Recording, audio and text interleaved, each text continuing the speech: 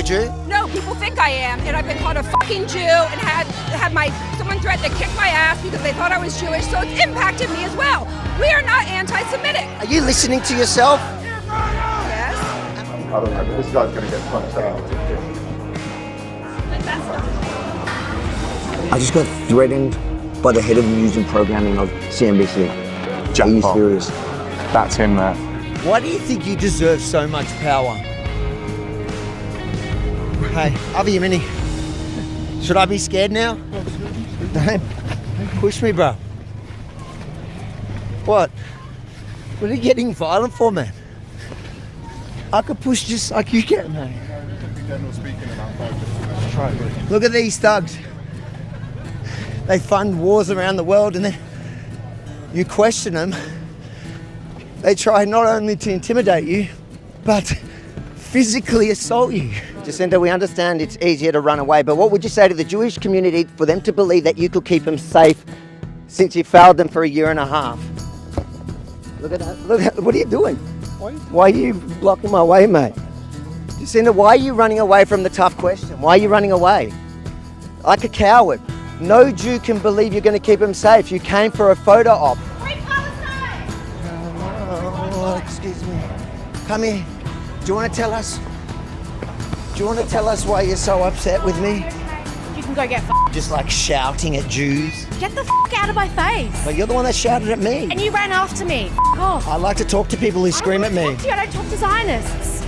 You mean Jews? Just say it. Say what you feel. Yeah, okay. Say what you feel. Don't be so scared. I'm not scared. Scared of you? Hey, Who come and approach?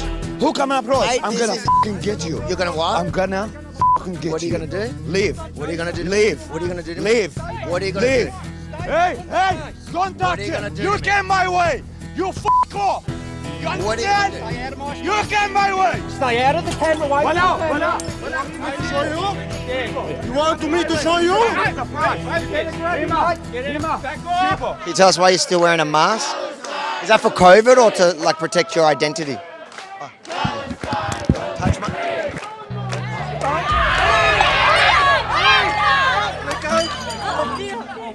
Do not choke me. Look at her. So she's the victim now. She's the victim. Look at the victim. Is there a big Antifa in Switzerland? I'm definitely an anti-fascist, but this is not a movement. You should also be an anti-fascist. I really hope for you are, because otherwise you should get educated and ask. I don't like fascists, but Antifa, I don't know about here, but around the world generally are pretty fascist themselves. Oh my God, get informed. That's not true. Just be a little bit more respectful. Who are you? My favourite person. What? Hold on. If you think that's disrespectful, you have not seen my content, because that's like the most respectful I've ever been. Monique, you're known for your honesty, integrity, and all that. Where's your husband today? Is he got any of those core flutes? Well, it's disrespectful to make up excuses and then walk away. I waited here all the way till the end when you had no excuses left. How do you look in the mirror and see an independent? I just want to know That's why right. you're wearing Exactly. an Antifa. To make a statement And what's that that statement? we have to be anti-fascist. And what is a fascist? We all have thinking. And what's a fascist? It depends. It's somebody right-wing populist that is willing to oppress other people. In regarding to thing, it's not anymore the discussion for me in all the context, the anti-fascist discussion, as it was in the Second World War. What about extreme left wing? Can they be fascist? Fascist not, because I think in the definition, but they can be extremist and they can be also Can't be fascist? fascist. No, no, it's Fascist is I never met somebody with. Can you give me the definition of fascism? I mean, it depends, as I told you. For me, it I don't depends. think you know what fascism means. Are you going to be taking questions, Prime Minister?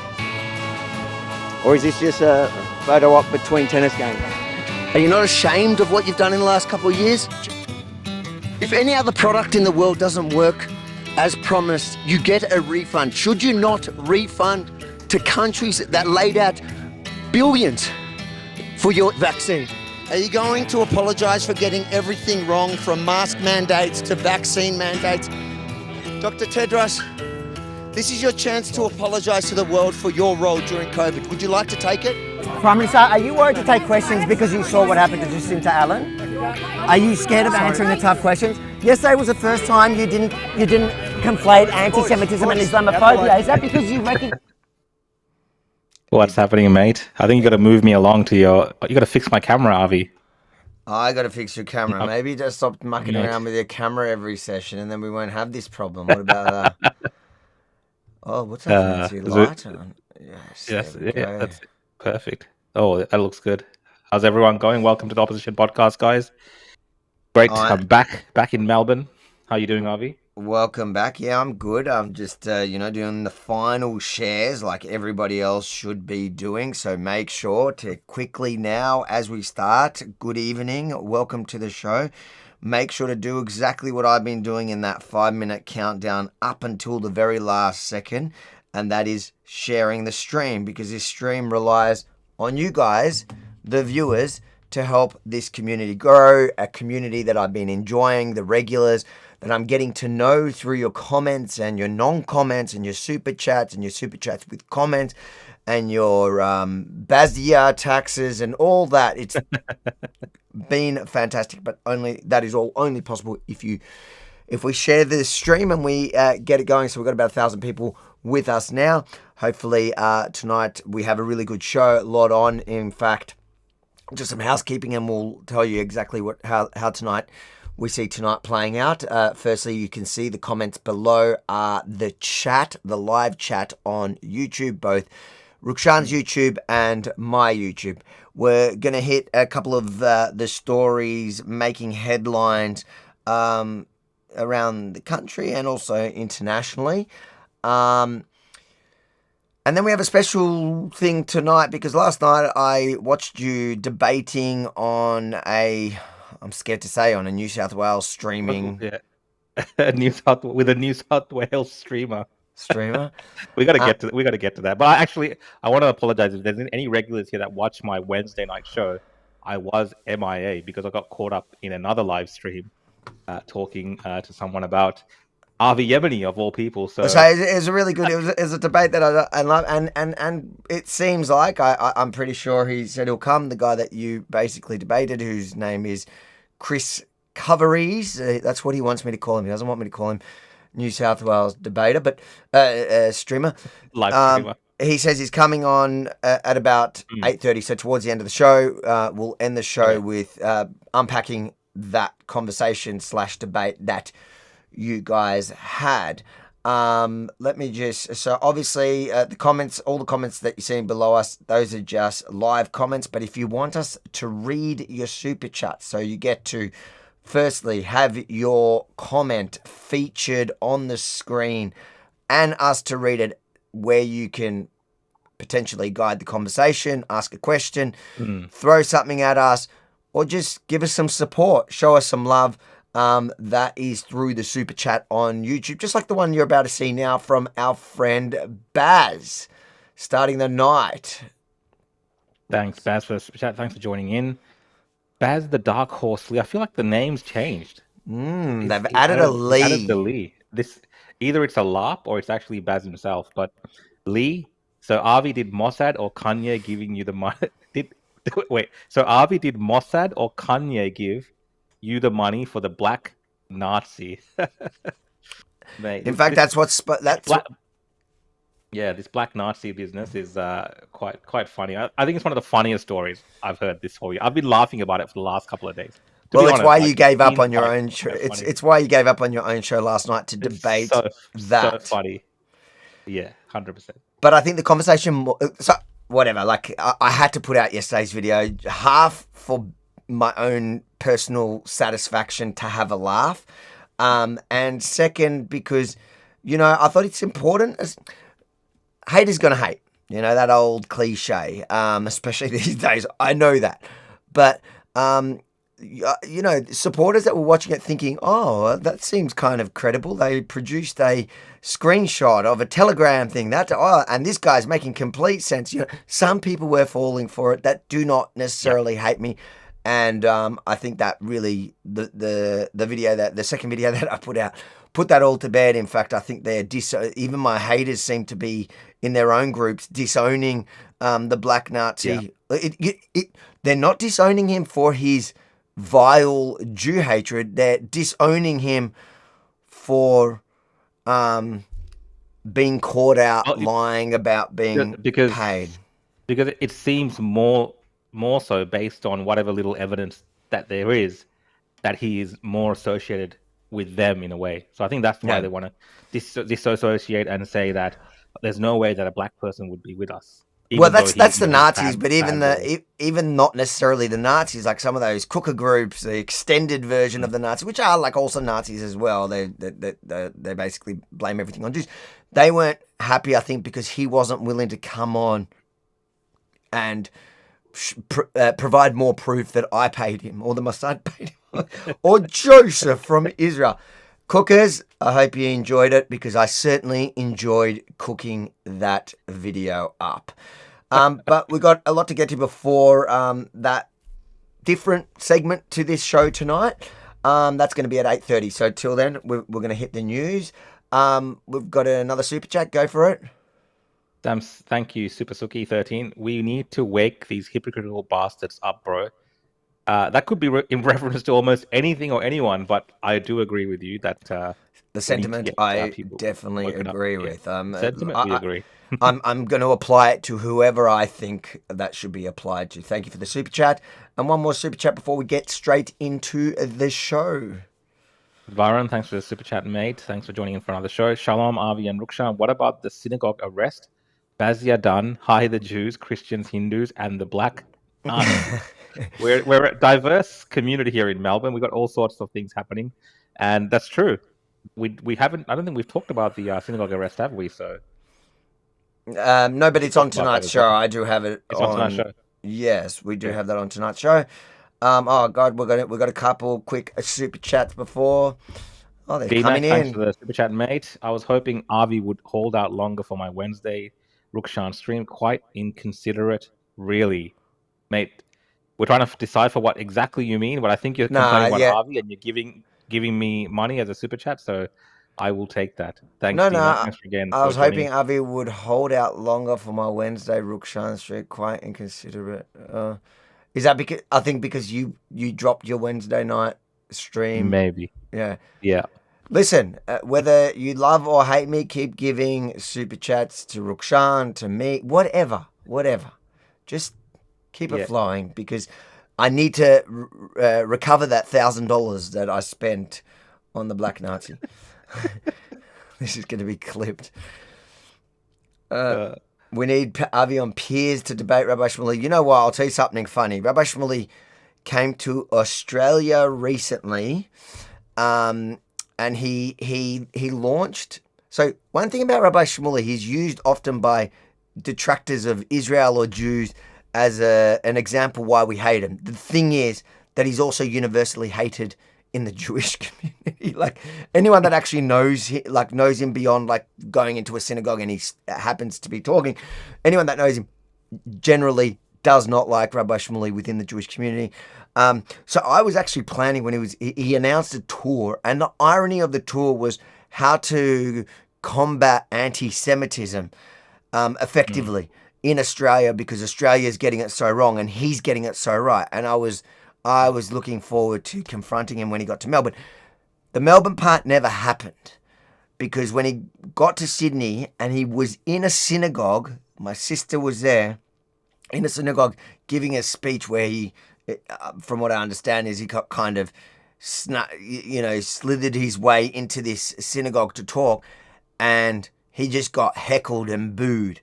And he tried to sell an event which flopped. It was just like everybody hated him, so he cancelled his Melbourne part because he happened to be in Australia. He's married to an Australian.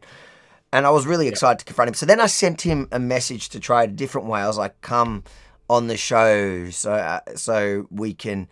I was politely putting debate. I can't remember the exact wording, but he never answered me because I don't think he doesn't like the optics of that. But yeah, he's an absolute scumbag. I don't like him. So if that's, you see, you can criticize a Jew without being anti-Semitic. There you go. Rabbi Shmuley sucks.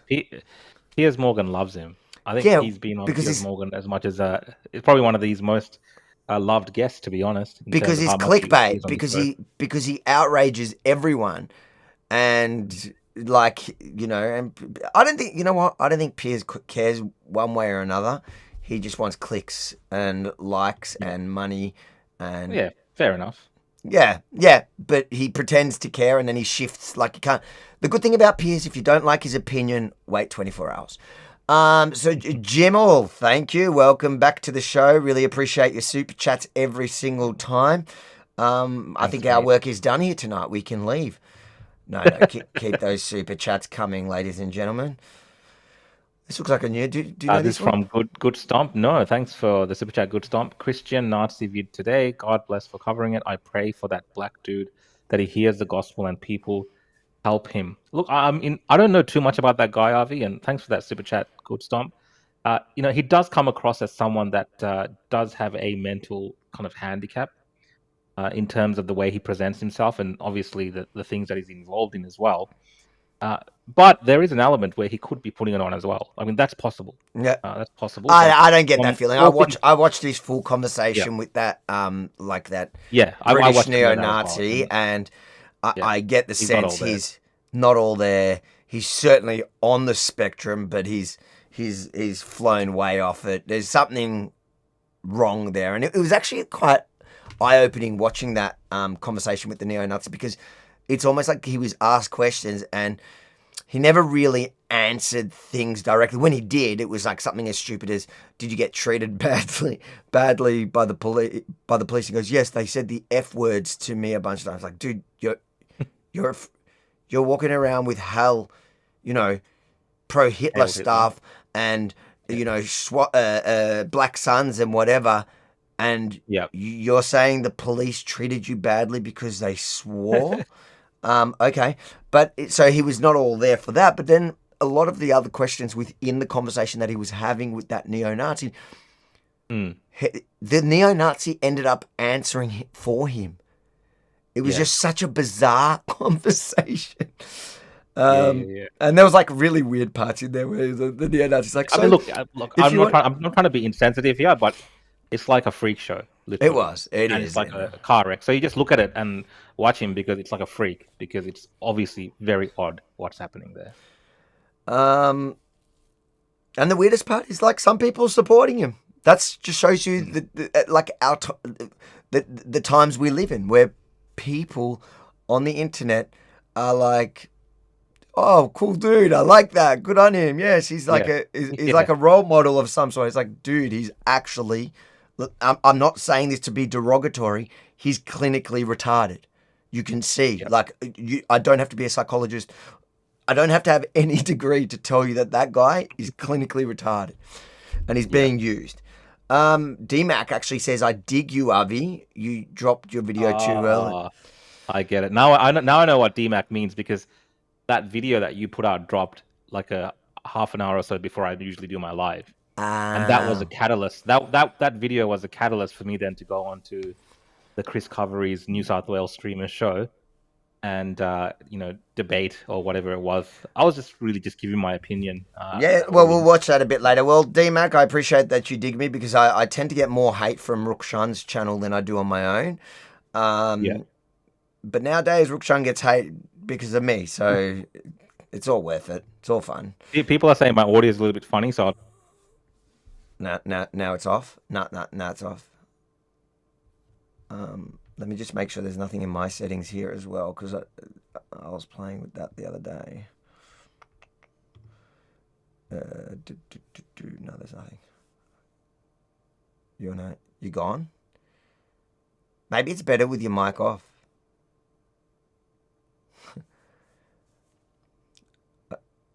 I like how you got a fancy light on your audio. Oh, whoa. Oh, what's happening? No, no. I didn't think your audio was that bad.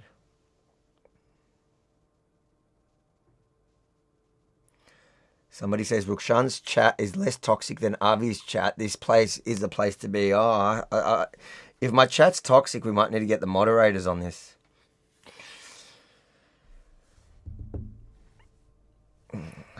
So tonight's show is going to be just basically us looking at Rukshan. We can't hear you. You're gone, mate. You're right. Oh, there we go. He's coming back.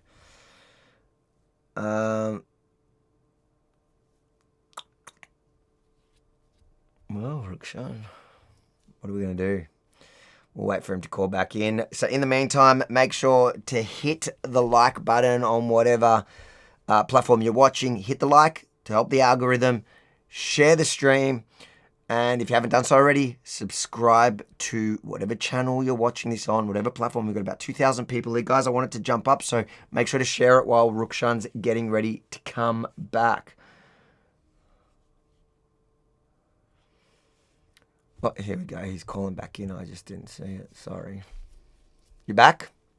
Yeah, I just thought I'd call back. Just if there's any issues, it's better. A lot of the chat was saying probably better if you didn't come back, but that's cool. Let's quickly do these super chats. Super Suki, thanks again. He seems to be actually insane. I mean, that's another way of looking at him, of course. Yeah. I think it might be a mix of both insanity and a level of retardation. Somebody call another one from Bassline Benny. Thanks, mate. Nazi hire. Look, we'll talk about this later, but evidence-wise, it's really hard to prove that as well. Like, it's unless you want to just be. They're definitely things up. They're definitely associated. They know each other. They knew exactly who they are. And they share an ideology. That's why he was on that neo-Nazi podcast, because and it was just, honestly, it was like a really bizarre interview where at one point they were like, so I guess you're white supremacist. So do you support, deporting all of, and he's like, yeah, we should deport. And he goes, but what about you? Would you want to go back to Africa, or would you want to stay in Australia? And he's like, well, I would want to stay in Australia. It's like, dude, actually, and you know what? It wasn't as like it didn't come out as smoothly as I just paraphrased there. Like, it was just so crazy. We got here. What do we got? Good Storm. Thanks again for the super chat. Don't get me wrong, not defending black guys' actions, but guy seems simple and just wants friends, and they are using him. He is definitely in that category where, if you wanted to, people could take advantage of someone like that. And that's more than possible, and it could be the most simplest of actions that leads him to feel comfortable in doing something, what is, effectively retarded, doing that for someone on their behest. So, he's in that category for sure. What do we got here?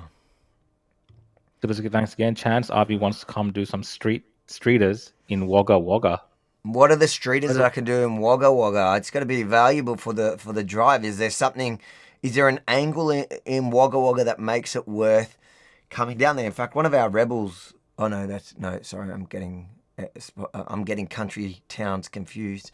Not Wagga Wagga. In fact, I actually once, many years ago, I went door to door doing AAPT, and it was actually in Western Sydney. We were based in Parramatta, but then we did a trip once to Wagga Wagga.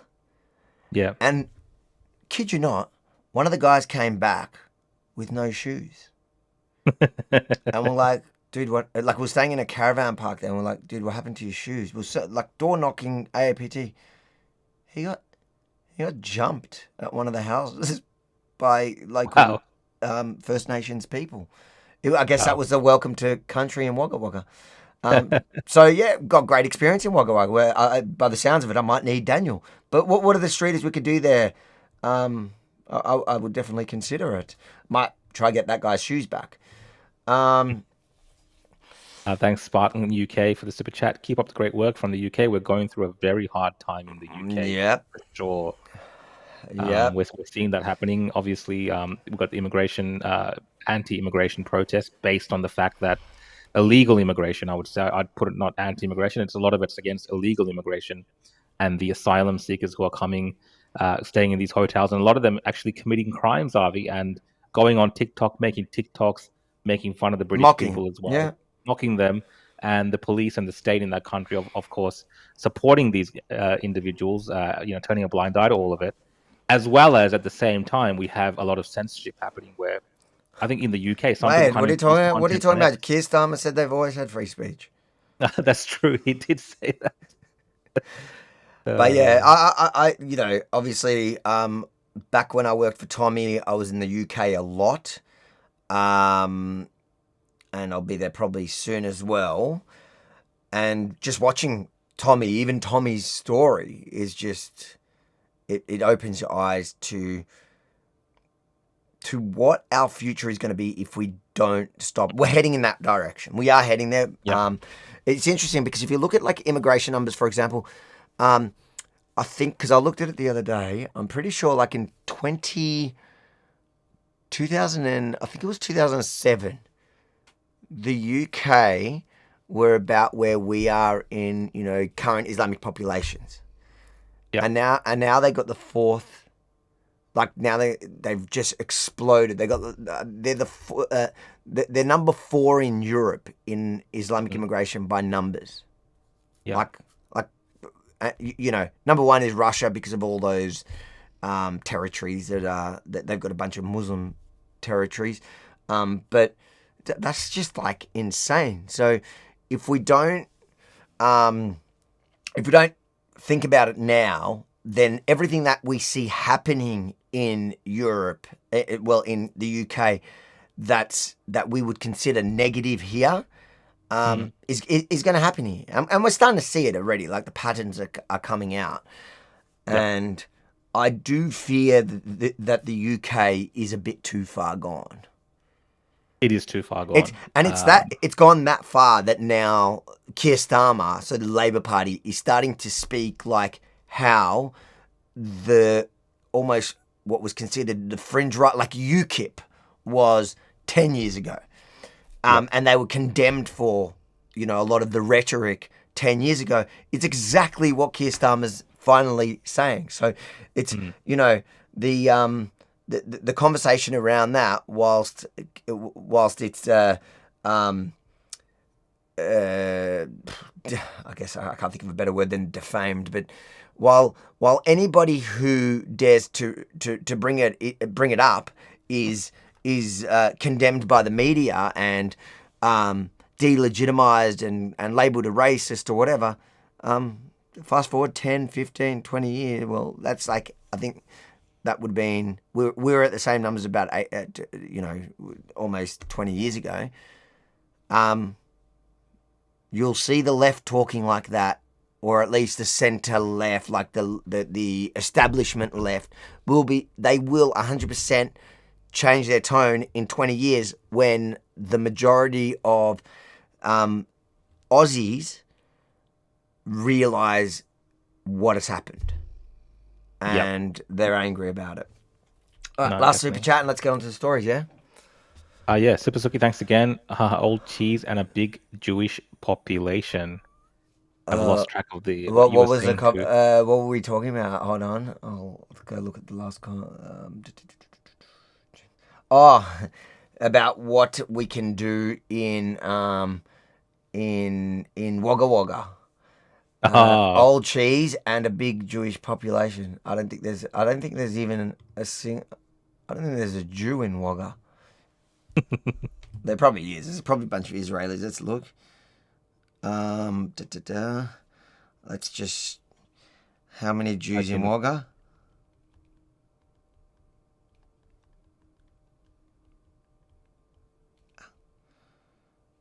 We're all waiting with bated breath. Let's see if ChatGPT crashes out. There are no public. Someone's asking me about my foot. My foot is good, guys. I'm walking around now. I'm pretty much 95% healed. There's no publicly available showing specific Jewish population for Wagga in the ABS census data for 2021 or earlier. The ABS does not report Judaism separately unless numbers given location is sufficiently large. So, anyways, I'd guess there's probably like a few Israelis that got stuck there one time on a backpacking trip. 30 to 80 Sharia courts in the UK. Yeah, I saw that. That's actually come up this week a fair bit. Even Nigel Farage, I think, may have posted it. Well, me and Nigel once went head to head. I was half pissed.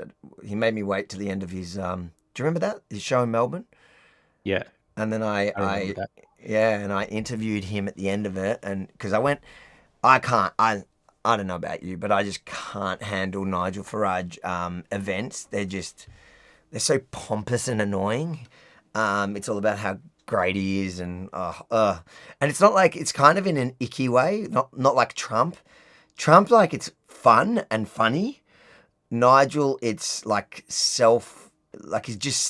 he's like on stage blowing smoke up his own ass for like an hour and a half, but not in a funny way. I know Trump does it, but it's engaging and funny. With Nigel, it's pompous. And then so then I went upstairs. I was with Sydney Watson, and we went up to the rooftop because we were invited as media there. Went up to the rooftop. There was a bar. I got hammered, just waiting.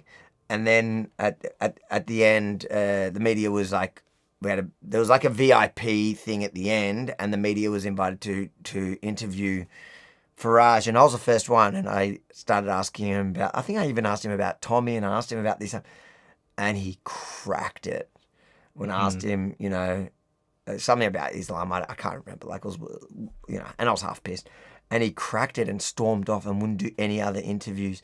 And then I remember, there's the Unshackled or whatever. Yeah. Yeah, they were really cranky at me for getting. I'm like, dude, he stomped off. He could have just like not he could have finished the interview with me, like ended that, and then gone and talked to the other ones. But he just cracked. I think I think it's just because he's. I know there's lots of people watching from the UK, but I think it's because he's British. And he's got that kind of British aristocracy type elitism that we sense in Australia. No, Brits might not feel it. Maybe I know Brits also criticize him, but he can't do Trump like Trump does. Yeah, but what I'm saying, like I've interviewed Douglas Murray. I've spoken, you know, Tommy doesn't have that. Like they're more down, and Tommy and the difference between Tommy and Douglas is not ideology, although on some issues they're very different. But let's say on the core issues that they're really passionate about, they actually and the parts that that Tommy got demonized for, Douglas isn't, just because he says it in a much more pompous way, like an upper class, whereas Tommy's like a football hooligan is saying what Douglas.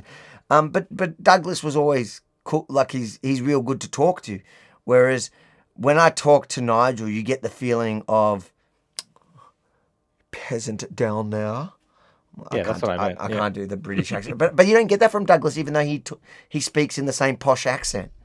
What is it? Oh, Super says, thanks again for the super chat. Says about 1,200 Jews, Wagga area, Riviera. All right, that's interesting. That's a lot. I did not think that there was that. I don't know if you're kidding me. That seems like more than I'd want in my area. Jokes. And we're allowed to be anti-Semitic to ourselves. All right, let's move on to the first story of the evening. Let's just start with this little nugget. The Victorian government will soon roll out machete drop boxes in the latest measure to tackle the state's surging knife crime.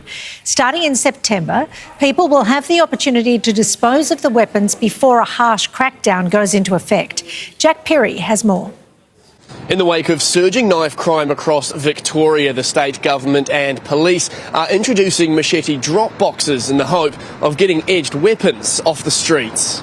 Starting from September 1, disposal bins will be installed at 45 police stations across Victoria for people to drop off their edged weapons as part of a 2-month amnesty period. An opportunity for all Victorians to play their part in removing machetes from our streets. Those who don't comply could face up to 2 years in prison or get slapped with a fine of more than $47,000. The heavy-duty steel boxes are roughly 900mm by 1200mm in size, with a 70mm concrete base to ensure they are secure and have feet to allow for safe removal. If you're going to carry those things, it's against the law unless you've got a lawful purpose. There's no reason to be carrying a kitchen knife around the city. Some have praised the decision, but others say it's too little too late. Start getting it in penalties and start locking the recidivist youth criminal up, and that's what makes the community safe, not handing in a machete by the honest person.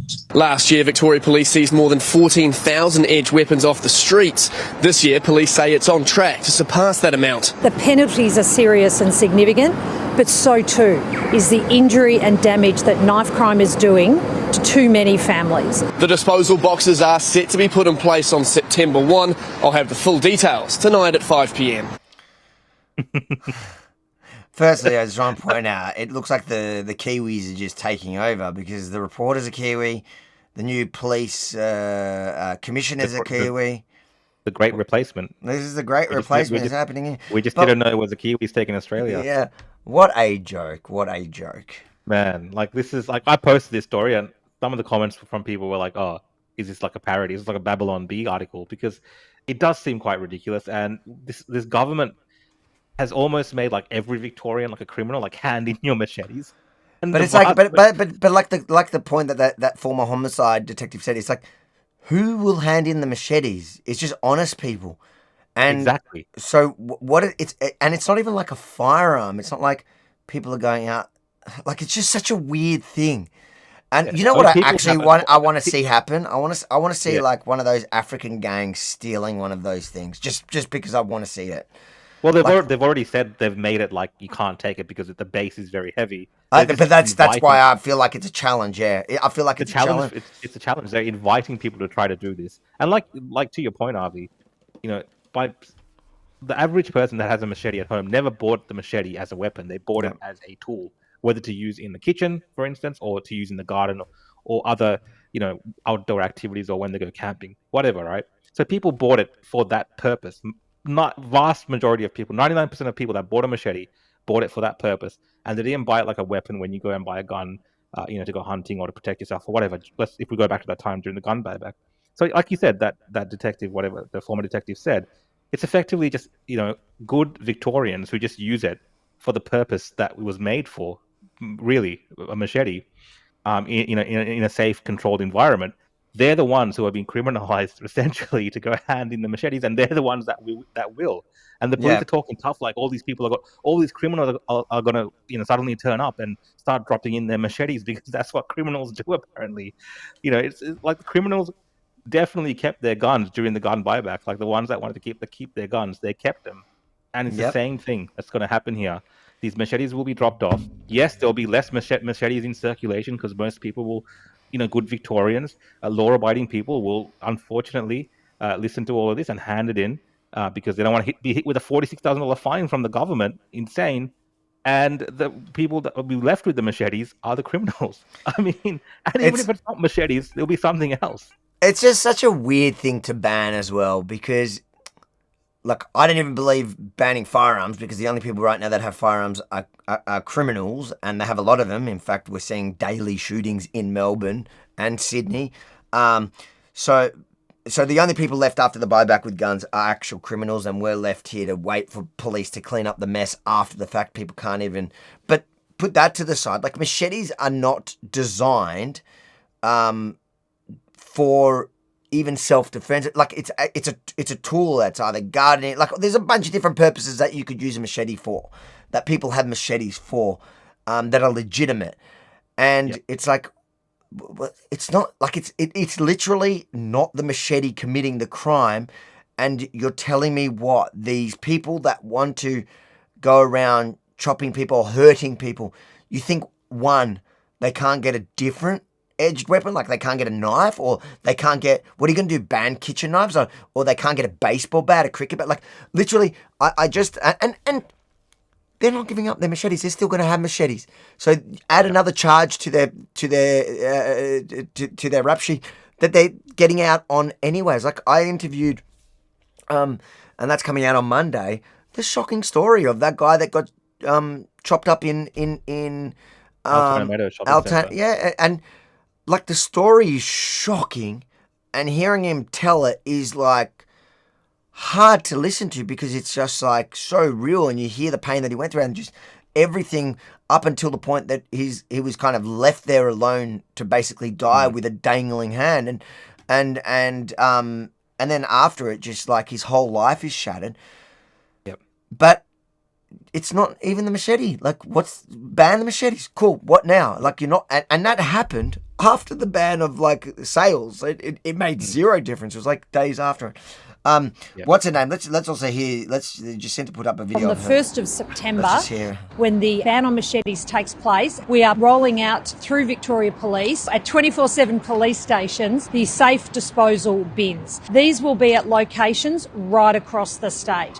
They'll be locations where people can come and lawfully dispose of any machete that they may already have at one of these bins safely and securely. And we've done this because we want to get these knives off the streets, because these knives destroy lives.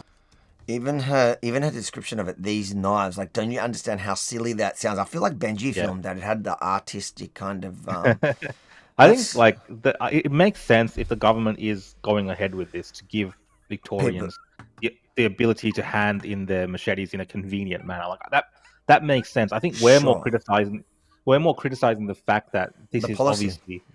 the policy, it's ineffectiveness, because let's say after the 30th of November, everyone, supposedly has handed back their machetes, and you have then crimes committed with machetes. Well, did the machete, disposal scheme work? Has it made a difference? Or let's say all the machetes, let's just say we live in this perfect world, all the criminals, all the African gangs and all the other gangs turned up and lined up orderly while they're being filmed by the CCTV cameras, and they put the machetes back. What's stopping them, like you said, getting a different weapon and committing crimes? If this goes on, what incentive? They're not dealing with the problem. Exactly, you're not dealing with the problem.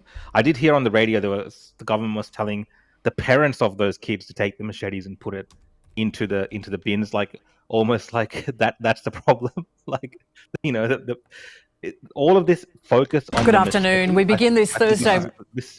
This is where we get things wrong. Like, it's the main focus of this government has been on the machete, when the issue with this gang violence and the demographics committing these crimes is the actual real problem that needs to be addressed.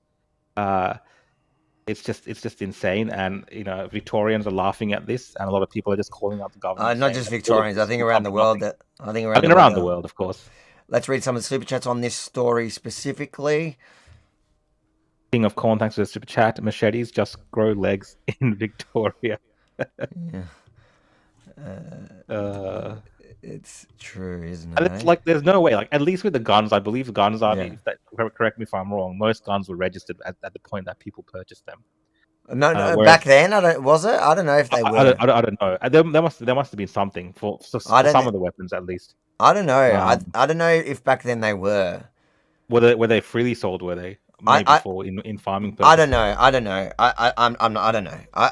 It may That's have been. Why I said, correct me if I'm wrong. Yeah, I don't know. What my point was, most people that bought machetes just go to like a Bunnings or a Big W, Kmart, whatever. Wherever they're selling machetes, they just buy one.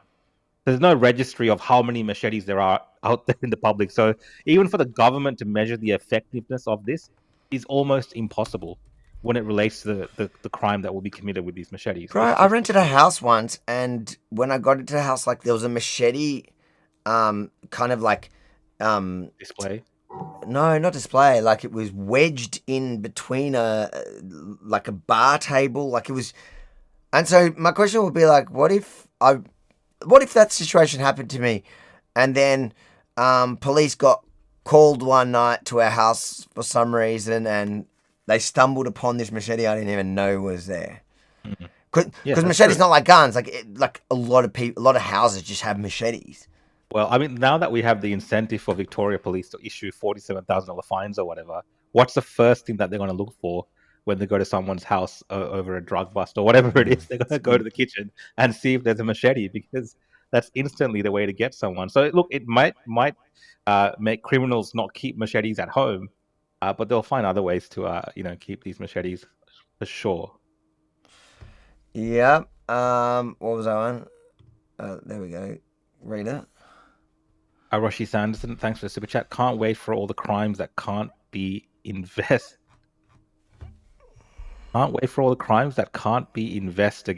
Yeah, investigated, because they're hunting machetes, I reckon. Yeah, you're probably right. They'll probably look at it because it's worth a lot of money. Super Suki, I'll take Jews over another Muslim temple.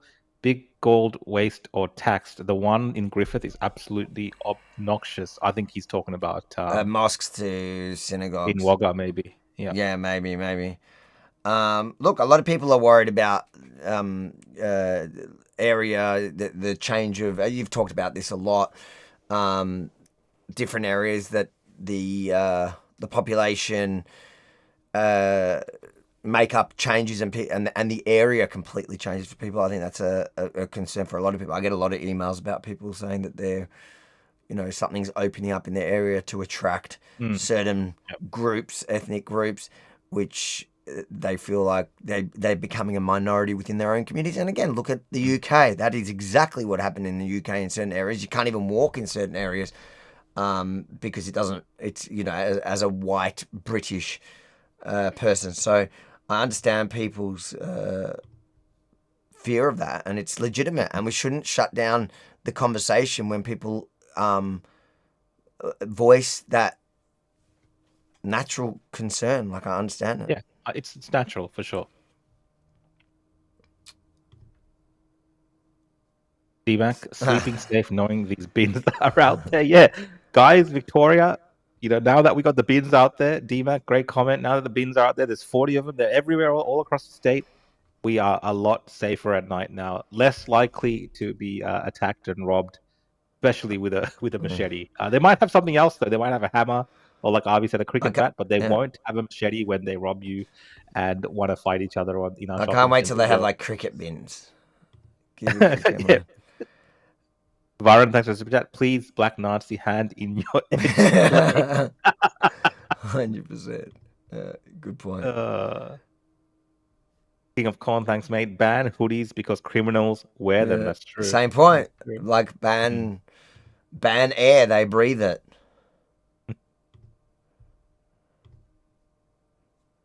Super Suki, so you're a butcher, not in Victoria. You're not. I think it comes down to the size of the knife to what they are declaring as a machete. Yeah. Look, you can get permits for all these exemptions, but if you're a butcher, I don't know what size knife you need, but I imagine you need some pretty big knives that you would need, and that would probably fit the.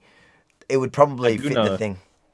I do know a lot of a machete is a normal thing in an Asian household because they need to chop someone up, chop sometimes, but chop up the coconuts and break apart coconuts and stuff. So they might have to come with another type of tool to do that. True. Like that's what machetes I've seen most of my life growing up. Machetes often used for breaking apart coconuts, for instance, in an efficient manner. Or if you travel overseas, Bali or something, you always see them. Yeah. No, that's coconuts, and they'll chop it in half like that. It's very effective for that purpose. But does anyone know what else you can use to open a coconut? Like, it would have to be just a small, sharp knife, I guess. But you do, like when you travel in Asia, it's always a machete that they've got for that. And there'd be a lot of people that's what they do. Or like, I don't know how many people, but it's just one example. I'm sure there's more domestic examples that people have where they have just always used a machete to do a specific job. Or a knife that would fit under the criteria, because I think it's the length of it. Certain meats, definitely you need a knife that size. So forget about if you're a butcher. Because a butcher, you could probably get an exemption. I think for work, you can get an exemption. Yes, it's another pain in the ass, more bureaucracy, more government thing. Fine. But what if you're just a domestic person that does your own meat, does your own, has coconuts, or has like that? You need this size knife. It's just so ridiculous. And what if you just don't know? And the thing is, like, what if you don't realize? And then you end up getting in trouble for something completely irrelevant. Police end up in your house for whatever other reason. And what if the other charges end up getting dropped, whatever, or they're just insignificant? And then, they love to charge stack, especially if they're trying to get you onto something. They find this knife that you've been using to cut your... It's such a concern. Like, imagine COVID came back around. Imagine COVID era, and they were coming into houses, and boom, they got you on a machete, lock up. Exactly. I mean, there's lots of... Knowing that this is the state of Victoria, we are definitely going to see incidents of just innocent people that had no idea of any of this getting caught up in this and ending up either in the courts or on a current affair or something like this because of excessive machete-related fines from the state government. And they will fine you. Don't get me wrong. The Victorian government will 100% definitely fine you and come after you because they love nothing more than revenue raising of these type of schemes. I'm just looking up because of the last comment. What is it? So you can read it. Let's just see. This is from Jimmel. Thanks, mate. Hi, guys. Do you think the Harbour Bridge March will go ahead against orders? There is a lot of support I'm seeing from obviously the activist class and the left. Some on the right as well, talking about the right to protest. Not pushing for this to go ahead, but legitimately saying that people should do this regardless of whatever order there is. So I'm not sure. We did this on the last episode of the Opposition podcast, where we went through it, but there might have been some developments because they did take it to the court, didn't they? Well, yeah, it's being heard tomorrow at 12:30 p.m. Yeah. And look, the last time they went to court over a protest, and I think it was the same group. Yes, it was the same group because it was over. It was for a different issue. It was over protesting on the anniversary of October 7, they won. So it'll be interesting to see if tomorrow they win. I understand the freedom of speech argument that I'm hearing, especially the libertarians make. I agree with the freedom of speech, especially if there's no incitement to violence or whatever. I think they just need to crack down on that stuff. But put that aside, I agree with the freedom of speech, but I also don't think freedom of speech gives you the right to block the entire city. Like I think because otherwise, I don't get the argument that those libertarians are making, because what do they support then? The Extinction Rebellion blocking the streets all like every morning to do their little shtick. I think they would ideologically because of the way that they view these type of issues. But that's what I think that there's got to be a balance. I think this will come down to numbers. If they have the numbers in terms of on the day, let's say that this doesn't happen, and on the day there's just overwhelming numbers, watch. I think the police will most likely buckle because they would not want a confrontation with that larger crowd, and I think that's what it's building up to. I feel like so, regardless of what the decision is. They will want to 100% get that symbolic march across the I don't know. So I'm okay. So I'm saying if the police win the case, that is not going over the Harbour Bridge. Well, let's see. That's my prediction. But my other prediction is that they might come to a settlement, an agreement of sorts. Well, it depends on the organizers, yes. It definitely depends on the organizers. I think if the organizers turn up and, from hearing them talking about this issue previously, if they ignore the court orders for whatever reason and are happy to get fined or whatever happens for breaking this thing, people will do that march. So look, it might come down to the organizers for sure. So it has been shut down before for the March of Reconciliation. This is their argument. Marathons, World Pride, and to allow Hollywood actor Ryan Gosling to shoot part of his film, The Fall Guy. And so that's compelling. Like, it happens. The only problem is, so what are you saying? Are you saying that this is a one-off, like all those separate, like you got 1, 2, 3... 4 events, 4 different scenarios in which, and I think their argument was they had much more time to plan it, but put that to the side. You're not arguing for a one-off event. You're arguing it's your right to do it, which means you can do it every week. Yep. And that's... it's possible this becomes an every week thing. I think if they win, I can't see why they wouldn't do it. They would do it to make the point. Which then comes down to the argument of, do you think Extinction Rebellion has the right every day to stop traffic coming for people to get into work? Because that's what they do, and then the police do come in at some point and take them down.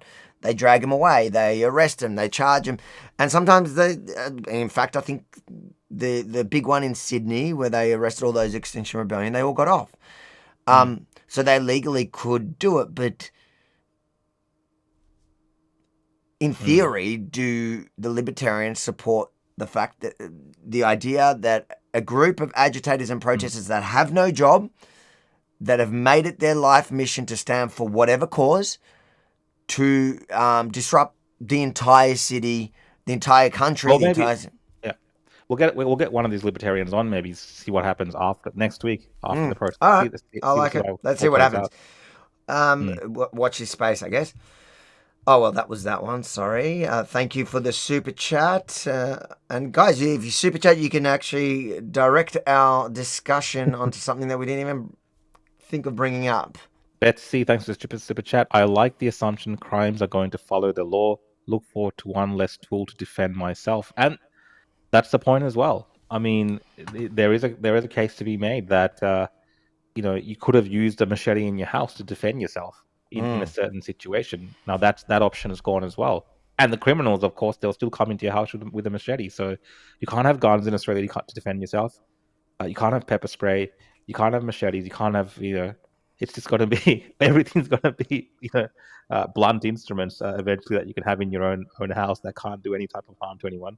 But the criminals, of course, will have all manner of weapons. Yep. Thanks for that super chat. What do we got here? Ellen knows. Ellen, thanks for the super chat. It's not worth opening a business. No incentives. Generally in Victoria, yes, it's a pretty crappy state to do business in, especially for small businesses. Yeah, it's crazy. Yeah, that is true. That's been like that for a long time. Daniel Zimmerman, thanks for the super chat. Good people break bad laws. Topher Field, I think that's one of Topher's... and even better people block Topher on social... No, I'm joking. We love Topher. One of Topher's old accounts trying to shill his book. But he's trying to sell it. Go get that book. Go get Topher's book, guys. Thanks for the super chat, Topher. Or the neighbor's cat.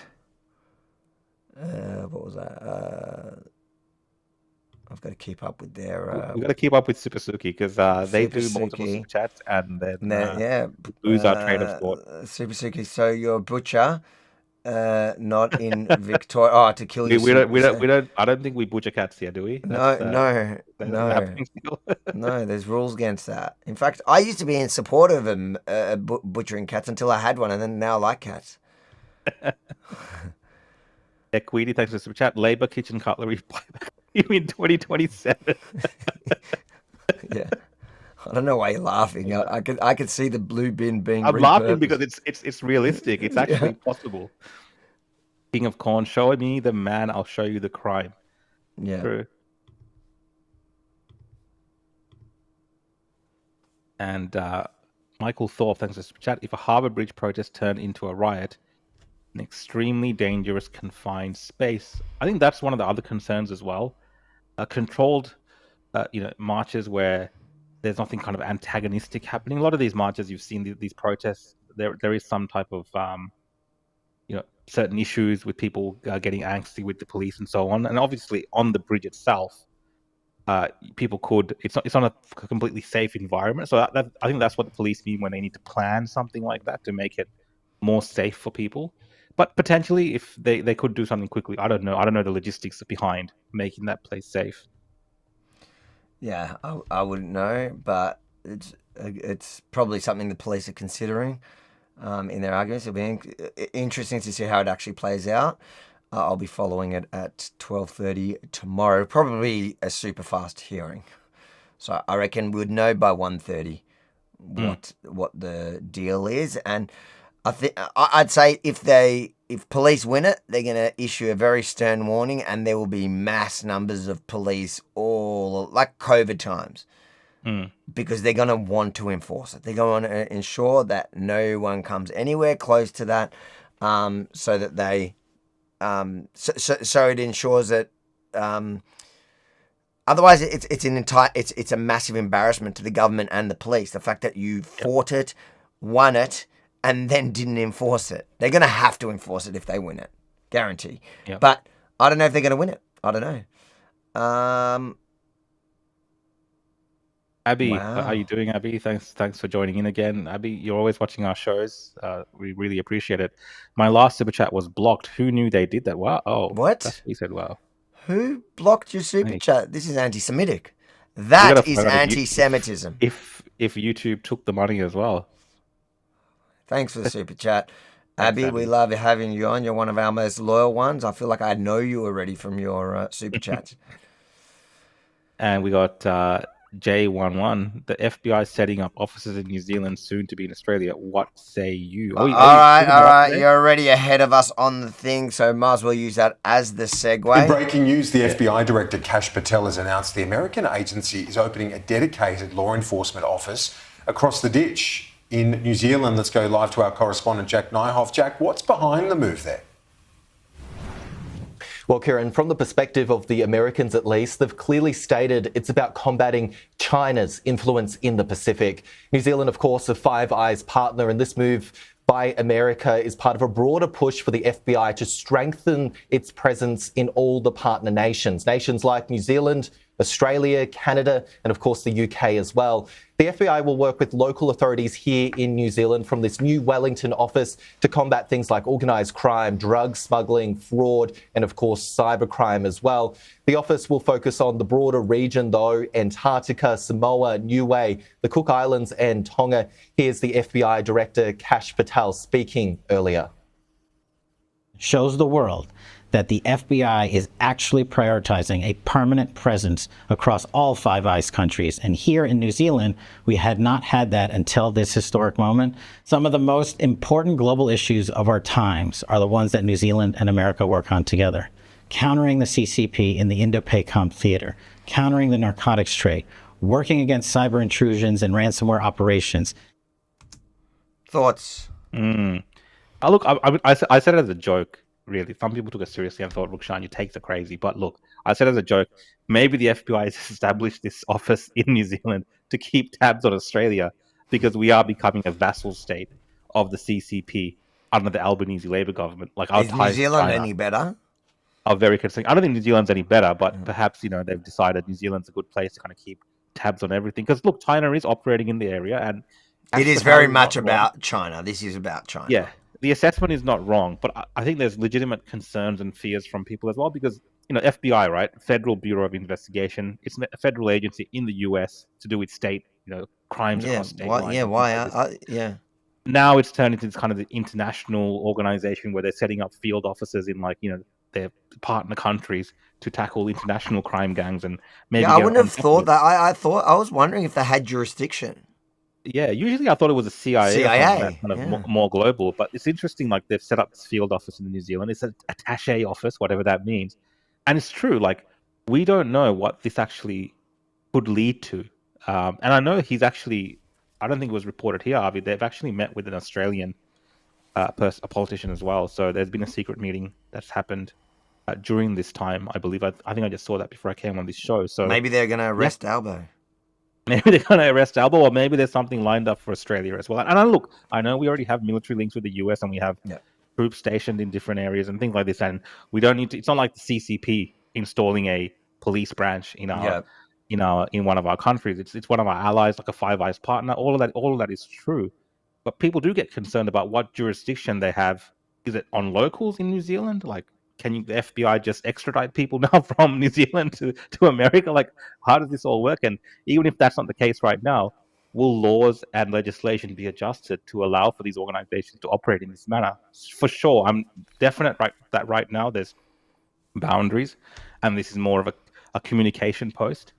But it does raise concerns about where this is going. And as these organizations like the FBI try to become more internationalized, and establish offices everywhere else, they are going to want to grow their access to local information, right? If they're looking into local crimes as potential criminal activity that could be related to activity that's happening in the United States of America, they're going to want to have access to local data in a manner of policing locals in the country, or maybe even monitoring locals. So all that is, of course, a great concern when we consider this story. Yeah. So what was it? That was J11. Yeah. That's what we say. Thanks for the super chat. Thanks for the super chat, mate. What have we got here? Spartan is back. In the UK, you're not allowed to have or carry anything for self-defense. That's why we at Krav Maga, you can instant arm like using a chair or walking strike? You're an expert on Krav Maga. You can. I used to have the Krav Maga gyms. When I say I'm an expert, I was an expert at selling classes to them. I've done very minimal Krav Maga. I did it in the army. But yeah, listen, Krav Maga is designed for that. It's like dirty street fighting, really, what it is, for self-defense, and it teaches you that. But all of that, you know, like if you talk to even your best Krav Maga guys, the best self-defense technique that they'll teach you is to run. Like, it's never worth engaging with someone with a knife. Often a knife or a machete can be more dangerous, an edge weapon, than a firearm. So it is insane that in countries like Australia and like the UK, where it is getting much more dangerous, that we are left defenseless. And our only option in the time, like the guy that I'm about to interview, that I interviewed today, is after the fact. The police come to clean up the mess instead of, they're never going to be, like, police cannot be there, cannot be everywhere all the time. So then they're more of, like, most of the time, they're responding to an incident after the attack has happened. So the person is left defenseless, and we are. And in the UK, they are as well. It's just, and it's only parts of America, I guess, and to be honest, Israel, you can, if you're a decent person, you can get a firearm too for self-defense. So, yeah, I would. There is no appetite in Australia, or I don't think even in the UK, to let people have firearms for self-defense, which saddens me, because I feel like more and more we need it. But even things like pepper spray, like legalizing that, is the very basic I think we need. Yeah. DMAC, how's this going to work with APAC? Yeah, so I think this is related to the what is it? The FBI office being set up.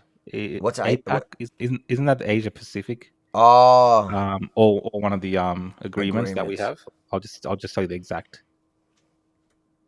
It's the region, yeah. Listen, I think it's definitely the US is showing more interest in the Asia Pacific. They're worried about the rise of China. They should be worried about the rise of China. I think that's got their main.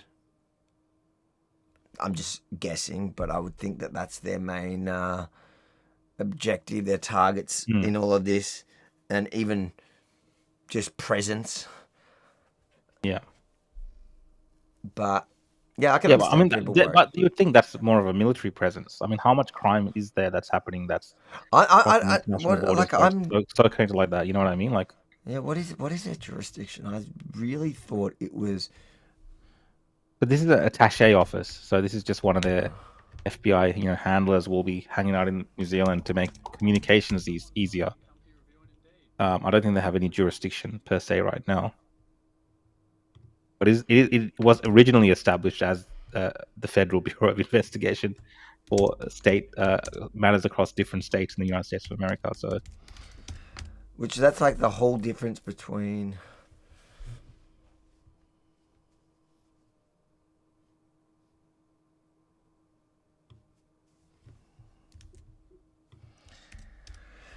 So the FBI.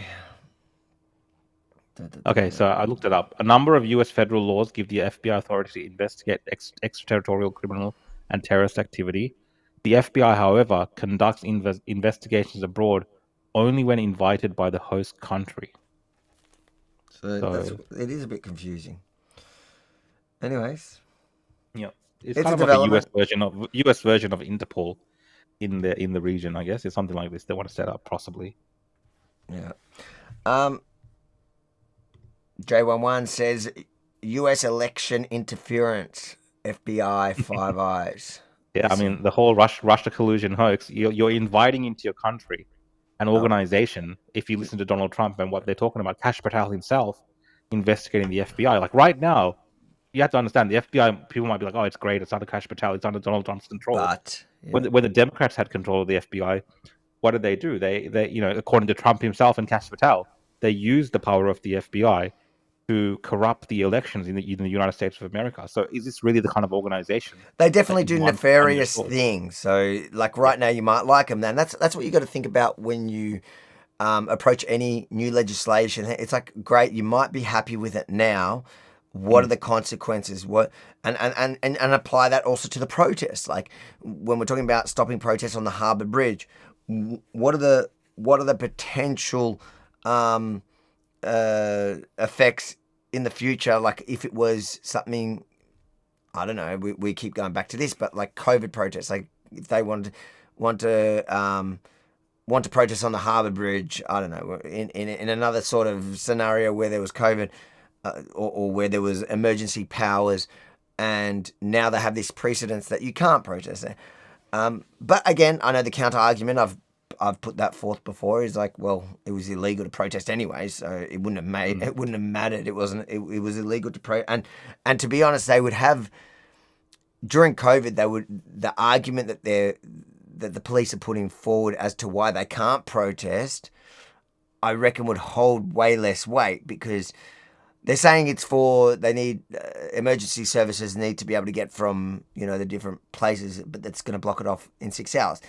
But during COVID, I don't think that's the only route you can go, and the only route you can go when there's every other road was open, like there was no one on the road. So yeah. But you've got to think about you do need to think about the negative, the ways that legislation can be used and abused, because more often than not, the reason that they're putting forward any legislation, and like you look at the social media legislation, a lot of the stuff that the eSafety is doing now, the intention could be good, but like, let's pretend it's not nefarious. Let's pretend that they're putting forward let's just pretend for argument's sake here that they're putting forward the under 16 ban or whatever ban, just for they're really trying to protect children, right? More often than not, it's going to get used and abused to stop something that the government of the day wants to stop. And you saw that again in COVID when it came to counter-terrorism legislation. That's the big one. There was these counter-terrorism laws that were put in place after 9/11, after the Bali bombings, like after all these attacks, to try track down and prevent terrorist attacks in Australia.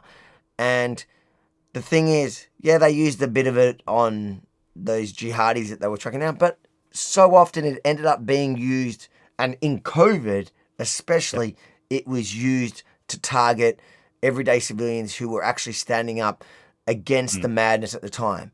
And they applied these crazy, intense COVID counterterrorism powers to fight those people, because they suddenly declared them under that thing.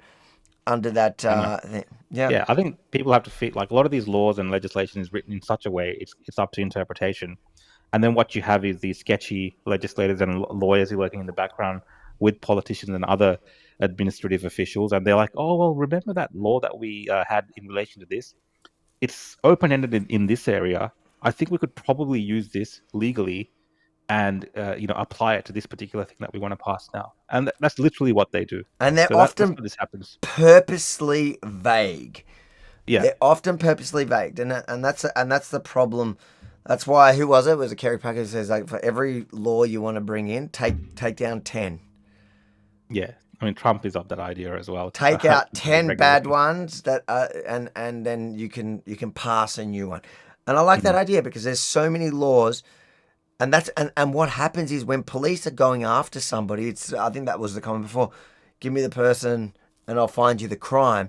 They can do that, because there are so many laws that you do not realize you're breaking some often. That's right. Like, nobody realizes. So what they end up doing is, like, when they get you in there, and again, we saw it in COVID, they charge stack you with all these unrelated things that you're like, holy crap, I didn't even realize that was breaking the rules, just so that they can pin you when they want to get you. So, and maybe you did do one thing wrong, but you're going to end up being held accountable for all these other things that are just overreach and abuse of the intention of the initial legislation. So that like the people who were actually doing it for good cause, who had genuine intentions.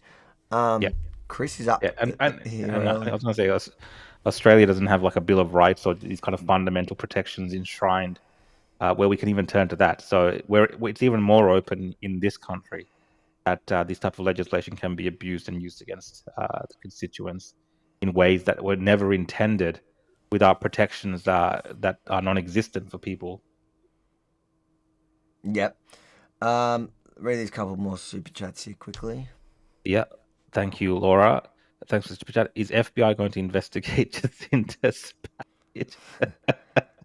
I think they'll need to bring in the whole field office from one of their states into New Zealand to even just start that particular investigation, because there's a lot to get through in investigating Jacinta's package. Maxine, thanks for the super chat. Thank you so much.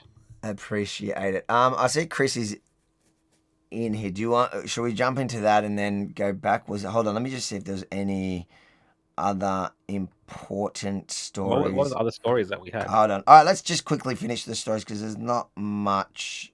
There's not much left that's super. Yeah, there's not much left. Let's quickly do this. Other headline today. It's just an update on this story. Giovanni Lalu. When I saw them arresting him, I'm like, that looks like an islander, and I think that is an islander last name. Adas Israel synagogue firebombing accused name. The man police alleged carried out the Adas Israel firebombing spoke only once in court, but nodded along with the magistrate's directions. Because you could see this video here, right? But he's not like, I think he's just a crim. I think he was just a gun for hire. That was him. So, they're saying now that they think it's actually got to do with the person that ordered it was actually the guy that's been running the tobacco wars firebombings, but politically motivated. I don't know if they're saying they're not making it clear that they're saying that he's doing it politically motivated, or he's been paid to organize it. Anyways, it's interesting. So, and that guy's in Turkey or Iraq, one of the two. Turkey, the man, I think there wasn't. I did notice, like when they charged this particular individual, the charges were around arson. Yeah, they're not going the terrorism with him. They don't go the terrorism route. So the police might have, when they looked into this individual, might have come to the conclusion that they don't really have evidence that this individual. But it's funny because remember they warned, they go, come to us now because otherwise terrorism charges are on the table. So I wonder if there's something to that. Who knows? But he's charged with arson, recklessly engaging in conduct that placed police inside. That placed people inside in danger of death, and vehicle theft. Look, it's still those crimes carry very serious jail time. He did not seek bail and will remain in custody. Prosecutors sought an extended 12 weeks to prepare the brief. Blah blah blah. They got approved until October 3. Let's see if there's anything interesting in this update. There's one of the individuals. No, nothing there. Yeah, I don't see it. There's nothing really interesting in that.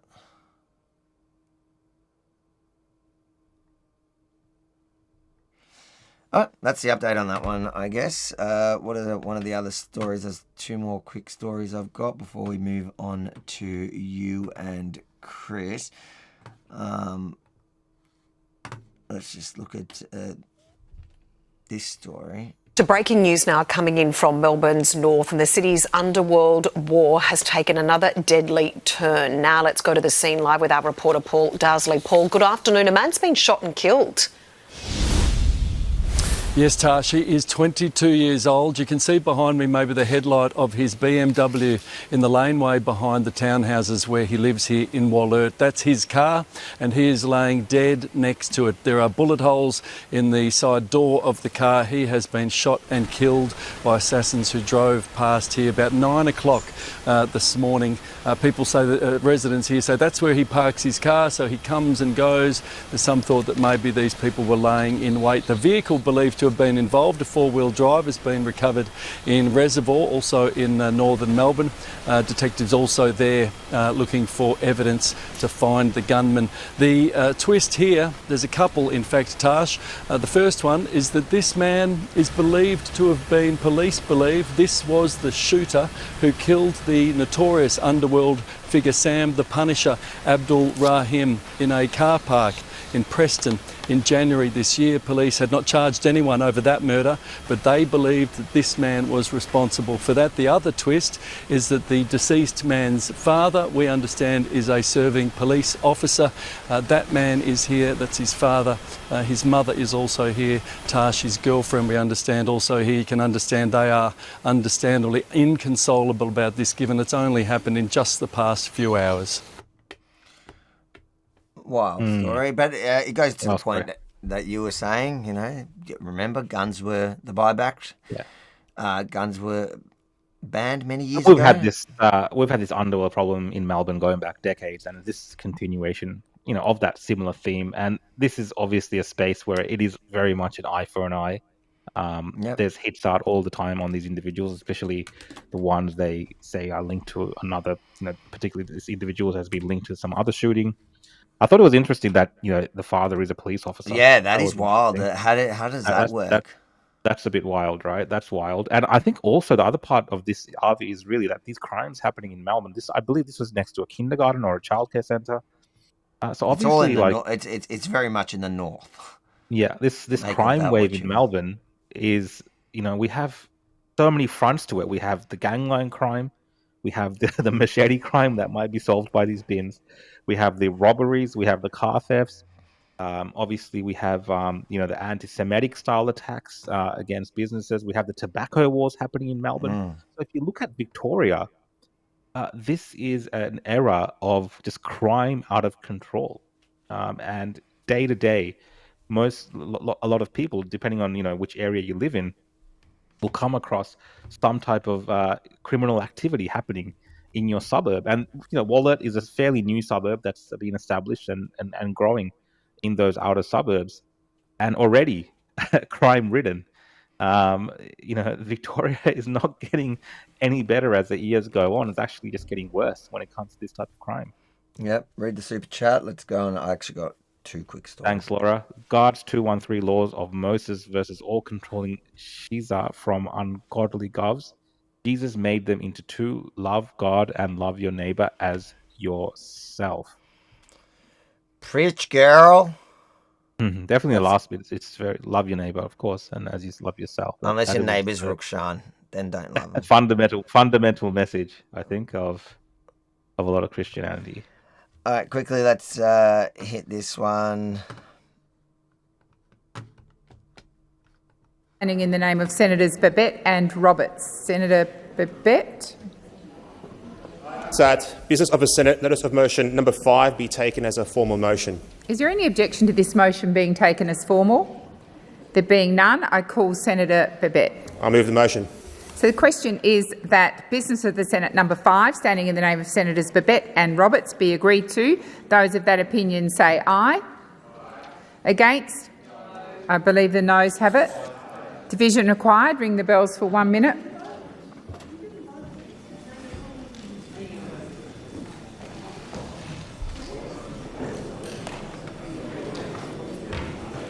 You can go to the end of it, I guess.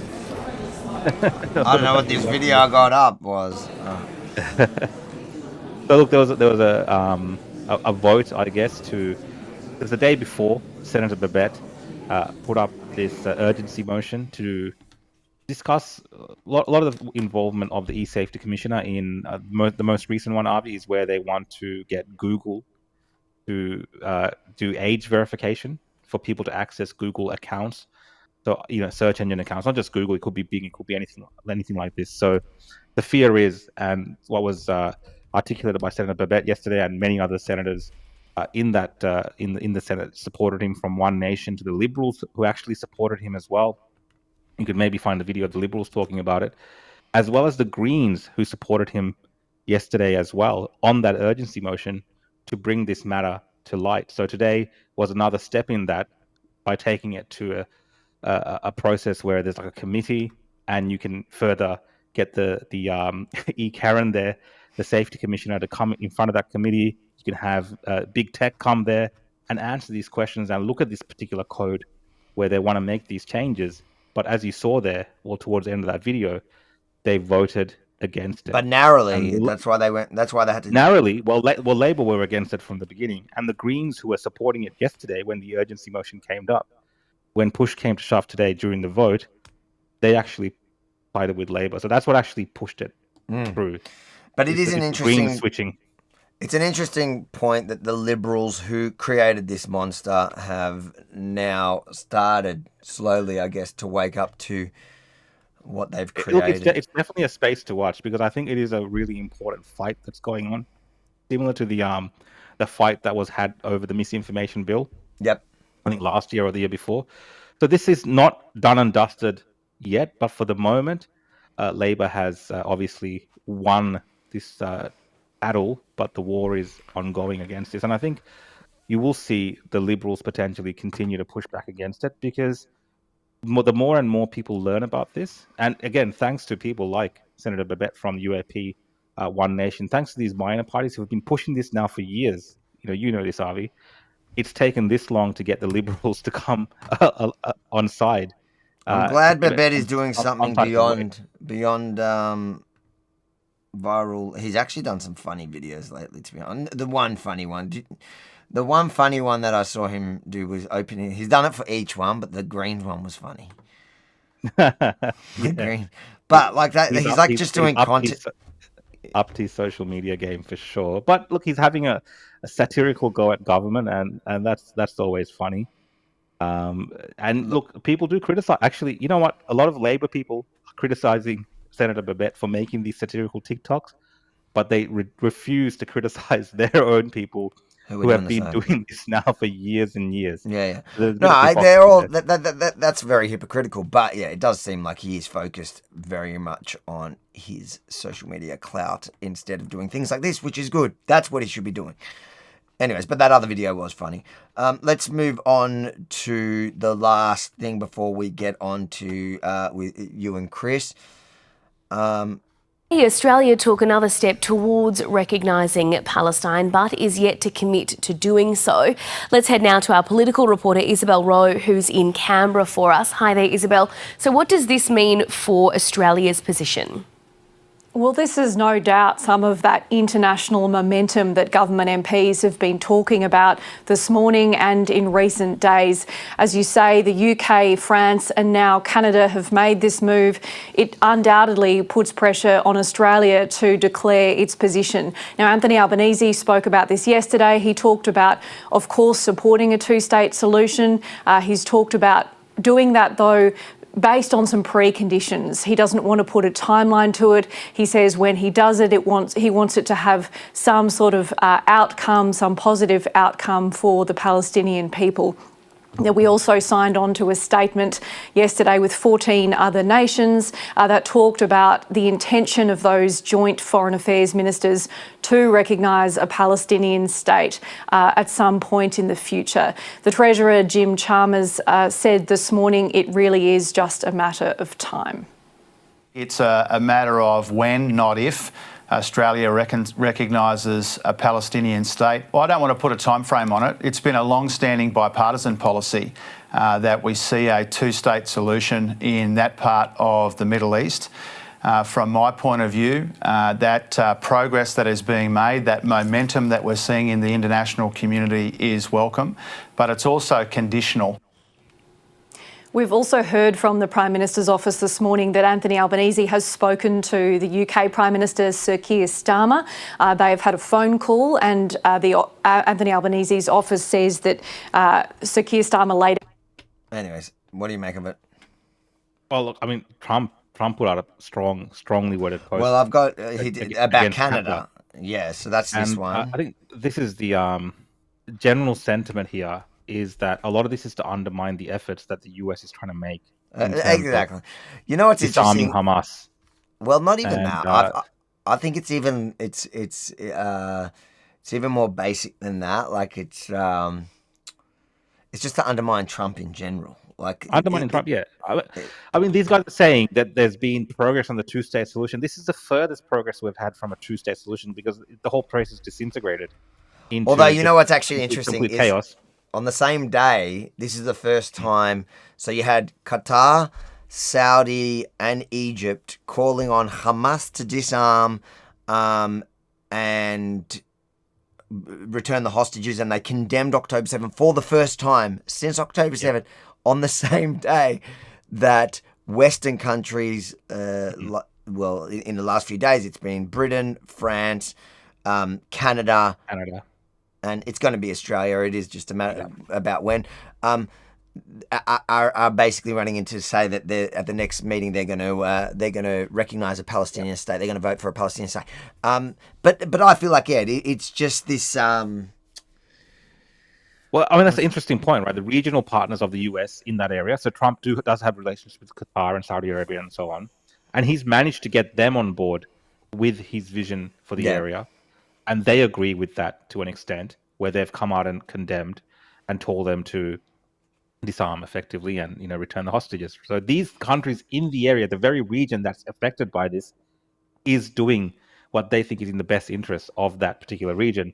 Whereas you do have these outside players like Australia, Canada, UK, and France, completely at odds with the efforts of the US who are leading this. So it's puzzling, really, what their game is. We know what it is, but it does appear puzzling when you look at it just from an armchair perspective. Most people wouldn't understand. They would feel like all these countries are doing the right thing, even.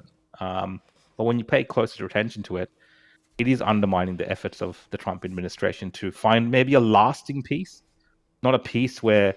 But I don't even think it's about the Middle East. I think we talked about this last time. I think this is just a chance. So basically, you've got left-wing governments that are so they're kind of working in unison to undermine Trump, almost as a petty way to get at him for the fact that they just don't really like him, for the tariff stuff, all that, and they're doing what leftists do. They're playing the moral high ground, like they're the better people, even though America's really involved in that conflict and really involved in trying to get a long-term solution. And no one has a better proven track record than Trump. You look at the Abraham Accords, you look at what he's managed to achieve in the Middle East.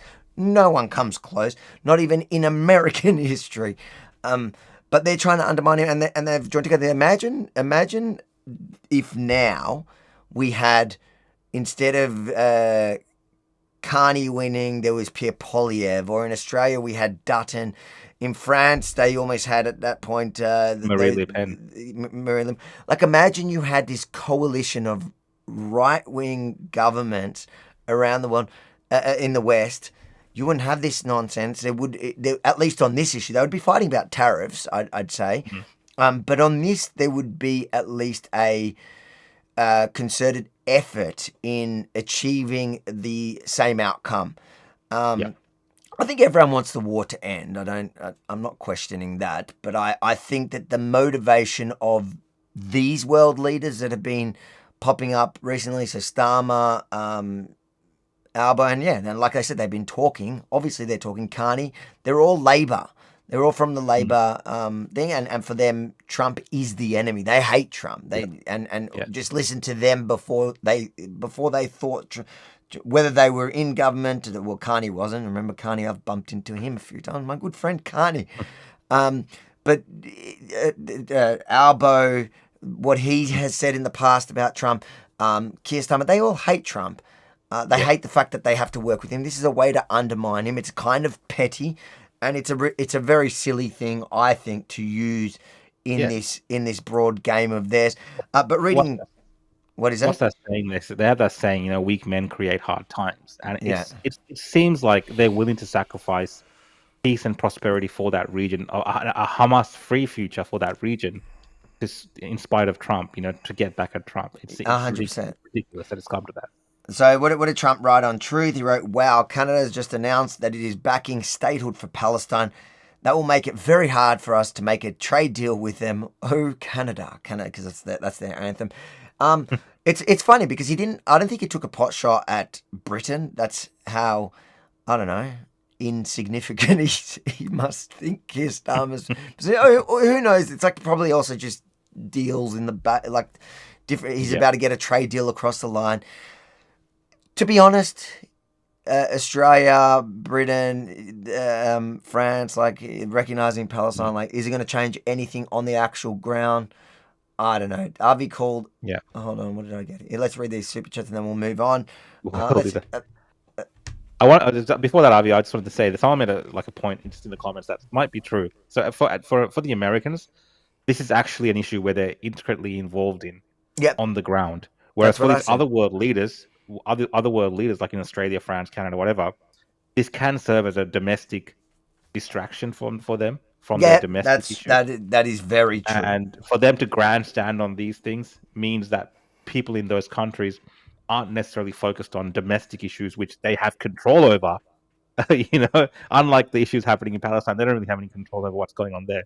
But they it's can true. 100%. I think and distract their population. So that's a very valid observation that I saw in the comments. No, it's a good point. I think two things can be true at once. I think that it can help. They're weighing it up. They go, we can unite. So none of them are going at this alone. All these Labor leaders, essentially, from around the world are joining forces. They get to hit Trump. They get to garner some local support. And for a lot of them, remember, like Labor in the UK, Labor here, Labor, what are they called in? What are they called in Canada? They're Labor? I don't know. Anyways, but it's the same. It's a Labor movement, same thing. They are, they've suffered a little bit with the Muslim vote, and this is a way to appease it. The immigrant vote, also the left, centre left, especially the extreme left.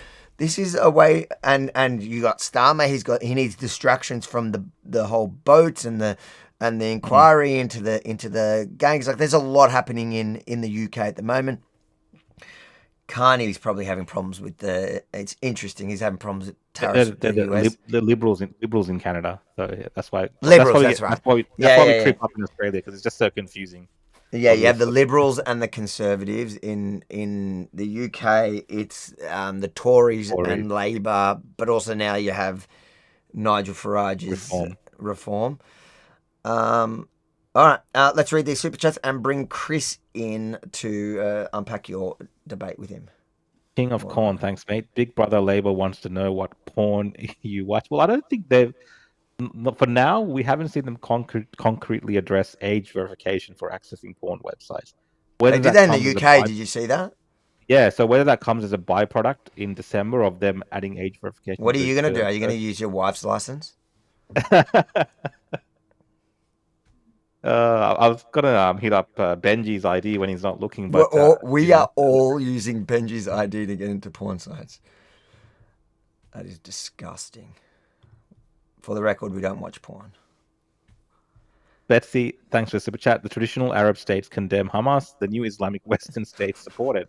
Starmer, Macron, Merz, Carney have undermined every deal. That's true. I mean, a lot of these Western nations are unfortunately, captured by foreign populations. Like, let's just put it that way. They don't go by just their Western traditional values anymore. There's other things that have been absorbed into their political psyche when they make decisions, and a lot of these considerations are around the demographics that vote for these parties. And increasingly, we've seen in Australia, for instance, the Labor Party struggle with these, maybe fractures where you have the Muslim vote potentially separating in the future. So they do want people on side on particular issues, and that does come into play when they think about an issue like Israel and Palestine. So it's a very good observation for sure.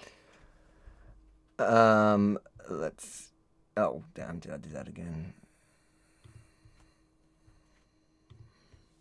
Why don't the local Arab state want a pal state? Why That's what I'm don't the thinking. local Arabs? They do. I think they do. Why don't the local Arabs want pal? They do. They always have, and even especially Qatar and Saudis, they're all talking about two-state solution, but they're saying that it has to now, which is interesting. Remember, Qatar is the one that essentially all the Hamas leaders were living. They were there. They lived there as billionaires. They also, a lot of the funding, besides for Iran, was also Qatar. But that is the strength of Trump. He's obviously got some big deals going on that he's brought Qatar along. Saudis, before October 7, were about to sign on to the Abraham Accords. There's speculation that that's what pushed October 7 to happen so fast. I think basically Trump doesn't want the two-state solution to be a bargaining chip for Hamas. Like, he wants them out of the picture. That's what this is about. It's not about not having a two-state solution. It's about you can't reward this terrorist group and still keep them there with this two-state solution, because the fear is that after a couple of years or a decade or so, they will militarize once more, and this nonsense will start up all over again. Which is like a repeat of the Gaza Strip. So Gaza was given over in 2005, and then it took them 20 years to launch, or whatever, 18 years or whatever, to launch that attack. Let's quickly get through these ones. I'm getting mocked here for what is it? Baz the Dark Horse. Avi called Albo a world leader. I apologize. Listen, technically he... Okay, no. There's no way to justify that. I misspoke. I apologize. But thank you for the super chat. We got one from Michael Thorpe again. Read the Bible. People who seek to harm Israel are cursed by God. You can find certain references like that. Yeah, but I've heard the new Christ is King gang explain that away. Okay. Like Tucker says that means no, he doesn't. He doesn't say. He asks the question. Do you think that the Bible's talking about the modern state of Israel? But weirdly, when I talk to like other Christians, they'll say, and look, I'm no Christian theologist, like I'm not an expert in Christianity, but I do hear other Christians telling me about, they expect, that's why most Zionists are actually evangelical Christians in America. Like the majority, just out of sheer numbers, are more than Jews, because Jews are such a small population. They believe the end times have to play out with the Jews there and all that. So they clearly believe that it is the same Israel that's mentioned in the Bible. But I appreciate your super chat, Michael Thorpe. And last super chat before we bring Chris in. Barton, thanks, mate. Labour government are looking to keep Muslim vote in the UK and the hate of Trump. I think that it's both those things. That's exactly what we're saying. Thank you so much for the super chat again, Spartan, yeah? Spartacum. Spartacum. No, Sparta Krav Maga. That's what it is. It's a Krav Maga channel. Sparta Krav Maga UK. Okay, got it. There you go. Sparta Krav Maga. We're going to have to check that channel after. Check it out, guys. All right. Let's bring the guest in. Oh wait, I've got to put him. Where is he? Hold on, he's a person of color. He came in black. Let's bring him in. Put up the lights. The brightness. There he is. Oh, mate, the transformation. Is that, mate? No, you knocked your mic, mate. And Rukshan, talk. I want to hear if your mic works now. Testing 1, 2, 3. Oh, that's better. You got to be careful with that mic. You keep touching it, and it cuts on you. Chris, how you doing? Yeah, good. Thanks for having me, gents. I know that I'm up against some quite esteemed debaters who will, whatever we discuss, likely be better prepared than I, but I'm happy to discuss what I can. So you guys win. Let's have a good chat anyway. Friends across New South Wales. I just wanted to say we've got New South Wales #1 streamer in the house today, so that's great to have you here, Chris. He's giving you shit. Yeah, I'm used to it. It's okay. I'm used to it. I've more than once had my. Would you like to introduce yourself to the guys? Well, if we talk about New South Wales #1 streamer, Harvey, has Elon ever tweeted your content out of Rookshire? Yeah, a few times. It's done so twice for me, which I was happy about. If we're counting, I'm probably up around 10, but we won't. Who's counting? But good job, guys. This is where the conversation's going to turn. So make sure to hit like, subscribe. No, but most importantly, share it. But like it, whatever platform you're watching on. We've got 8,343 with us now. I want to see how many we have at the end. Chris, I don't want to get your pronouns wrong. How do you describe yourself? Because I know you got offended with the way I said it last time. How do you want the audience to know you, and where can they find you after this? Avi, it's when my content is used for profit is the issue that I have there, not with the pronouns. No. That would be a leftist approach to try and police other people's speech. I don't really try to do that too much. All right. So it's when before we start, Avi, can you just fix my camera? Zoom me and fix me up. Yeah. You want to be right in there. Okay. I want to be right in there. You're conflating issues because there's two issues you have with me. One is that I called you a New South Wales streamer, correct? No. It's that my content was used for profit. Okay. Okay. So do you have it? Oh, can you show me it? Oh, play it. Can you play it? Can you play it? Got a rebel use watermark. Can you play it? That's an issue, and we can go into this if you want. Chris, can you just play it? Can you play it? I just want to see what it is. I don't know what it is. Just play it. It's here. It's here. What do you want to say? This is my. Can you send me it? Can you send me it on the details of this? Avi, it's one of my content that I put myself at harm's way. But did they not They didn't credit you. They didn't. Did they not credit you? You put your watermark over it. You blur out my watermark. Did they? That's what I'm trying to see. I want to see that they blurred out your watermark. Can you show me what it is? Can you send me that? Can you send me it? Sending it to you won't change. No, I want to bring it up on the screen. It'll stay intact, Avi. But I want to. Other issues that we can talk about. I'm guessing you didn't have me on to talk about. No, but you came with it prepared. So I just want to bring it up on the screens so we can watch it with the audience. If you think I've done something wrong, I want to answer it. I think it gets to Oh, just send it. Just send me send it to me. I'll give that a like. Thanks, Joe. Sufficient acknowledgement is no work. There you go.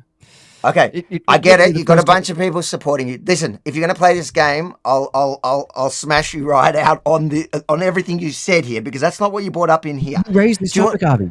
Listen, I didn't. I said that. No, that's not the topic I brought up. I brought up the fact that you had a problem with the way I introduced you, and you did because we're going to play it in a second. So you lied about that, but now you want to bring this video up. I don't know the video. You did. We'll see it in a second. I want to see the video that you're saying I stole from you. I want to understand the context. If our team took away credit, I want to know what we're talking about. Can you send it to me in the DM so I can bring it up so we can all watch it and credit you? See if I can bring up Elon Musk's retweet of it that didn't include your watermark, but mate, just send the video. Just send the video. You're such a child. If I did something wrong, I will apologize. I will apologize here to you. To everyone. All right, you don't want to do it. Fine. Doesn't matter. It's okay. So one time, I think also that video Channel 7 ran that night as well, if I'm not mistaken. But you were very upset. You were very upset with Rebel News doing it, and you had a big sook about it. And I'm sorry. If we didn't credit you, they usually do credit the work. So I'm surprised because people have said that before to me. But if they didn't credit you, they got it wrong, and that's bad. But it was weird that you didn't. Why didn't you have a problem with Channel 7 doing that when they used your work? Let's rather than looking at Channel 7. Okay. You had okay. All right. Let's watch this thing. This interaction. Is that what we're here to talk about, or no? Okay. Let's watch this interaction you had with Rukshan yesterday. Some more information. I understand. This is a difficult patch over the past 8. Oh, no. Okay. Here. Yeah. Okay. Go ahead. Tell us your thoughts. You've been watching. Tell us what your thoughts are so far. Oh, look. I mean, the question. I'm happy to answer questions. In terms of my thoughts, is this where it started? It's yeah. I think a lot of this comes down to people's just hatred of Jews. Really, people in the comments, you're blaming Avi before, and I'm not trying to defend him. I'm just saying it's outright just hatred of Jews. They hate me for the same reason because I'm friends with Avi. They accuse me of the same things as well. Most of these people are just low IQ retards and are not thinking these things through. Now, I never thought, seriously, beyond a joke. Even if, the NSN were involved or whatever, I just thought that this guy was actually just a retard, and he turned up for his own purposes. And now he's gone on this kind of, making up text messages or fake, Telegram messages or whatever it is. And people just buying it up without, apparently discerning political commentators here in Australia just buying up this nonsense from this guy when, it's so obvious that a lot of this is just stupid. And a lot of the things I've heard is just pure Jew hatred and, Jewish conspiracies. And it's so, yes, Avi definitely would do something like this, or Rukshan might be involved in something like this. It's just complete nonsense, mate. So, you got to call things for what they are. And just going down this whole Jew hatred path is just, making people dumber because, you can't just make everything just about that. And that's what it's become. And you see it in the comments here. A lot of these guys are either Nazi adjacent, they support NSN, they're LARPing, they're gropers or whatever they are. They hate people, they're racist. And this is just the way that they observe the world, and everything's just a Jewish conspiracy. So it's a lot of this nonsense. And I don't buy into it, and I don't care the consequences of having these people call me names for it. But that's what this is. And, beyond a joke, even to link the NSN to this, there's really no evidence. So I'm smart enough not to take it down all that way, but just beyond that kind of jokish element. But a lot of people seriously believe this. I think they have issues. So certainly, when it comes to Avi, I hope he takes a moment and reflects on that. Certainly, reflects on what? Reflects on what, mate? How he interacts with people. Why? Why? That shouldn't force people as journalists to care about what they do. Avi does that work in a certain way that he does. I mean, reflect on what? What some people are going to make up conspiracies because he's Jewish. That's nonsense. It surprised me how broad and how much demand there was for people. There's clearly demand for it. I'm not going to tell people. Demand for what? For the Avi's has a certain view and reputation, and people don't like that. While he is one of the biggest names in the country as well, there's a huge amount of people who simply hate watch him, and I think that reflects on why he does what he does. Yeah, but I don't think Avi cares about that. Like even this topic, you're like, oh, why would he make a response to it? It's just so funny. I would have made a response to it. It's so funny. Why not? People want to see this stuff. Like these people are retarded enough to make this a news story, so why not give him a response? Like this is just I thought stuff. It was just being something there's a lot of stuff happening in this country, and apparently this Jewish conspiracy of getting this black guy to make the NSN look bad is apparently a big story. It's not. It's a retarded, stupid story. That's the truth. Politics is about public and popular opinion, and we are adjacent to politics and what we report. There is a belief there, and a rapidly growing sector, which. Call it Christ is King, call it parallel to it. We wouldn't be talking about and cancelling Candace Owens or on and on in these names. This is not at this level. Like if you think this is at that level, I can just start making up fake telegrams, or at the next protest you send someone else with a T-shirt and you make up a conspiracy. What I'm saying is there is a demand for it. It's getting traction. That is happening. I'm not. I can get into the veracity of it. But there's a huge demand for it, and there's a reason behind it. That's why I'm trying to say that surely there should be a moment going. And the reason is hatred of Jews. Let's not discount that. You might not want to say that, but I'm telling you, the hatred of Jews online, the hatred of Avi. I want to get to the point. The hatred of me because people here haven't seen it. You got 2,000 views, 2,600. There's more people on the live now, but I'll speed it up, and then when there's parts. That seem to be stuck. I would love for you to try answer them. What's the line? Just tell me what the part is that you're really looking for, rather than really watching the whole thing. To most people here, they haven't seen it, so we're trying to give it a run so that they can see it. And then questions that I have, they haven't come yet. I haven't written notes down, so when they come up, I've got the transcript, so we can go through it. All right, so which part? You tell me. I've got the exact transcript. I'm following along. I don't know what off the top of my head. Listen, if you don't want to be here, don't be here. So, I just don't. Do we need to go through 10 minutes of it? 1:25. I've got it faster. Let's play it. If you don't want to watch it with us, that's fine. I'm friends with a Jewish person. People calling me a Mossad agent and nonsense like this. You can see it in my comments. It's this hatred of Jewish people. That's what it is. I'm not going to pretend what it's not that and make up all these other things about people wanting to know things. Only people care about this and who are obsessed about this is the Jew hatred. The Jew hatred. The Jew hatred. This is all a root cause of that. This does exist. The why doesn't matter. Why do you care about the why? The why doesn't matter in this instance. I'm giving you a direct answer that this is the hatred of Jews. You can ask the why of the people that hate the Jewish people and want to make up these conspiracies about just mundane stories like this because they hate Jews. You can ask them. I don't care about it. I don't waste my time on it because it's retarded. Look, when someone comes to me about a story and asks why I run something, I listen to them. They said, this could have some backlash to you. And I'm like, okay, I'll listen to it. Thank you very much. That's good to know. Yeah. Maybe I go one way or another. I'm not someone who just says, it's just hatred. That's fine. That's fine. You can do that, man. But like I'm just saying, the backlash for Avi as a journalist, whatever he does, I don't think he cares about the backlash. So I don't know why you would be like, he should think about this more. He doesn't care. Why would he care about this? Like, this is right down the kind of alley of the type of confrontational reporting that he does. So, for you to be like, he should think about the public image. And, people that follow him and can discern from seeing his response, for instance, and, the clear interactions on the day with the NSN people laughing with this black guy that they claim they had nothing to do with. It's quite obvious for a normal, not just a standard intelligent person to look at that and be like, well, something's not right here. Obviously, there's other links here, possibly, who knows? But to just put it on the feed of Avi as his Jewish conspiracy is just complete nonsense. I don't think he has an answer for that at all. And I think that's part of the issue of why this has come to be. When someone feels that they don't have to answer at any point when there's and I'm not saying that the fringe extremes there, but I'm saying that the sheer volume of it. We base our existence based on tweets, popular opinion, politics, Babet, whatever you use as a sample size of this within our right wing of politics, wherever we are, sit on that wing. If I know that if I don't listen to people when they say, Chris, these are things like that, if they go forward in a bullheaded approach, well, you get the other side, which is in this case what you're saying is that Avi shouldn't have reported that story because of what? That's not what I'm saying.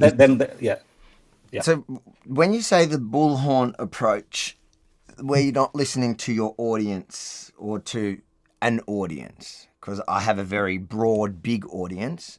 Maybe has Rukshan frozen on us? No, I'm here. Oh, sorry, I'm looking at the wrong screen. When you say the broad audience, so which essentially is actually something that I completely disagree with. It's actually my problem with a lot of commentators today, where I feel like that they're basing their content on the audience. It's audience capture. So they're changing their worldview based on their audience as opposed to staying genuine and consistent to their position, to their values. Is that what you're actually saying? That I should change my reporting based on the fact that some of the audience may have changed their position or something, or disagree with me? I think you got to listen to feedback. I do.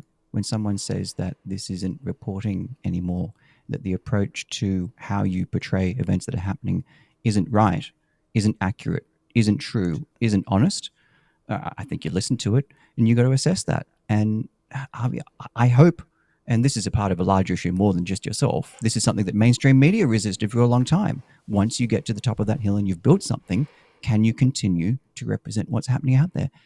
And I think the audience out there is saying, and myself included, I'm saying, you can change how you're doing things and okay, so better report on these things. So do you think I've changed my style now that I'm at the top of the hill? So I got to the top of the hill doing what I'm doing. Do you think I've changed the way I've done it, and now I should listen to the feedback and tweak it? Is that what you're saying?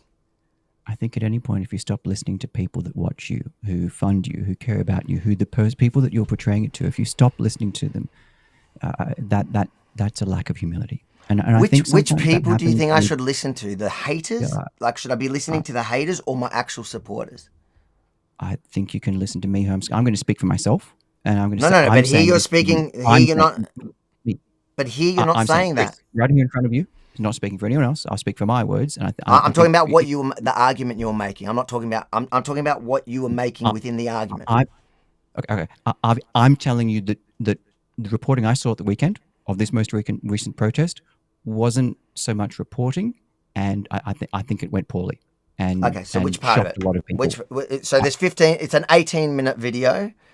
Oh, so you're taking a little clip. It's really short. No, that's not. It's your own clip. It's your own clip. But that's from an 18-minute. That's an 18-minute clip. This is not reporting. Avi, this is Okay. not reporting. And Okay, then so- the woman as well. So let's right? bring up the actual clip because I like how you're I've got it right suddenly. here. I've got the clip here. You didn't have to get away from That's it. a short. That's a short from the. That's clip. your own short that you put out. That's, It's that's your pretty footage. disingenuous. Yeah, you're an absolute liar. And it's not. You're lying. Let's not.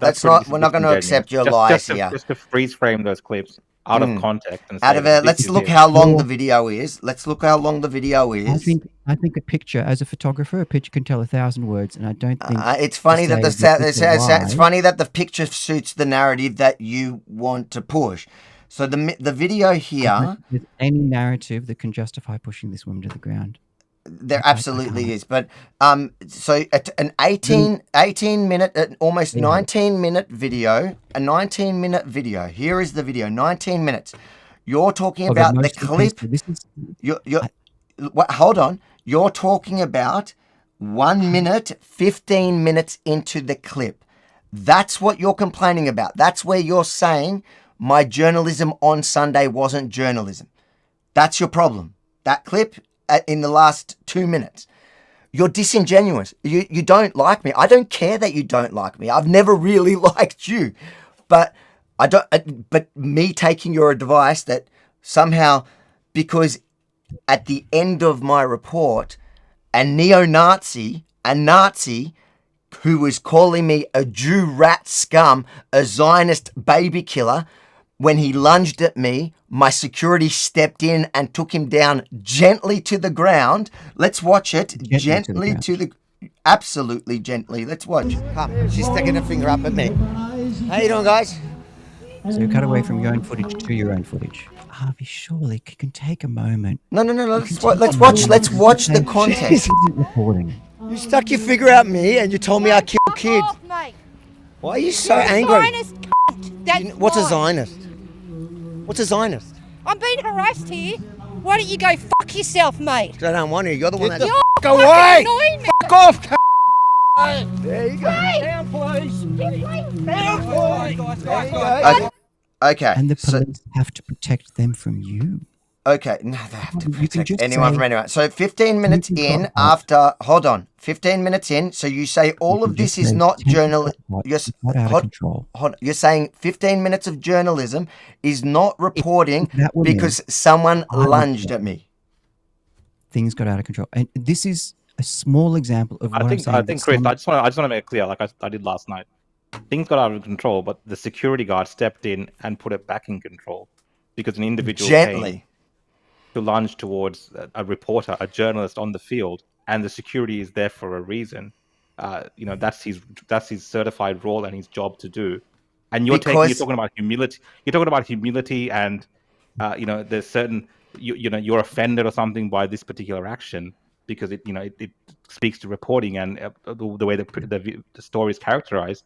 Whereas for me, it just looks like someone stepping in between a person that could potentially get violent and hurt a reporter on the field. I don't think people buy that. And this is why people do. You don't buy it. Stop. Plenty of people buy it. Speak for yourself. Speak for yourself. Speak for yourself. You keep saying that. When I ask you, when I talk about other people, you go, "I'm talking for myself." You don't buy it. I don't think you don't people buy it. Okay. You don't buy it. So next time somebody lunges at you, like they often do at me, and you're so confident just to cop it because you've copped it once, and I saw you cry like a little girl when it happened to you that time. So when they do it, I want you to take. I want you to. No, I've seen the one. What do you mean I don't know you? I thought you said you hadn't heard of me. Some New South Wales streamer. You see, you're upset about that. Hold on. Okay, so this is what you said. Ladies and gentlemen, this is what he's upset about because in the video, and I thought it was in that live, he's upset that I introduced him as a New South Wales streamer. The place in which I got that information. No, you said it in the stream. We're going to get to it. That's why I want to listen to the stream. Bring up the words. You got the transcript. You got upset. You told him that you were upset that I called you a New South Wales streamer. Your bio. Your bio on your own X says Sydney's finest protest live streams. You are a streamer by definition. I wasn't trying to mock you, even though you should be mocked because you're a moron. You're a child. Yeah. Yes. Yeah. And you're so petty. You've picked a minute from the end of my clip to try paint my entire report as that. And you want me to allow people to attack me on the streets. You want me to allow people to do that. Avi, I'm coming to you from a place of no, you're things not are changing. No, This you're approach not. You're not coming. You're not coming from. Don't. Just. There are voices on this topic. On what topic? What Liz topic? Gilroy. I don't John care Ruddock. about Liz though. I don't care about John Ruddock. We're talking about my reporting. Why are you bringing them in? Why, if they're all so good? The young man that you alleged to be a Nazi getting throttled at, by proxy, your event. If you're doing the policing, Not at my your event. Not this man my should- event. Not my if you're event. policing Stop people and lying. telling Stop people lying. what I they're get you doing. don't like. I get that you're sure jealous. these people I get deserve that you're this? jealous Did because this you've man been deserve it? trying for many years to cover protests. That's what you've been doing. You copied Rukshan back in COVID. You wanted the clout. You didn't get the success you tried to get, and now you've ever since then you've had this chip on your shoulder to try prove something you got so upset. So you got so upset that we used one of your newsworthy clips. What? Yeah, sure. Can we go back to the issue? Did this man deserve to be attacked like this? I think the answer is no, but what do you think? Listen, I think that if somebody has an event, a protest, and you're coming to attend their event and they ask you to leave, see, this is your problem. What did you want them to do when they didn't want to leave?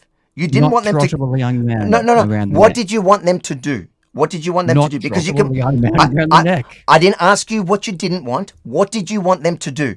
Anything but that. Okay, no, because your complaint was people passing him on to police. You said that to me as well. You didn't want them to pass them to police. You didn't want them to push him. So don't grab people by the neck and hand them over to So Victoria Police. how do they? It wasn't even me, but these people asked them about. There was about 5 minutes of them asking them to leave. How should they have got them to move? Should this man have been throttled around the neck? I think he should have left when he was asked. I think they should have left the protest when they were asked. That's it. To the question, should he have been throttled around the neck? I didn't throttle anyone around the neck. I wouldn't do that. I never do. But he should have left. That group of Nazis should have left when they were told they were unwelcomed at that event. They could have gone 10 meters away to a spot in which they weren't disrupting the protest that they were trying to hijack. I get that you're sympathetic to them. I don't know why you're defending them. I'm sympathetic to people getting throttled around the neck.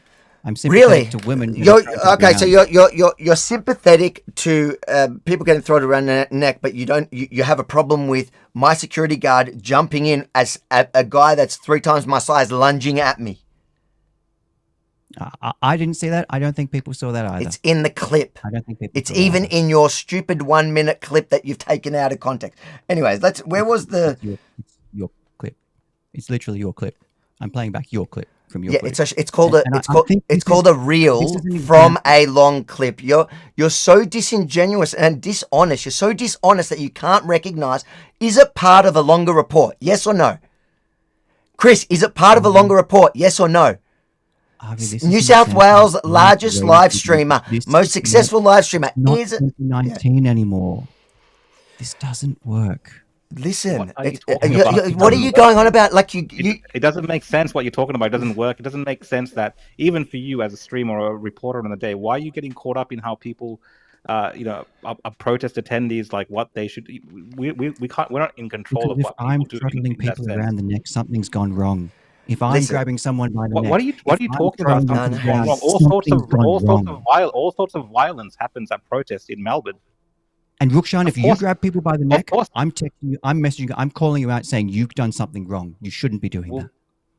I don't throttle people around the neck. I just film with my camera. The same thing that Avi does with his camera people. Like, what are you talking about? That's a random person at that protest. It's not no one. Nothing to do with me. Nothing to do with me. It's But I witnessed them. Random people in the crowd. Random people in the crowd handling people that they believe are Nazis. Like, what's you can have a critique about the actions that they took at the event. That's fine, but I don't understand how it's related to reporting. Like, it is what it is. Because you're Was Harvey meant to step in at that moment and be like, "Hey guys, hey, don't throttle, don't touch, don't do anything." What are you talking about? Humility and these actions. Again, you just like what I said to you yesterday, mate. You sound I love how you come at it. Left wing, soft cut, progressive. That's what you sound like. Oh, don't touch people, don't do this, don't do that. What are you talking about, mate? When you're reporting and you're covering, you film what's happening. When by the time you're violently attacking people, you're not. When you say it's not 2019, who's saying when you're violently attacking people? Who are you saying? That's a random person. I think we've roundly covered that topic. Unless we can go over it again, but I think people. No, have I'm saying seen it's a that. random person in the crowd that's doing that. Like, what are you talking about? You when you ran like protest these kind of rallies in their nature sometimes turn violent. If Like, who are you I specifically talking violently about? grab someone, let's. This isn't what I'm trying to say. But I didn't grab. Why are you saying if I grab someone? If I didn't grab anyone, there is a grand demand for a sense of humility. Why we abandon mainstream media? About is that they've humility. found themselves What the hell are you talking about? you know what's so funny? What You the say hell there's are a you grand talking about demand. humility? That you say there's a grand demand. And you're doing it the right way. The difference is we've got 10,000 people live now. Your entire stream last night in 24 hours got 2,700. Where is your grand demand? How are you doing it so much better? Just because you talk with a soft voice and you act like you're morally superior and you're better and you do it better than us, it doesn't Nick mean Quentin you're is right. Making $2 million a year. Is he the moral arbiter of truth? I don't. No, think we but see you're the that. one saying Yeah. grand demand. You're the one saying grand demand. I'm not making that argument. That's your argument. So I'm saying if it's the grand demand, why are you so unpopular? Why does no one watch you?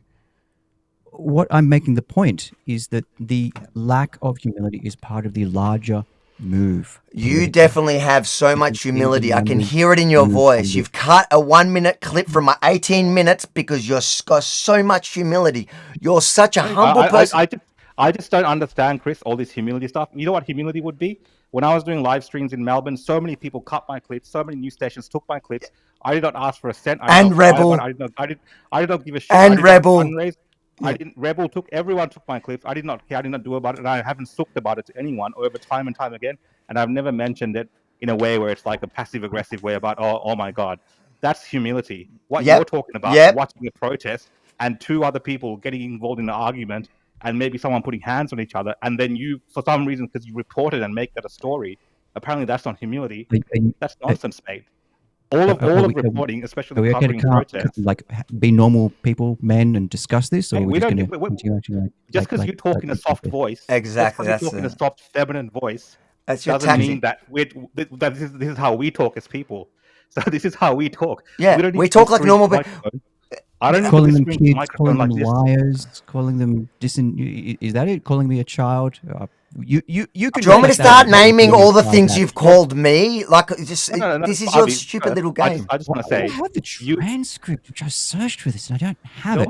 Can I come back to the larger topic with the reaction that we have here? Yeah, right. Gentlemen. You got to show some actual humility. You got to show some actual humility, man. Do you want a mirror? Do you want me to send you a mirror? Turning against you, a lack of recognition. No, that they're not turning against me because of that. They're turning against me because your crowd, your people in your comments hate Jews, and the fact is, you don't care because because you can't afford to lose any followers. That's why you have to listen. Hold on. That's why you have to listen to your audience.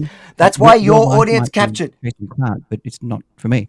Your comments are filled with far more anti-Semitic hate than mine. That's because I've got about 10 times the amount of live more 20, 30 times the viewers. But your every single comment on your live stream was Jew hatred, straight up Jew hatred, and then you denied it and played it down. Too, but no, it isn't. I've got the comments playing on our screen.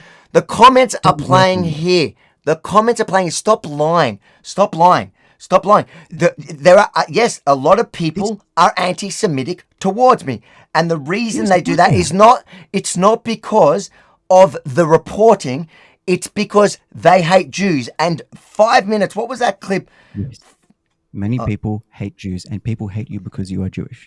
Does that That's what you wanted to hear. No, I'm saying that the people that the people that you're using as evidence in your claim that somehow my reporting is bad because you found a minute clip is that they hate me because of the reporting. No, It's not the reason. Polling on the issue that you're upset about. I'm bringing up notable people who are saying that the media is untrustworthy on these issues. I'm bringing up MPs who are changing their What do they tune have on to do with me? What do these what does Radic? Radic? What do they have anything to do with me? Which you don't seem to have an issue with, and you yourself ending up in violent incidents with women being thrown to the ground. I don't know what part of that you can reject, calling it lying. I reject the all right. I reject the way you presented the 1 minute clip out of 80 minutes, and you said that that's not reporting, that I didn't go there on Sunday to do reporting when it's an 18-minute clip. Anyways, it's fine. That you've made your point. We've made our point. Let's continue watching your thing with Rukshan. Because here we go. Avi, unless you can... It's like apparently a big story. It's not. It's just retarded, stupid story. What is that? Unless you can at least move some part and recognize in responsible for some degree of this violence, it's very difficult to find and build a bridge between those two topics. Very difficult. Listen, it's fine. We can agree to disagree that I had no part in the group pushing the Nazis out who refused to go. And I'm also not responsible when people lunge at me. And yes, also the woman then started punching. You can go back and watch the clip. Daniel. So that's fine. We can agree to disagree. I'm looking forward to the day that when you're attacked and you just cop it because you're a much more, you've got much more humility than I do to get attacked on the street. Politics is about public and popular opinion, and we are adjacent to politics and what we report. There is a belief there, and a rapidly growing sector, which call it Christ is King, call it parallel to it. We wouldn't be talking about and cancelling Candace Owens or on and on in these names. This is not at this level. Like, if you think this is at that level, like, I can just start making up fake telegrams. Or at the next protest, you send someone else with a T-shirt and you make up a conspiracy. What I'm saying is, it's getting traction. That is happening. I'm not. I can get into the veracity of it, but there's a huge demand for it, and there's a reason behind it. Like that. That's why I'm trying to say that surely there should be a moment going. And the reason is hatred of Jews. Like, let's not discount that. You might not want to say that, but I'm telling you. When you say so when he says the hatred of Jews, and you say but why? And the why shouldn't matter, but why is there the hatred of Jews? That is somehow a justification for the hatred I get. You'll have to ask someone who hates Jews. No, so you were just genuinely asking why people just hate Jews now. This is a massive conversation going back thousands of years about conflicts between different religious sects. I'm not prepared for a philosophical discussion, but I can say that it does exist. So why are you using it as a justification? So why did you answer that to him? When he was bringing up the Jew hatred, why was your response? But why do people hate Jews? No, why do they? But why do they? Why is this in our modern political discourse? Because mainly in a post-October 7 world, because there's a conflict in Gaza. That is the single topic that all of this revolves around, a conflict in Gaza. And Ukraine, so why Russia, would that matter? And so there's a conflict in Gaza. Why does that matter how does that matter to this conversation? Avi, so much of your reporting revolves around Jewish hatred, revolves around claims of anti-Semitic comments, revolves around the war in Gaza. I mean, this is the center of so much of our political discussion. We're all political operators here. We can recognize it exists without having a 45-minute podcast about the details of how we got here over the past 6,000 years. Can we not? Or do we have to every time we get into this, explore 6,000 years? Somehow that's all. So because of this history and stuff you're talking about, Jewish journalists in Australia should act differently. Is that what you're saying? Is there some sort of standard that because he's Jewish that and all this history? Well, now you're conflating because Avi is involved in and could do his reporting better. He's now a Jewish journalist, and now that's an issue because I'm criticizing a Jewish journalist. That was not what he said. Don't put words in his mouth. I didn't say that, mate. I said because of all this history. Rephrase it for me. Go. because you're saying there's all this history attached to the Jewish history and that conflict in that region. Today in Australia, modern Australia, Avi, who is Jewish, and he talks about Jewish issues, and he's a Jewish Australian, he's a journalist in Australia. He has to consider that thousands of years of history when he does his reporting, and everything is looked through in that lens. So the only way that he can behave as a journalist, and the things that happen to him, the responsibility of that, the weight of that is based on that history. So therefore, it's somehow justified. Is that what you're saying? No, I don't think so. That was sorry. You had so many different layers of rephrasing what I was saying. It's not that complicated. Yeah. So explain what you're saying in a simple way. Why did you say why about the Jew hatred when Rukshan is pointing out that the reason that there's this barrage of hate is because of Jew hatred, and your response sounds like there's some sort of justification for it, and that's why I should just put up with it. Is that there's a why? No. The justification is I think you're obnoxious. Nothing else. So that's not. So how come it's happening now? As opposed, was I not obnoxious before October 7th? I've been known my entire reporting. For a long time. My entire reporting career, which got me up that hill that you're so jealous of, has been me being obnoxious. Well, no, so I would not want to have your. Not at all. Please. What? Avi, I'm not jealous of you. Okay, I know, I can tell. So forget about it. Don't worry about that. So what changed? And so why does? So when Rukshan says that the Jew hatred that I'm facing now online, in very much 100% of your comments and maybe 30% of mine, why? See, this is leftist again. Your comments, the people leaving your comments, holding me accountable for other people's comments. You're calling me a leftist. That's leftist crap. Oh, the people are leaving comments. You need to control. I don't have an international media team. Wait. Chris, why are you raising your voice? He's raising his voice. He's lost control. Oh, now we got to calm down, do we, boys? Oh, now we've got it. Welcome to being a real person. Now, isn't it funny that suddenly now, you for some reason you don't need to be held accountable to all the comments in your live, but somehow I should take note by the 30% of comments in mine. No, because you said to me that I should show humility and listen to the audience.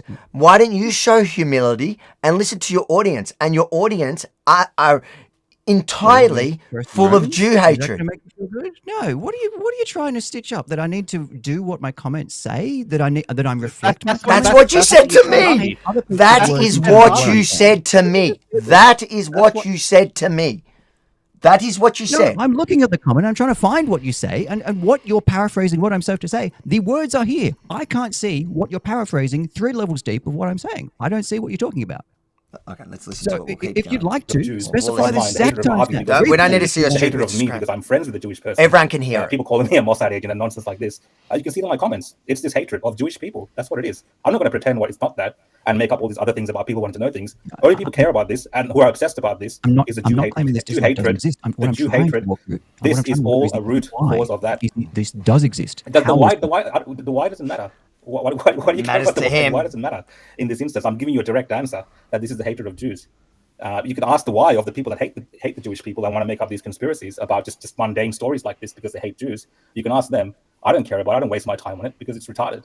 Look, when someone comes to me about a story and asks why I run something, I listen to them. They said, this could have some backlash to you. And I'm like, okay, I'll listen to it. Thank you very much. That's good to know. Yeah. Maybe I go one way or another. I'm not someone who just says, it's just hatred.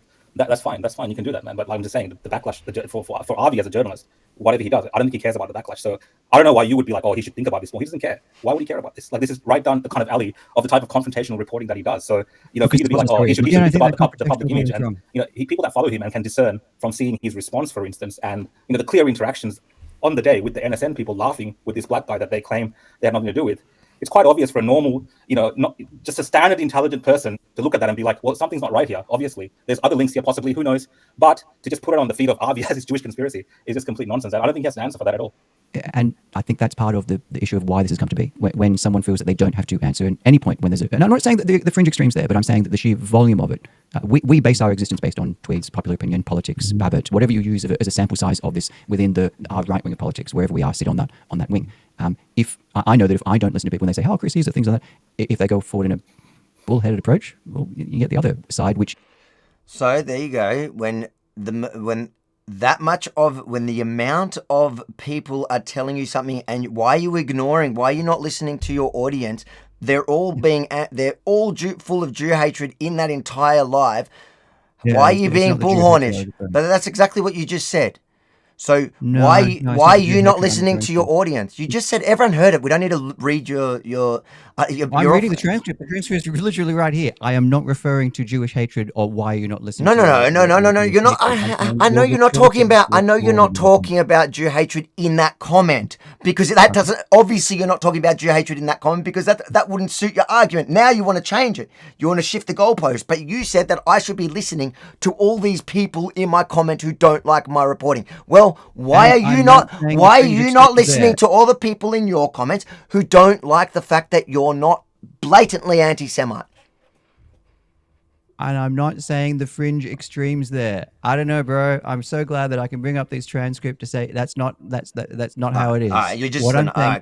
Your reporting on the weekend was flawed. I think you got it wrong. I think it's been a. Was the rest of the reporting good? Was the rest of the reporting good on the day?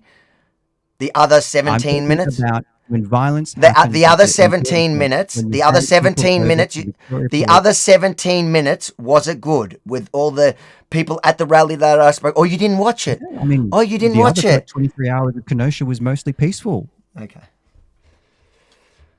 What are you talking about? When an incident happens that goes wrong. There was nothing wrong with the incident. I did not get violent.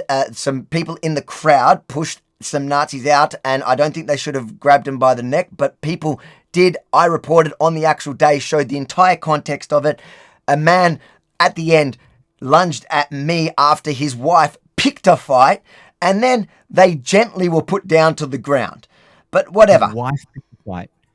This is the pattern of behavior which more and more have highlighted inside different organizations and an increasing number of public hold on against this kind of top-down. There is no criticism. Hold on, no, explain that. Explain it to me. Explain to me how that woman and that man, who by the way are both members of the National Socialists, who you're sure about that? You're 100% sure about that? It's on the 60 Minutes. You're going to call these people. It's on the 60. Yes, it's on the. Yeah, unilaterally going to use violence against these people. Maybe it's not right. Maybe it's not true. And maybe they are. He called me a Jewish rat. He called me a Jewish rat. She called me a Zionist child killer, stuck her finger up at me. So you're telling me, and then they lunged. They lunged at me first. So which part of that am I getting wrong? Which part of that? All of it. The use of violence on an individual unilaterally like that. You're a special kind of person. I think it's wrong. I think it's wrong, and I don't think people buy it, and I don't think people will. Like literally everyone's buying it. Like literally everyone buys it, except for everyone on your except the Jew haters on your live stream. So that guy is there's a 60-minute piece on that specific guy as the National Socialist, talking about the final solution in Australia to kill all Jews. But yeah, I didn't know that at the time. No. You knew that at the time. But I knew he called me a Jewish rat. I knew that he called me a Jewish effing rat. I knew that. And that justified violence. No, it was him lunging. Justified violence. It was him lunging at me. It was him lunging at me. Whether right or left, when these protests happen, whoever the journalist is, if a protester or someone at that event gets violent in front of a journalist or goes to touch them or puts their hands on them, the security guard that is there is justified in controlling that situation in the manner that he chooses. Now, you're not happy with the manner that he chooses because you've gone all soft and you're like, oh, it's too violent. It's too violent. It's too violent for me. But we see this type of interactions all the time. You're stating your whole thing around, oh, it's too violent because of the way the security guard acted in that instance. The police haven't found anything I wrong think that's with something that that left interaction. and right can agree on the use of violence should be reserved for specific. It was done in front of police. If it was too violent, he would lose his security license. Whatever. That long ago, you guys were against. Chris, you know very well that is not the standard. No, yeah. When security guards act, You know very well that is not the standard for security guards when they act. When they let's keep what situation, which is it's a joke what he's saying. Like the viewers all watched it, yes, and yes, of course, Chris, I'm not arguing that on your live stream, all the people that would be happy to see me killed, yes, they would say that any form of self-defense would be bad. So I understand that your live stream was against my security guard jumping in, but he lunged. He lunged at me. The security's job was to push him back as soon as he lunged. But that's okay. People can watch that themselves. The woman too? She punched him. The woman... She touched the security guard. She punched him.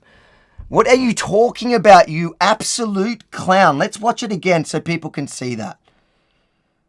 Let's bring the clip up that you're so upset about, in which... Here, look, all the minutes that we have to get through. So let's go to the part, before that. Let's go, let's watch it. Let's watch. Okay. I'm being harassed here. Why don't you go fuck yourself, mate? I don't want to. You're the one. He's lunging at me. He's lunging at me. Boom. He's down gently and she's punched him. And police have to protect them from you. Mate, you're a joke. You're an absolute clown. Chris, police are controlling the situation. Yeah, they're not taking a side at that moment. If they're protecting him from Avi, they would have laid charges against Daniel, or there would be further incidents. You know that. That's not a realistic take. The police are controlling the situation and moving those people out of that way. They touched that lady touched the security guard afterwards, punched him in the back while he was controlling that other individual who was aggressive, and he took action against her. Now you can have an opinion on whether that was right or wrong. But to put that at the feet of Avi and that's to say that somehow is like the moment of the report and it's this massive statement about the report, I think it's just completely ridiculous, mate. This story has gone from this black Nazi conspiracy that was started which I think you did a brilliant job, actually. I think you did a great job of actually getting that guy on. And, not many people would do that. And you actually communicated with him, you got him on and you did that talk. But now it's gone to something else entirely different during our discussion. It's so weird. The way that you're explaining it now, even it doesn't make any sense anymore. Like, you're just all over the place now. What, with Cole Davis? Look, Cole Davis is fine. Cole Davis first punches. I respect your reporting on Cole Davis. I'm not talking about. I'm talking about this particular instance around this kind of humility and violence, and what security guards could do and what the police. It just sounds really weird, bro. That's all I'm saying. It's weird. Anyways, let's move on because whatever. We agree to disagree. Harvey shouldn't have reported that story because of what? That's not what I'm saying. Yeah. What are you saying then? What I'm saying is that such an absurd, extreme situation of this individual, everything about Cole Davis that's happened has been. Yeah, but what's that got to do with the person reporting? Like, if I was there, I would have filmed this guy. Like you said before during your show, if a black dude walks into a protest with a Nazi t-shirt on and starts making signs, what would you do as a person on the field? You film it, of course. I would film it. I would film it and put it up as a clip on X because not because of whatever. It's an interest. Like, it's an interesting thing that's happened at an otherwise mundane type of event where nothing much else happened. Of course, you put that online. Yeah, of course. So I don't necessarily see the problem with that. Like, what's the problem with that? Like, whatever reason it happened for, someone would clip that and put that online. Absolutely. That's the gig. We both know that. But with Avi, the story started to become about Avi, right? But that's not from Avi though. That's from other people bringing up New South Wales-based live streamer. There we go. Hold on. Here's the little passive-aggressive whinge.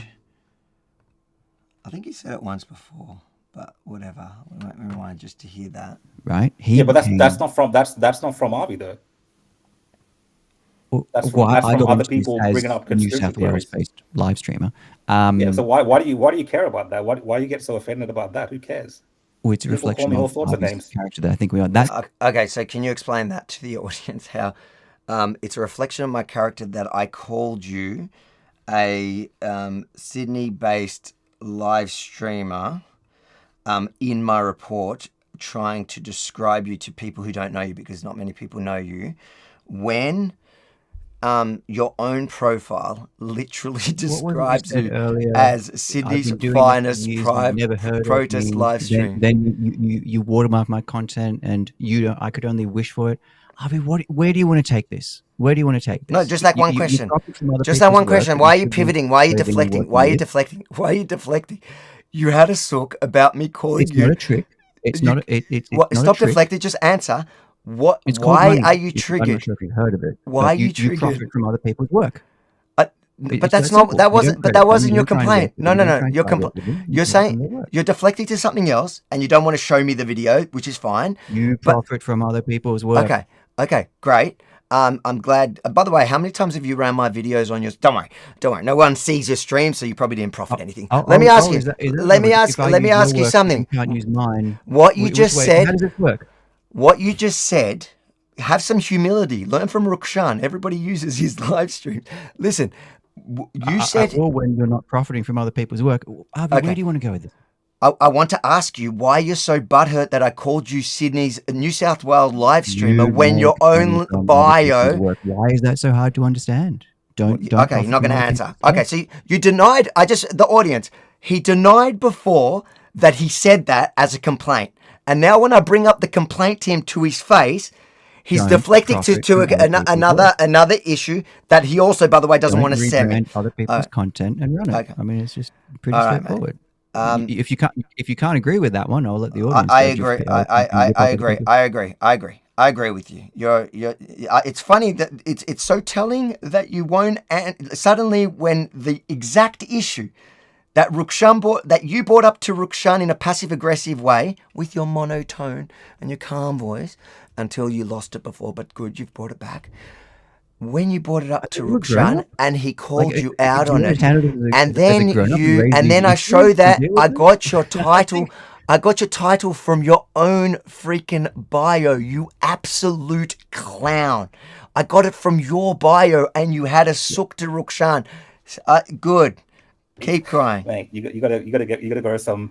You gotta get a bit tougher, Chris. Yes, Chris, you gotta get tougher. I could say the same about Harvey. He's got to get tougher than that. About what? What do I have to get tougher about? Tell me what I got to get tougher about. Send me a check, and I'll toughen up. Okay, yeah, that's right. That's what I thought. Tough about what? He's copying all sorts of stuff. Yeah, maybe this is the par for the course for his position. That this is how people react to that, and this is mate. It's because he's a Jew.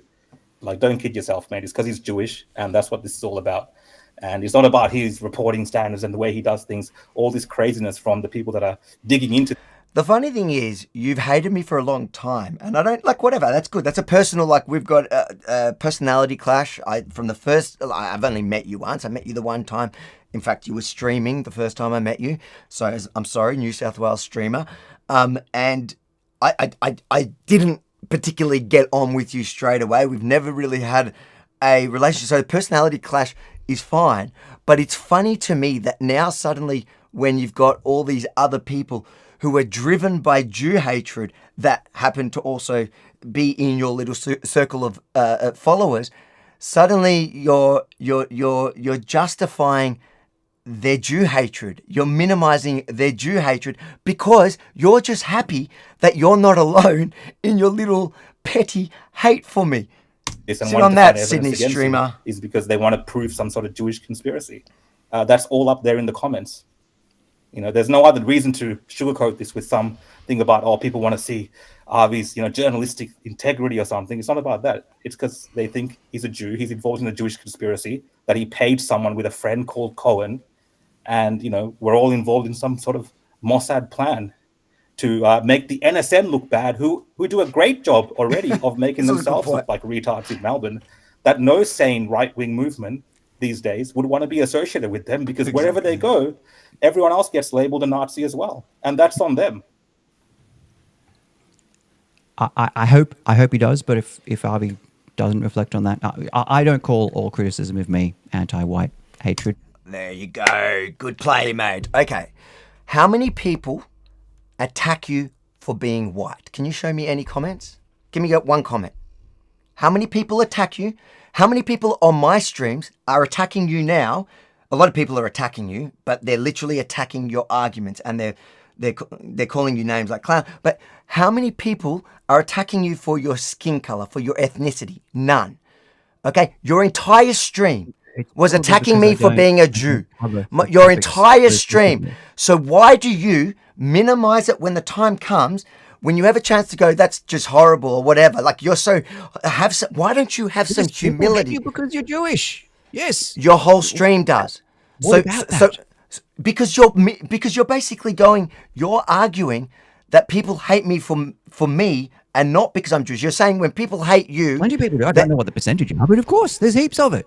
But we're not talking about that minority that are talking about my word. We're talking about your entire stream comments, your entire people talking about me being Jewish, or holding people responsible for other people's comments. I'm holding you responsible for your argument here. You're saying it's not. You're saying to Rukshan that the people hate me for my. Let's listen to it again. Because you're such a gaslighter.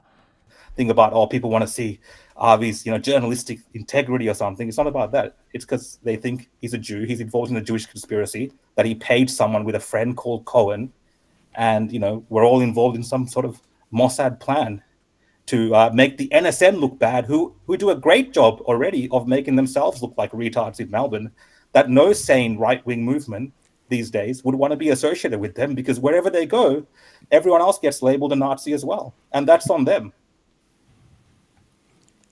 I hope he does, but if Avi doesn't reflect on that, I don't call all criticism of me anti-white hatred. I don't call all criticism of me anti-white hatred. So your response to Rukshan saying that all these people are targeting me, calling me a Jew for the reporting, concocting a Jewish conspiracy, is you don't call all criticism of you Jew hatred. The implication there is that I'm calling genuine criticism, shut up for a second, genuine criticism of me as Jew hatred.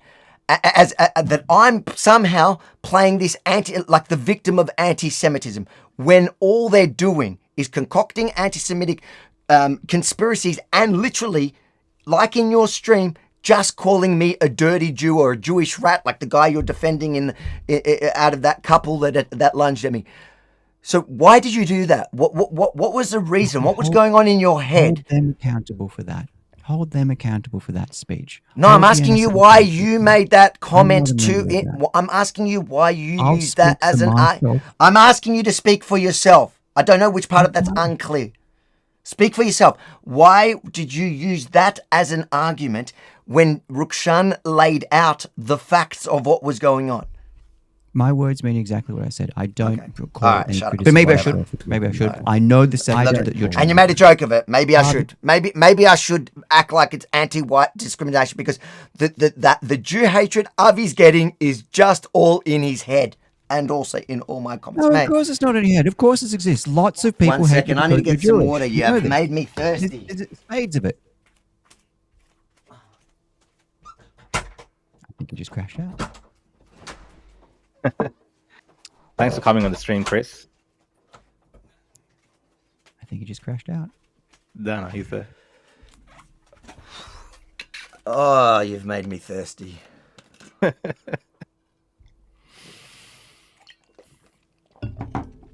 right, we got it. It's all in my head. Let's keep going. You are talking. By the way, guys, we'll get to all your super chats at the end. We'll let Chris. Out there, and I agree with you. It absolutely does exist, and it's great. There's a reason why Nick Fuentes brings in $2 million a year just through his group chat. I mean, I'm not doubting. I'm not saying that's not happening, but I'm just saying, giving you a direct answer as to why people want to make a link with some Jewish conspiracy, because that's kind of what their worldview has become, and they want to prove that there's a Jewish conspiracy when something so mundane like this could be just because some dude is a retard. And I don't want to, I don't know much about this guy besides these appearances he's made, and I think an appearance he made a few months ago. But his behavior is very unhinged, and it's not normal. And obviously, there could be people directing him and doing things, and misusing his low-level IQ and intelligence. That's all possible. And those are things that we could possibly discuss. And look, if people want to make up conspiracies about Avi and make connections and things like this, that's all fine as well. I think the problem is people just take someone like this and their screenshots as evidence. And a lot of these people try to push this as evidence, and they're like, oh, prove it wrong, prove it wrong. No, the onus of proof is on this retard that's saying this, and everyone else that wants to make it true. Prove it, make it real. So far, we have evidence. Only real evidence we have is the footage on the day of his interactions and hanging out with those NSN people pointing towards Avi before they came up to him. Now, even from that, I don't make the connection that maybe those NSN guys didn't know him. Maybe they're just laughing at him because he went up to them and said something stupid. So even from that, as a discerning person, I wouldn't jump to that conclusion. The only reason I would jump to some conclusion about a link between them is because of their ideological bent and the fact that I've seen them together. But I don't even know if that was related on the day. I just hope it's also a reflection that the electorate can't be wrong. The audience is on a broad enough set. Can't be wrong, and they were that willing. Chris, do you recognise that may have been the dumbest moment? Like, the audience can't be wrong? I'm sorry. What was the quote you It's saying? always wrong. You should know that from COVID. The audience is always wrong. Most of the world believe COVID was true. Exactly. I mean, that's a retarded thing to say, bro. Like, that's not a correct statement. What was it? What were you quoting me as? What, are you not watching it with us? Are you not reading the transcript? Reflection of the popular reflection of a group of people does not reflect reality. Evidence does. But the job is then to try and win them over, to try and explain to them. What is that? I got the transcript here for you if you're misquoting a source. Bro, let's watch the video, man. Like, no one, people that are watching why? cannot read the transcript. Yet again, was proven incorrect. If we have, I said the audience can't be wrong. I didn't say that. I said the electorate cannot be wrong. And that's an important distinction. But the electorate can be wrong as well. That's also dumb as dog shit. The electorate voted Dan Andrews. Like, what are you talking about, mate? The electorate can't be wrong. At the end of an election, if you can't recognise that in an election you've got to get the job right to convince the electorate, you have to suffer the consequences of that election. That's what people mean. That's not what happened. That's not what happened. They can be correct. If you look at regret their decisions. That's not what happened. Because if you look at Trump didn't concede to Biden when he won the 2024 election again. He went with the same, anti-immigration, all that same points, deporting people in the 2024 election. He didn't concede to the election results of the last election. That's not how it works. 4 years after that, you got to quote your source correctly when you say that, and that's why I keep a transcript here, because if you're going to quote someone, you're an amazing journalist. You've got a transcript and you let people attack you on the street. Good, amazing. Like you and the humility that you have is spectacular. I'm not even going to argue. No one's talking down to anyone. Avi's just doing his job and reporting. If people want to come up with conspiracies, it's up to them to prove it.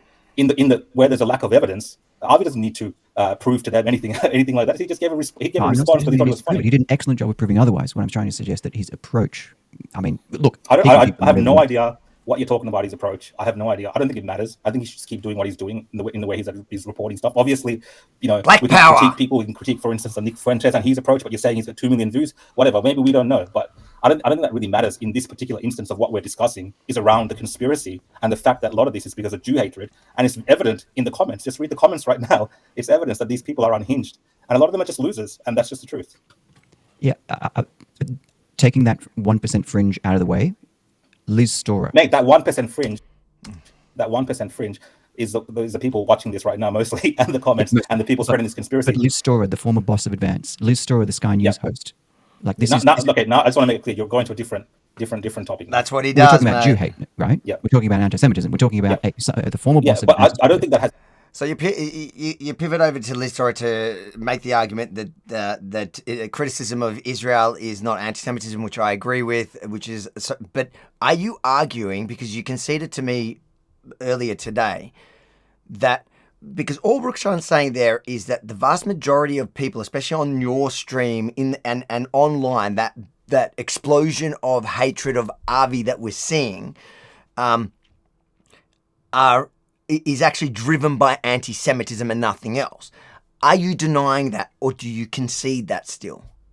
Rephrase a slightly smaller question. You had a lot that you were trying to say. Are you saying this? And are you saying the explosion of the hatred, the vitriol that you're seeing, whether it's in my comments, all of your comments, that it is driven? Are you saying that it's not, the majority of it is not driven by anti-Semitism, or it is? People hate you because you're Jewish. A lot of people do. A lot of people hate you because you're Jewish. Yes. And that's all that. That's I'm all not he one was. of them. I hate you because you're obnoxious. Yeah. Okay. Great, but that's not what that's you. So why were you arguing with him on that point? That's all Rukshan was saying. That the majority of the people that since October 7, the explosion of, I've always gotten hate, but the explosion of hate since October 7 has been driven by Jew hatred, not because of my obnoxious work. There is a waterfall effect from the conflict in Gaza onto Jewish people globally. Of course there is. Of course there is. And public opinion has absolutely collapsed for a war, Israel's war, and people who support Israel's war, which you do, which you're reporting, gushed for. And that will lead to a outpouring of anti-Semitic Is it justified? And hatred. Is it justified? Is it justified? Is it justified? The audience makes that judgment up. Do you think it's justified? I'm not asking the audience. I'm asking, do you think it's justified? Hatred for you? I hate you because you're obnoxious. Do I? No. The Jew hatred that comes my way is the Jew. You're admitting that it's not hatred for me. You're saying it's hatred driven by the war. Do you think I deserve the Jew hatred that comes my way because of the war and because of my reporting of the war? Hatred. I think you deserve hatred. I don't think you should deserve hatred because of your background. But what are you hunting for here? Let's drive down into a deeper issue that you want. No, I think a direct answer would be good. Yeah, like you don't want to answer it because it's everyone here can see you hate me, and that's cool. The feeling is probably mutual. I didn't come into this call hating you, but it's certainly driving into it midway through. You did, but whatever.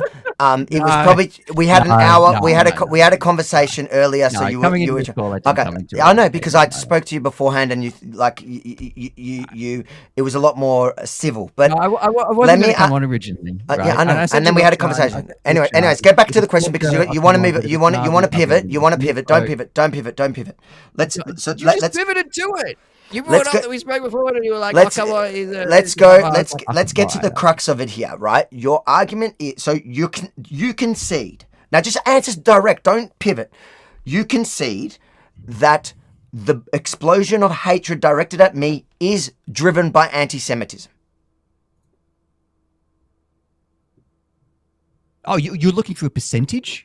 That all of it? No, lots of people hate you because of your reporting. No, I don't know a percentage chance. You need to go through the comments. Okay, so let's look. Should we just look at your comments? A lot of people hate you because you're Jewish. I think a lot of people hate you because they hate you. Okay, so let me ask you this. No. Okay, so people hate me because of my reporting style. Trust me, I don't have a percentage chance for you. Okay, no, but that's not. I'm not asking for a percentage. You're saying my reporting, my obnoxious reporting. So has there been an explosion of hate towards me? Reading your comments, it's pretty. Okay. Yes, we can agree on that. Yes, we can agree on that. Okay, has my reporting style changed in the last 5 years? Yes, post October 7th, your reporting style became fiercely pro-war in Gaza. But that's not my style. That is not my style. That is my political position. So you're saying that because of my political position, because I stand up for the right of my people, Jews, for my family, for my mum living in Israel, for my sisters, my nephews, my nieces, my cousins, all my family surviving. You're saying because of my political position in Israel, that's the explosion in hatred against me. And the hatred, when you read it, is vile anti-Semitism. They're not talking just about the war. They're calling me Jewish rats, Jewish dogs. In many chats that you sit by, you're friends with these people, you're telling me that's justified because it's my reporting, yeah? What? Is it justified because of your reporting?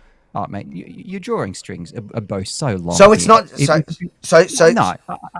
You're trying to pin every comment that happens on you with that I'm justifying every comment. No. I'm not.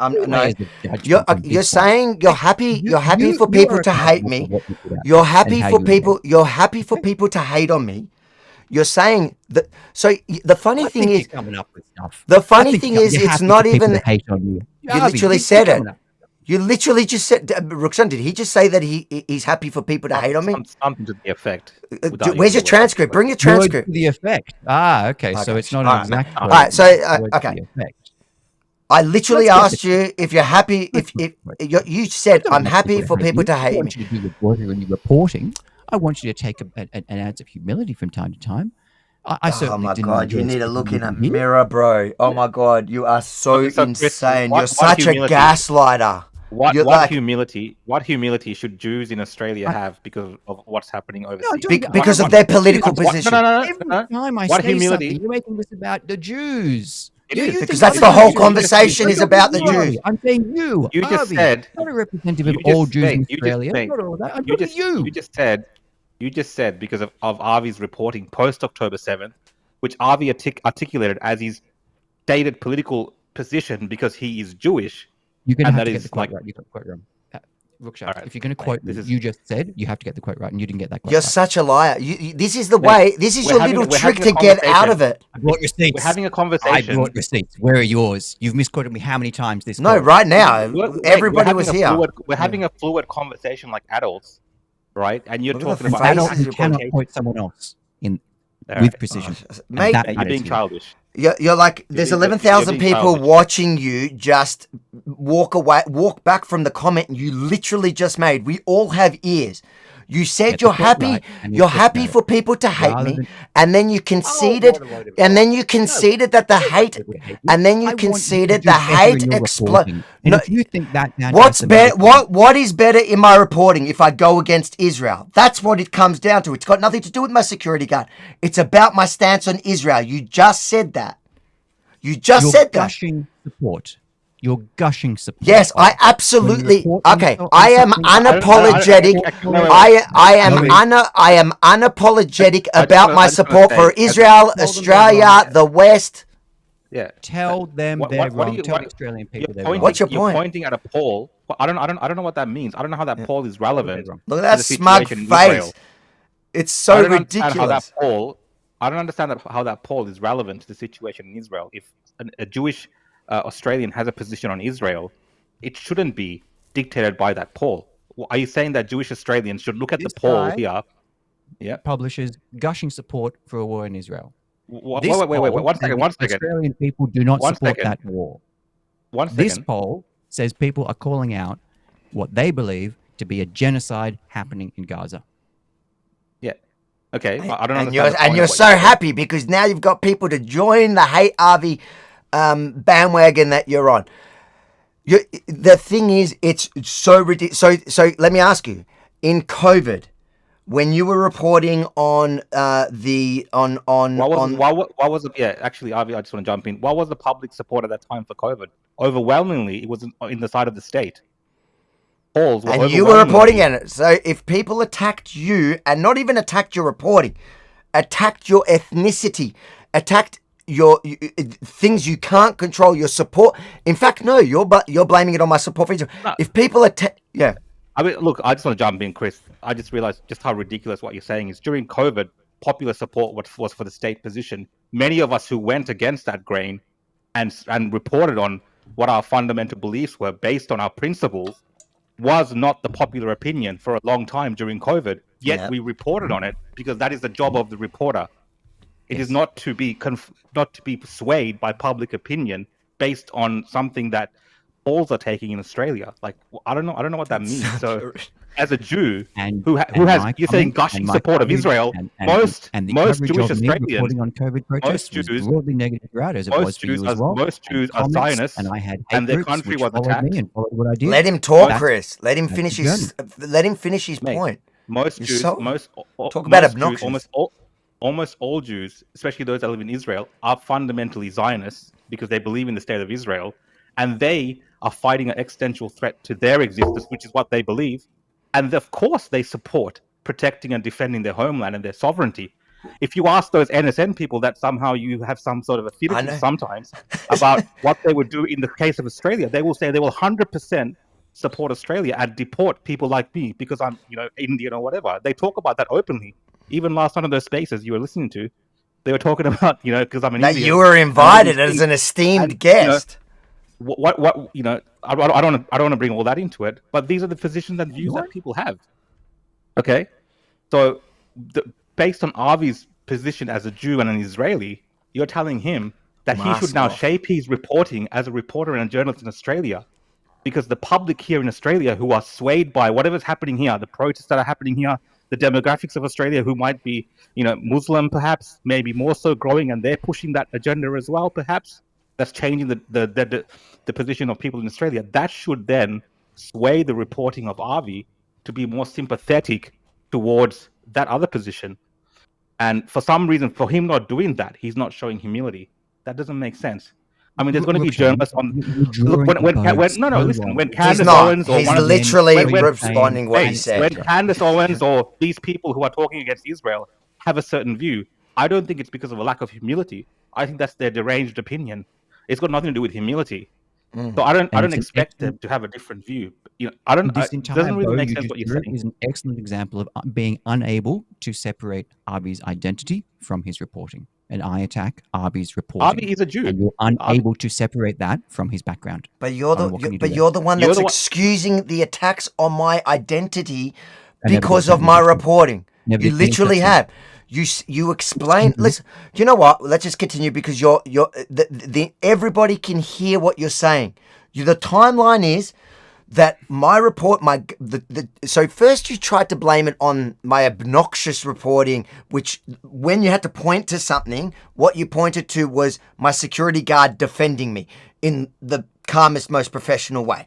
Then when you had to give actual an example of what you say was my change of reporting style, which I thought was the violent street stuff, because I knew you couldn't bring that up because there's a long history of people attacking me and Daniel doing his job perfectly. So then the example you gave is my reporting on the issue of Israel. And that is the reason. So that is exactly the reason that those people are attacking my ethnicity. You're trying to parrot my own words back to me when every time that you have during this entire call, we've gone to the transcript and found that isn't what I've been saying. So for you to take three different quotes out of context there and try and suggest that that's not so. All right, mate. Okay, yes. Nobody on this stream has ears and eyes, and I changed what you said. You just the problem with you is that when I repeat what you say back to you about a single frame of a woman being thrown to the ground of your team. It doesn't matter if it doesn't matter if it's a woman or a man. If someone touches a security guard, they should be handled. I don't know what these excuses. I don't know what. But how does that have anything? How does that have anything to do with my reporting on Israel? Like you play on these emotions, or it's a woman and this and that, mate. It doesn't matter. If it was a genocide, that was actually a genocide. What you saw there, actually, and that was what we saw on that clip was a genocide. So I understand why it's tied to Israel. You absolute clown. Okay, that Sky News is evil. That the alliance between Israel and Sky News is evil. I don't think that has anything to do with how Avi's approach to the job is. I don't understand what you're saying. So you haven't made that clear. Is what I'm saying. Is the problem is the process as a Jew or as a journalist? Are you familiar with what she said yesterday? She, on 2SM, I'm asking about Avi Yemeni because that's what we started with. I don't know. I know what Liz Torres said. I'm not talking about that. I'm asking what does she have to do with Avi to change about his approach? Him being a Jew or his journalism? You're talking about that this is caused by Jew hate, right? Yes. I totally understand and respect that. I'm just going to bring up this if I can, which is this is not a NSN member. This is not a groper. This is a qualified for years, well-paid lobbyist, the former boss of Advance Australia. What I'm saying is this has nothing to do with what we've just been discussing in terms of Avi Yemeni and his journalism on the day of this. And we're talking about Jewish hate, right? Yes. Or not? Yes. So this is part of this topic, which he's been slammed as a Hamas supporter, a terrorist, and what have you. We're talking about another journalist kicked off a network for calling out what's happening in that conflict over there, which isn't part of Australia. But I'm trying to bring up that this criticism, which he's throwing at Sky News, is this Jewish, just pure Jewish hate as well. And this is what I'm trying to raise, that at some point, a reflection of not just, oh, it's hate, whatever, move on, you'll hate us and there's nothing we can do. Yep. That it's a wind of change, something happening here that can't just be brushed away. In this instance, Avi is a Jew. And the hatred towards him is because he's a Jew. It's not necessarily because of the issue. I don't hate him because he's Jewish. I hate him because he's just... Because he won't mention your name. He won't give you the credit when he talks about you and things like this. Yes, I get it. There's an ongoing feud in that way. But there's literally no ongoing feud. You had a sook. Just fact check. That'll be framed. Get that on the transcript, yeah? You're a freaking sook, an absolute sook, because one time in one story and one of your videos, and it was from memory, it was a live feed. It was from a live feed, and there was a newsworthy part, and Rebel took it like Channel 7, and this guy had an absolute meltdown. Yeah, I just want to see the clip because I'm remembering that it was from a live feed, and you had the biggest sook with zero humility. How Okay, many okay, lives? got me a Anyways, check. Stop I'm just talking, saying got you me a don't got to check. be so soft, man. You don't I'll gotta give be you. so soft. But my criticism of him as an individual just gets framed as anti-Semitism, and that blends No, into this Avi doesn't. I don't know where that comes from. But guys, this has why been did you just claim that my criticism? See, when have I ever called? You don't like people misquoting you. When did I ever call you an anti-Semite? Because that's what you said. This has been almost an hour and a half now, guys. This When? has been fun. But Yeah, I know. When did I ever call you an anti-Semite? Because that's the claim you just made, that I'm saying that your criticism of me is anti-Semitism. When have I ever said that? oh, I've claimed Avi Yemeni called me an anti-Semite. No, you're saying you're. Do we need to hear the argument again? So you get the transcript. Have you got the transcript? We need the transcript urgently. 03. Yep. 50. No, it was right before that. Let's go here. So you go here, right? 55. A reflection of I don't know. not just, oh, it's hate, whatever, move on, you'll hate us and there's nothing we can do. Yep. That it's a wind of change, something happening here of change. that can't just be brushed away of, Yeah, but I just want, Do you know there was a wind of change in the 1930s in Germany? Anyways, in this instance, Avi is a Jew. the criticism And the of hatred Sky towards him News, is because like he is a mentioned Jew. It's there, not necessarily because of the is issue. Wait, hold on. This criticism, Sky News, Jewish, just pure hate. No, we're not talking about that. Wait a second with the transcript. I'll give you the second. Because he's just Because he won't mention your name. He 55. won't give you the credit when he talks about you and things like this. Yes, I get it. there's an ongoing feud in that way. But Yeah, no, I know. That'll be framed as. I'm just saying you 55-50. don't got to be so soft, man. You don't got to be soft. Yeah. 55. What my criticism of him as an individual just gets framed as My criticism of him as an individual gets framed as anti-Semitism. Now, back up that claim. When has anyone called you an anti-Semite for criticizing me? It's a straw man argument, and you're basically running cover for people that are actually anti-Semitic. Your entire comment section against me by saying that people. Oh, come on. Comment section. Your entire comment section. People can go look. But when did anyone call you an anti-Semite for your credit? Trying to frame people. Oh, your comments are anti-Semitic. No. When did I call? When did anyone call you an anti-Semite? No, stop deflecting. The ninth time you brought up your comment section is filled with this. When I don't have did- an international media team to filter it? You Okay. do. You filter your comments of all the anti. Okay. What do you want? Okay. What do you want? Is Elon Musk responsible? Hold on, for we'll hear it again. Forget it. He doesn't want to Come answer. on, He man. does this thing that he doesn't answer it because he can't. It's In this instance, Avi is Your a Jew. comment section. Oh, No, don't forget answer your that. comment. Forget your comments. and the hatred Forget towards him your is comment because section. I don't care about your comment section. I don't care about. I don't care about your Jew hating comment section. Wait a second. Now Why listen. do you keep bringing up You people know what? saying You're that right. in You're my right. comments I as if can. it's some kind You of know what? thing that I know to go You're. away and You whatever. know what? You're Bro. right. You're right. And do not listen to your comment section because otherwise you're going to turn into an. So listen. But now. I don't hate him because he's Jewish. I hate him because he's just Because he won't mention your name. He won't give you the credit when he talks about you and things like this. Yes, I get it. There's an ongoing feud in that way. But, Yeah, no, I know. That'll be framed as. I'm just saying you don't got to be so soft. I was man. expecting You to come in don't for gotta about be half soft, an man. hour. My criticism of him as an individual just gets framed as anti. Wait, just that one thing. My criticism of him gets framed as anti-Semitic. When has that happened? One time. One time. We don't want you to go on a lying note. You've lied a lot tonight. One time. I've lied a lot tonight. One time. One time somebody's called you an anti-Semite for criticizing me. No, now one I'll time. be the one to be framed as the guy crashing out after only an hour and a half of this discussion. How could he do this to me? No, Avi, I brought up a lot of things tonight. We've talked a lot tonight. Yeah, no, you're a coward. You're a liar. You got zero humility, and you are nothing you preach. And you know what? You ran after this after spending an hour talking to Rukshan, minimizing anti-Semitism. You joined. We have the clip.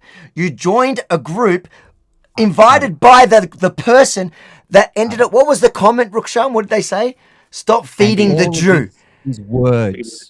Yeah. All of this is words. Words. Yes. Words. All words. You say words. I say. Exactly. Not My reporting of Israel is just words. All my reporting of Israel is just words. You're you try justifying this. I don't think it's landing, mate. It's not landing. Hey, go look at the comments section this time. Let's see what's landing. What's landing? You're a joke. You claim you can't criticize me. This is your little game. You claim you can't criticize me because somebody will call you an anti-Semite. No, but you can crash out as much whenever you want. Avi doesn't. I don't care. Crash out whenever you want, mate. I don't think only he cares an hour about and a half. criticizing you. I'm only an never hour heard and him a say half. anything I'm leaving. bad Enjoy about the you or conversation. anything like this. So I don't know. But I'm raising this example where. Should we even bother? It's such a clip. Look, Chris has been a good sport to actually come on and do this. Because he was a good sport, but me and a lot of people that might know the context. This debate that wasn't really planned with Chris yesterday was around this Black Nazi video that went little bit viral in that particular 1% community that came up with all these conspiracies. And me and Chris had a discussion about it last night on his stream. And then today we invited him to come today and just to watch this stream with us and give you an opportunity, Avi, for some of the things that he was saying, because I couldn't really answer for you, and you put some of those questions to him. I still think I think he really struggles to answer questions in a direct manner. Unfortunately, it's so frustrating. He And tries I got to slow down the conversation and goes off on tangents. He always brings up his transcript, Chris. I know you got your little transcript. That's his way. That's his technique to throw you off. You watch plenty of interviews, Chris. You see plenty of interviews. Let's say mainstream media interviews or independent media interviews or podcasts or Piers Morgan. Do you see people during an interview debate bringing up a transcript and quoting back exactly the exact quote? No, people are having a discussion about it and people are listening to it. So I think the transcript thing is really weird, but it's the technique he uses to confuse and to slow down the conversation. He talks like he whispers and talks. He did get to me. Look, that's his style. He talks slowly and he does all this, and people think that's him being calm and all this kind of stuff. But he's just not answering questions. He just won't give direct answers on many of these things. And I believe Chris in the sense that I don't think he holds those views. But he excuses it when he refuses to just give a direct answer. It's easy to give a direct answer. For me, I give a direct answer. I think this hatred that we're seeing towards Avi, for instance, as a reporter, when I read the comments as a discerning person, and I see all the comments just being about Jew this, Jew that, and Jew, I put two and two together, and it's literally because he's Jewish that they're coming up with these hateful conspiracies around the reporting. Now, Chris sees that and he wants to find other reasons for that, when sometimes the most obvious answer is just right in front of you. But he wants to bring up polls. He wants to talk about, today there was a poll released and it shows that Australians are not happy with the situation in Israel and Gaza. Well, fine. Australians are not happy with all types of situations. That should not frame the way that a reporter reports a story or does his job. Avi is very openly pro-Israel, as are most people. People who support Palestine are pro-Palestine, as they have a right to be in Australia. I don't think that necessarily frames how they should go about reporting things. It's like me saying, oh, well, people aren't happy with the pro-Palestinian movement. Change the way that you report and tell your story to be more in line with the Australian public. I don't think anyone expects that from reporters on that side. Because, for us, when we're watching Avi, anyone who's watching you and does not know that you're pro-Israel would be, I would say, on the spectrum of being, if they're a normal person, would be on the spectrum of not, really being all there, because it's very obvious that you are. Listen, I think that we need a transcript to be able to. I think from now on, what we're going to do is we do sentence by sentence. And I'm going to message Chris and ask him what the transcript software that he uses is, because it's very good. It's actually transcribing as we're talking. And then he can just go back to those. He's such a nerd. It's very advanced, Chris. He's such a nerd. And you remember that one time he got attacked? The one time, I've been attacked millions of times. Well, that's the thing. Like as a reporter, sometimes I'm terrified, because a lot of the time I do this without security, and I wish that I had security, because it would sometimes make me a bit more braver. When you're in a protest, Avi, like during the COVID times, you're surrounded by people that support you, and in those situations, sometimes you're a bit safer. But when people breach into that space, and I've had that with Antifa types before, where they've come into my space and got in between me. Thank God that day that I had a security person protecting me, because I don't know what would have happened. Even if they came towards me softly, just in my face, at any given moment, those unhinged leftists who are violent, right? Who are, just violent in general, they could attack at any moment. Yeah. And I think the job of security in that moment is to get in between that individual. And if they lay hands on you or on the security, they have every right to protect that journalist or protect that group of journalists, whatever it is, and take action against those individuals. Like, that is why they're licensed, that is why they're certified, and that is why they're hired. Journalists themselves, it's a tricky situation if we try to defend ourselves and put hands on other people, because we're not, then there's other questions that are raised around that. So all of these things Chris should know of, obviously, as, being New South Wales #1 live stream. And I think Chris is an independent journalist. I think he's a citizen journalist. I think he does a good job of going to these protests and covering these things. I don't know why you get so butthurt about the names and the symbols and the watermarks and things like this.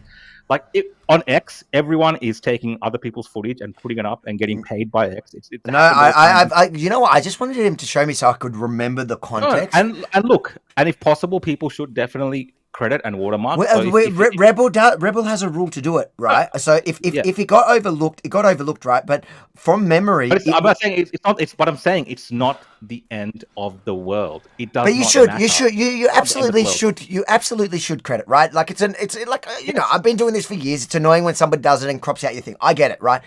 But a live stream is always very different, and sometimes that happens really fast. Like if you're working on the news jacks to get it out as quickly as possible, someone may have ripped a little bit because he wants you just to share his entire live stream. That's what he was angry about from memory at the time. He wanted everyone to share the whole live stream, but that's not the way it works. It's like if there's a little thing in it that's newsworthy, they cut it and they share it, and they should credit it, right? And he just went crazy, like I've never seen anyone. And the funny thing is, I remember that night, and that's why I brought it up to him. I'm like, Channel 7 actually did the exact same thing, and they're actually monetizing it, right? Massive corporation. And he didn't say anything. He was actually happy that they ran his footage. Like, and that's the thing. Like, a lot of this is about his personal thing with me, and that's fine. I don't need this nerd to like me, right? But what's frustrating is he's so dishonest about his reasonings about everything. Like the fact that he's talking about Daniel taking down that, like, it was so gentle. And if now that's your problem, and you're saying, because he's arguing like that I've changed my style of journalism and pointing to Daniel taking him down, it's like, dude, we're making a highlight reel right now of all the time Daniel has taken down people that have tried to attack me. And that's probably the most gentle one. And many of them are from within the COVID period or even before. So it's not true that my style there has changed. So I haven't become... And so then he admits that it's about my Israel reporting, which, hold on. So because I've got an unpopular in his eyes, he clearly holds a different political view on this. Suddenly he thinks I'm fair game to attack my ethnicity, my religion, like, do you know what I mean? Like, it's such a ridiculous, like, it's so insane. But then he says, "Oh no, it's not good to attack. You shouldn't." He doesn't really say it. Like, he doesn't really say anything. He just moves around, and it's so frustrating. Like, he got to me. I shouldn't have let him, because it was so it was so obvious what he was doing. And Rhonda's messaging me going, "You look angry. Stop looking angry." And I'm like, because, like, I want to throw something at this thing, because it's just like, he's dishonest.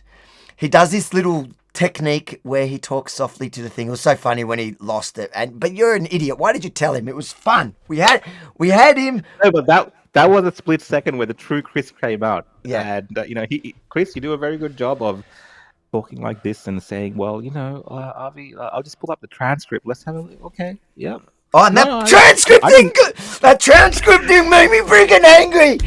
It's like, dude, we just heard you say it, Chris. We just heard you say it. Like, there's 12,000 people listening right now, and you just said it.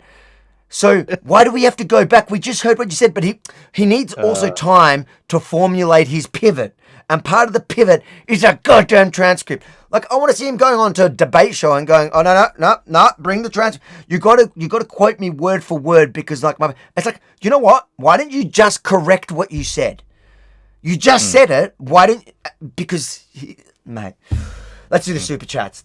It was fun, anyways. I had fun. I hope this is something different, guys. If you've been watching our opposition podcast, again, Chris, thanks for coming on. I think despite what how this all might have panned out in your mind, I don't know. It's hard to plan these things, but I appreciate you coming on and doing this with us. So, I think that's good. Even sometimes when we don't agree and have these kind of discussions, and perhaps people are frustrated by the whole thing, I think people can maybe still take away something from this. So, thanks, mate. We've got a heap of super chats. Let's read them. This is from Varun. Ask this guy if he hates me for being Jewish. It's too late, but he probably wouldn't have given you an answer, Varun, but he would have brought up the transcript. He would have brought up the transcript and then gone to Sky News. It's like, the relevance of that shit was like, it had nothing to do with me or the conversation. What are you trying to say? He's so frustrating. Whew. Anyways. King of Corn, thanks, mate, for the super chat. Avi, thank you for your work, mate. Those guys never say that what they mean. Gaslighting and dishonesty is all they know. Keep up the great work. I think that's what it is. Like, just say what you mean. Like, I'm very open about my views on the situation. I'm very direct. You know what? That's why and I don't expect people to agree with me. I know a lot of people that supported me in the past disagree with me, but I'm very clear that in Australia, Jewish Australians do not need to be suffering the consequences of what is happening overseas. I do not believe that, because there are many people in this country from all parts of the world who have strange ethnic conflicts, foreign conflicts, and that should not supersede the way that they should be receiving their treatment in Australia. Now, Avi has as a Jewish Australian journalist in this country, the standards that we apply to him are the Australian standards in this country, not these kind of ideas about all this other nonsense. I understand that it plays into people's opinions and views, but his reporting style should not be dictated by that, and it should not be forced by what is happening in a foreign country. I believe that's wrong. And that is the way you end up in a society where you do have situations where you have the UK, for instance, where for decades and decades, mainstream media journalists covered up things like Pakistani rape gangs, for instance, because the popular opinion of the time and the government was that, these things aren't happening because we got to keep this certain thing going, right? This diversity thing going. And now look what's happened today. So I think it's always important for people to just be who they are, be clear and be direct and frank. And I'm direct and frank. And I support Jewish Australians. I support Muslim Australians living freely in this country without this foreign nonsense. And that's I'm happy to have that direct view. I have no problem with that. And you know what? And that's what I was about to say to you. Like, when it comes to him, I think what I find more frustrating about people like him, as opposed to even the Nazis, is that he's so tricky. Like, you can't hold him down to the opinion. He always pivots to something else. And it's like, just say what you think. And he could have said it all in the beginning. He could have said, you're reporting about Israel after COVID about Israel it justifies the Jew hatred you're getting, because that's what really he said when you break it all down. But he just won't own it because he is a bit of a coward, and he just tried to gaslight us the whole time into it. And I lost my. I think we might have to do a clip with all his little things and then him going back. Michael Cecilia says, when they lie continuously, people begin to believe it. Tactic of the leftists, insults are intelligence. Yeah, 100%. Thank you for the super chat. Varun, they went to attack Avi. Would you side with a Nazi? And you know what's funny? And he questions whether they're Nazis, and literally everyone that got kicked out, they're not even defending themselves by saying they're not Nazis. Like, none of those people in the thing were denying being Nazis, but he's coming out and saying, it was so obvious to everyone that they were Nazis. Everyone, half of them are known people, and also by what they were saying. Like, even that couple, the stuff that they were saying. So why are you defending them? And then he's like, oh, well, that doesn't justify violence. But nobody justified violence for the words. That's literally what I like doing, is having words with people that say crazy stuff, especially. Like, the last thing I want is violence. But when somebody comes at me, I'm going to go, my security's going to do something. Yeah, there's a lot of these NSN Nazis, self-confessed. This is the thing, they're self-confessed Nazis. They're very proud of it. But a lot of people try to sugarcoat it and pretend like they're not. And I don't even understand. I think those guys probably would be insulted because that's how they portray themselves, and they love it. And it's just weird how people who say that they don't support them specifically or directly, for some weird reason, are always like, "Oh no, they're not that. That's not that. We don't know that for sure."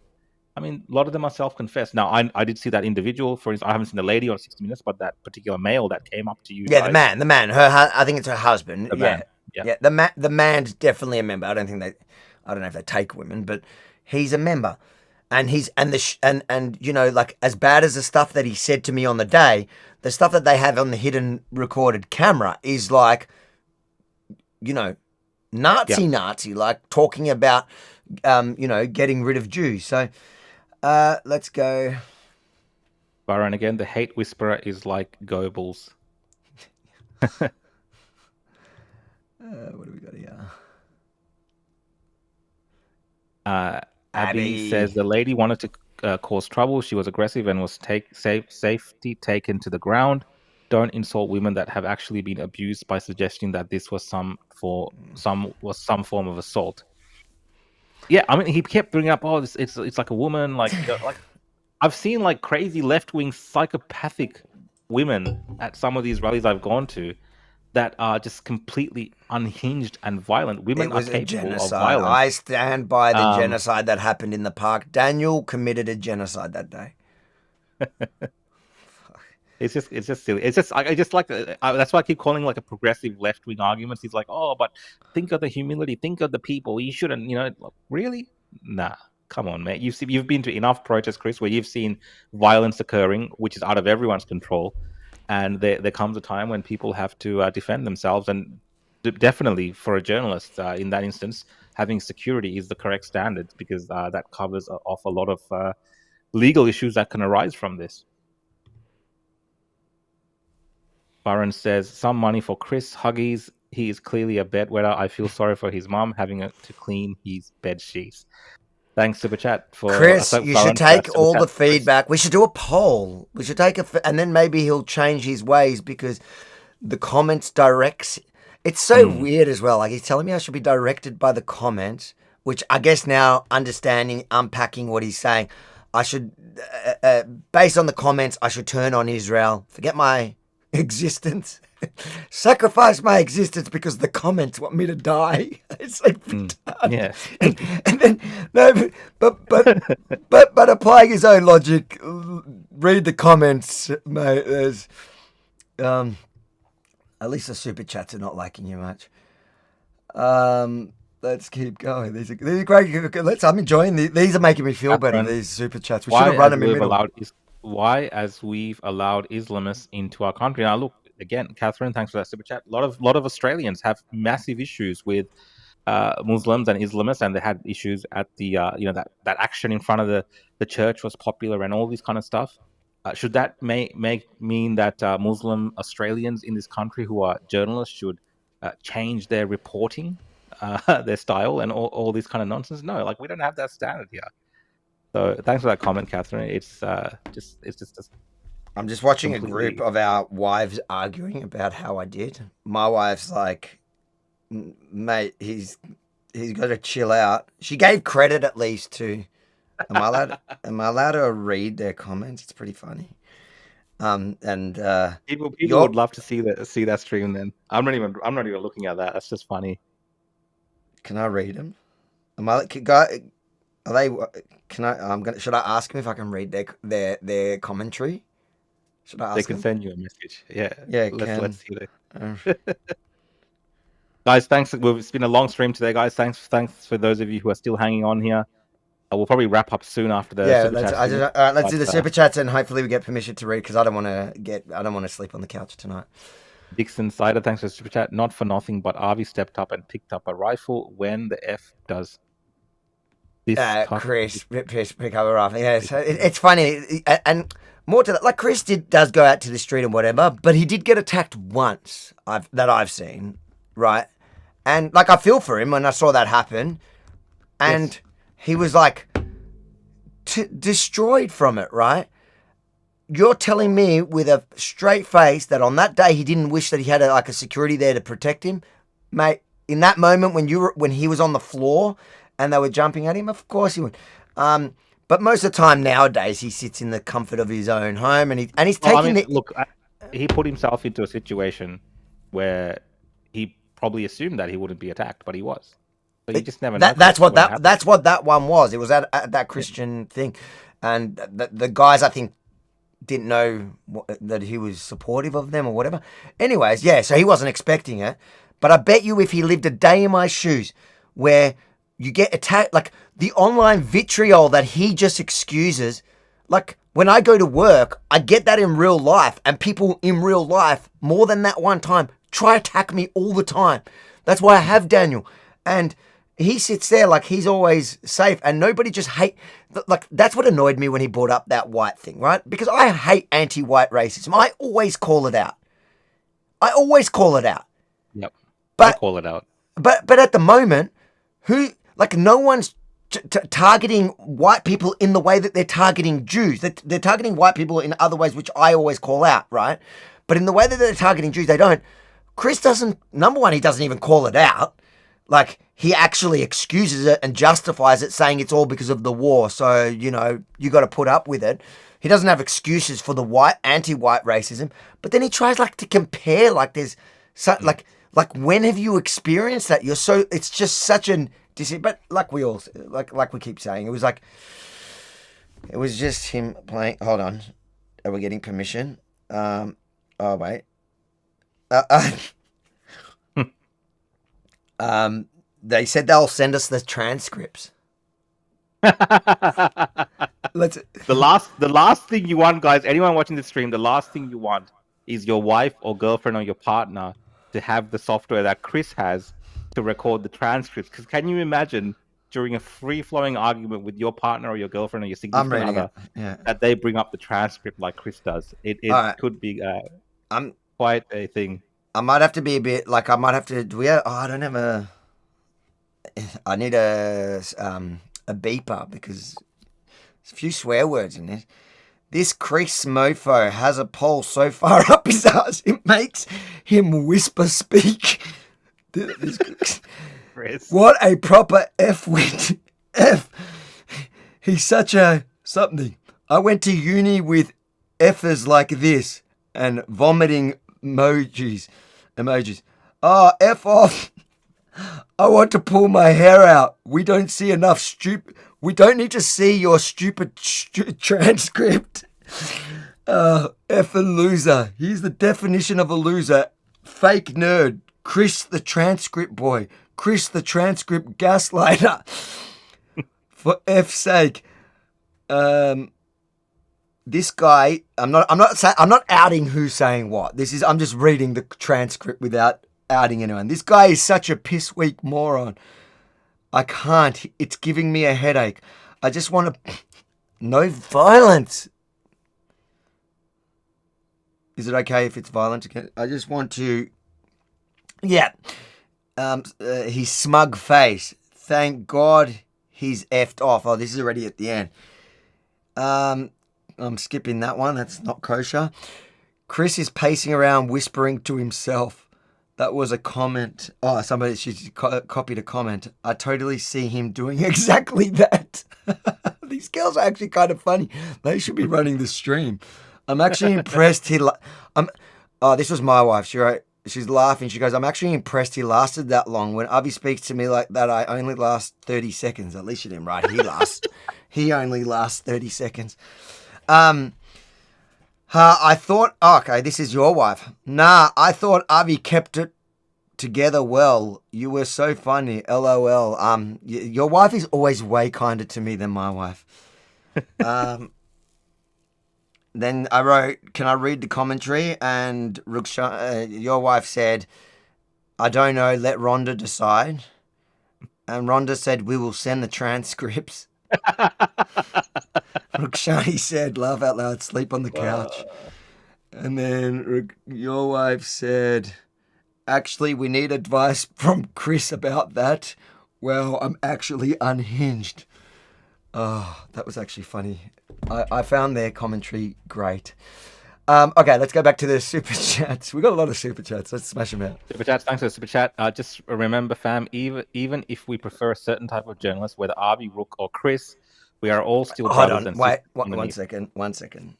Chris is a live streamer. He's New South Wales, according, do I have to show you again? According to his own bio, he's a live stream, okay? There we go. We just fact checked you on that one. Yeah, but look, I think, at the end of the day, we all, of course, all need to try to get along. And even if we have these type of discussions and arguments, and if we can at least see the lighter side of it as well, I think it's good, Avi. So it's a true comment. It's true. Fun. It's fair. It's true. It is true. It is true. Look, I don't like his personality. It annoys me. He from the I've only met him the one time, and literally when I rocked up, he was live streaming. Well, you two are opposites. That's the thing, right? So I'm in the middle somewhere. So obviously he whispers like this, and that's how he talks. And you're very boisterous. You yell and you get right into it. So those two things are bound to clash. Whereas I can kind of thread the needle a little bit between both. It's funny. The first time, this is what happened. He was I was doing I think a video with Aussie Cossack. It was the first time I was meeting Aussie Cossack to do it. I didn't know who I didn't know who he was. Sorry, Chris. I didn't know who he was. And I rock up there, and I actually it wasn't something I announced. It wasn't public information. And I rock up there, and I've come up there with Rhonda, with my wife, and I'm meeting Simeon or whatever, and suddenly there's a guy there live streaming the interaction, and I'm like, shit, because I was with my wife, and I obviously I'm really protective of that. I don't want I work really hard because obviously I get a lot of vitriol, I get a lot of hate, I get a lot of attacks, keep it on me. And to his credit, I went straight up to him. I was I asked who he was, and they're and I went up to him. Luckily, he had no following, so no one had seen it. And I go to him, and to his credit, I go to him, hey man, can you just delete that? I didn't know. And then he says to me tonight, when I spoke to him earlier, he's like, I go to him, that was my only interaction that I've had with you, because he keeps saying that this is back and forth. There was that, and then there was that story with his stupid live stream where maybe we're in the wrong. I'm sorry for that if we were, but right? But it was a newsworthy story. It wasn't just it wasn't stolen. It was out of a live stream. You know how it works. Anyway. Yeah, I know how it works. And then he says to me today, he goes, oh, you were in a public place. You should have expected to be live streamed. It's dude, you think I'm he has such warped views on some things. I went to meet Aussie Cossack with my wife. I had no idea that anyone else knew. He rocks up there and he's immediately live streaming. And I'm somebody that gets the threats, people are looking for me. And I live stream sometimes when I'm at protests, usually when I have security. I'm not live streaming my location all the time everywhere, but fine. But he's justification. He's well, obviously don't bring he told me tonight earlier before that, we didn't even get to that. I wasn't going to bring it up, but he goes, why'd you bring your wife with you? It's what? Who am I talking to? But he has a really, and yeah, anyways, let's keep going with these. This is from Dixon. Thanks for the super chat. I'm not buying it. Armed security should have ended the threat permanently.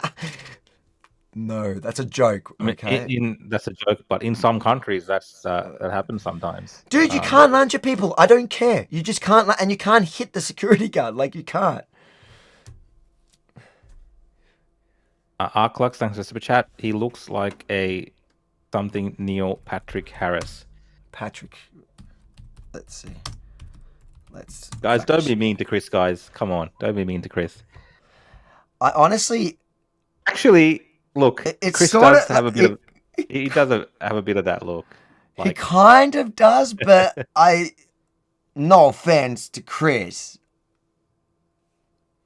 I think he would like to look like that. He kind of looks like that, I think. A kind of gayer version of it is what this lovely super chat was. Listen, we don't have to...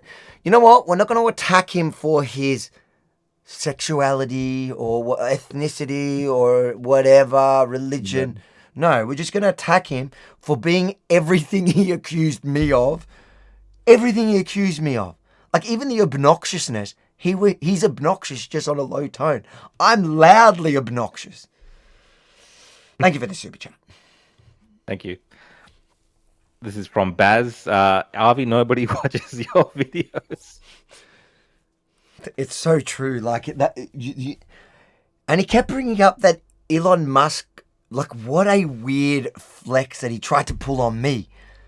Like, he's been retweeted by Elon Musk twice.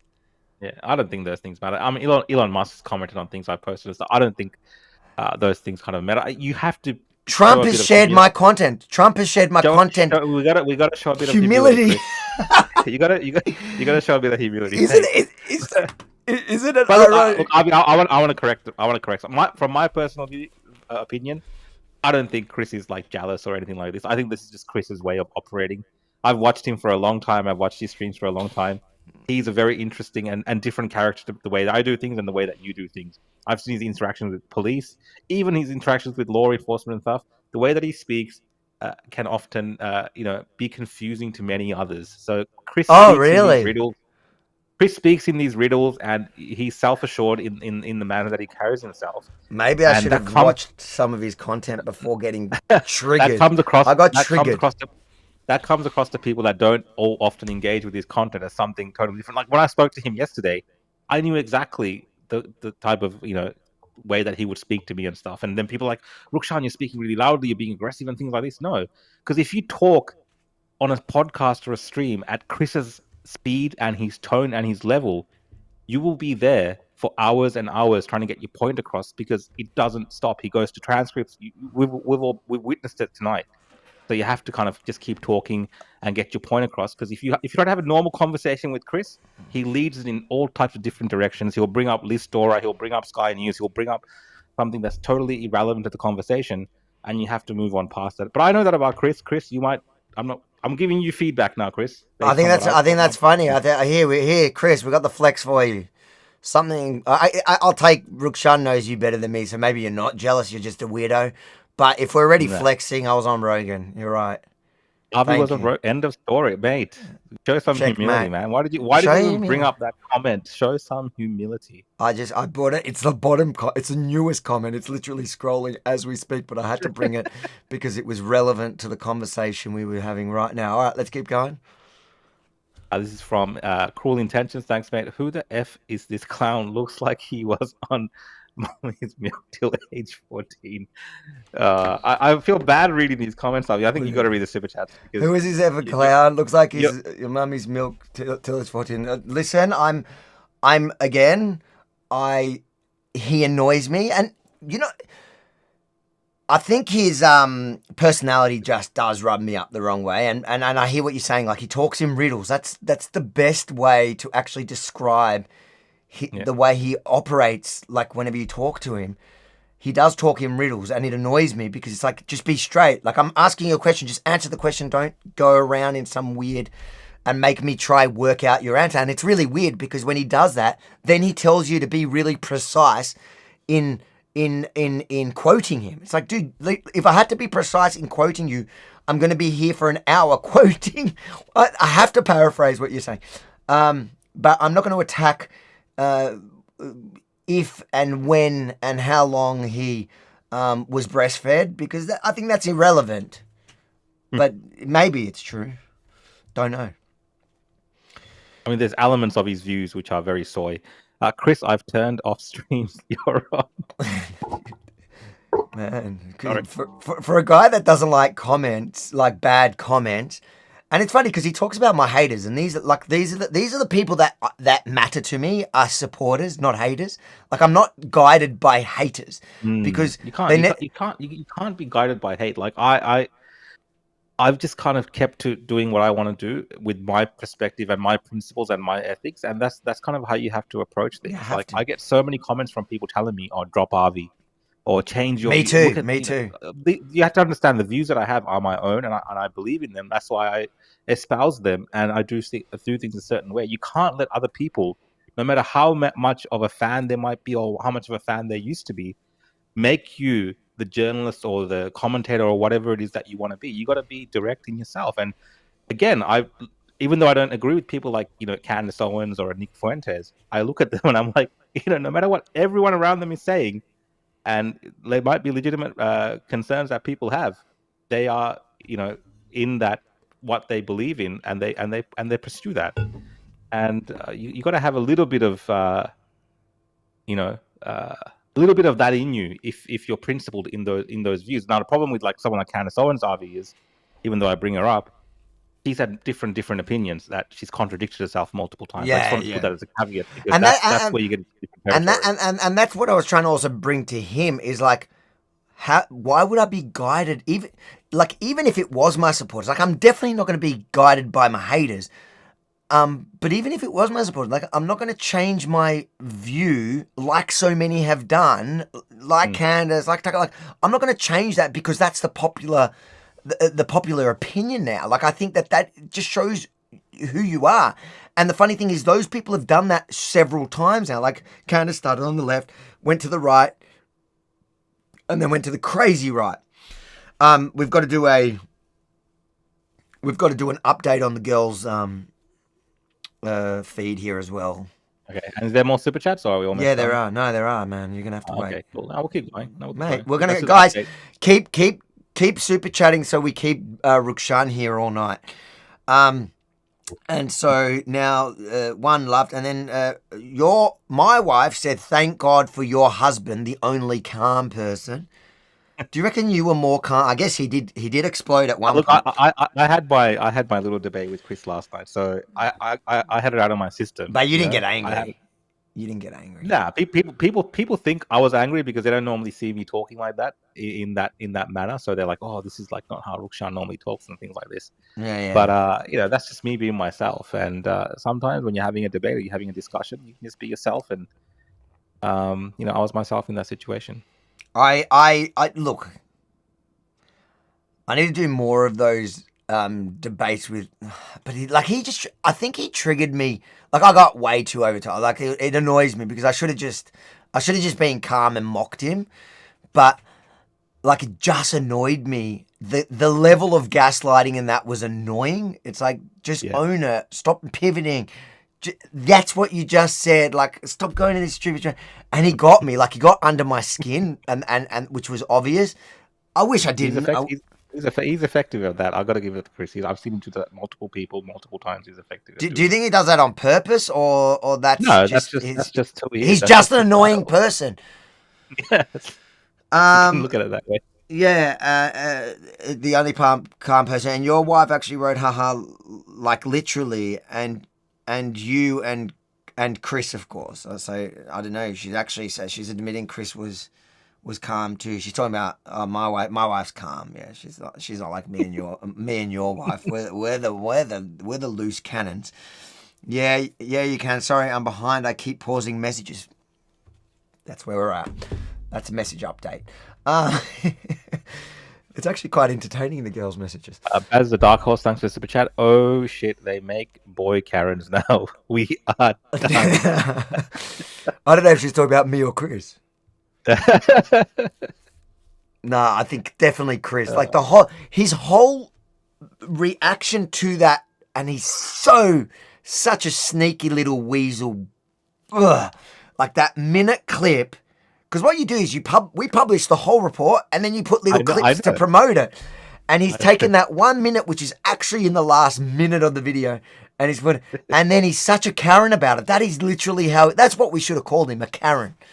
You're a Karen. Like, nah, like he acted like the cops came to protect him from us. What? Yeah.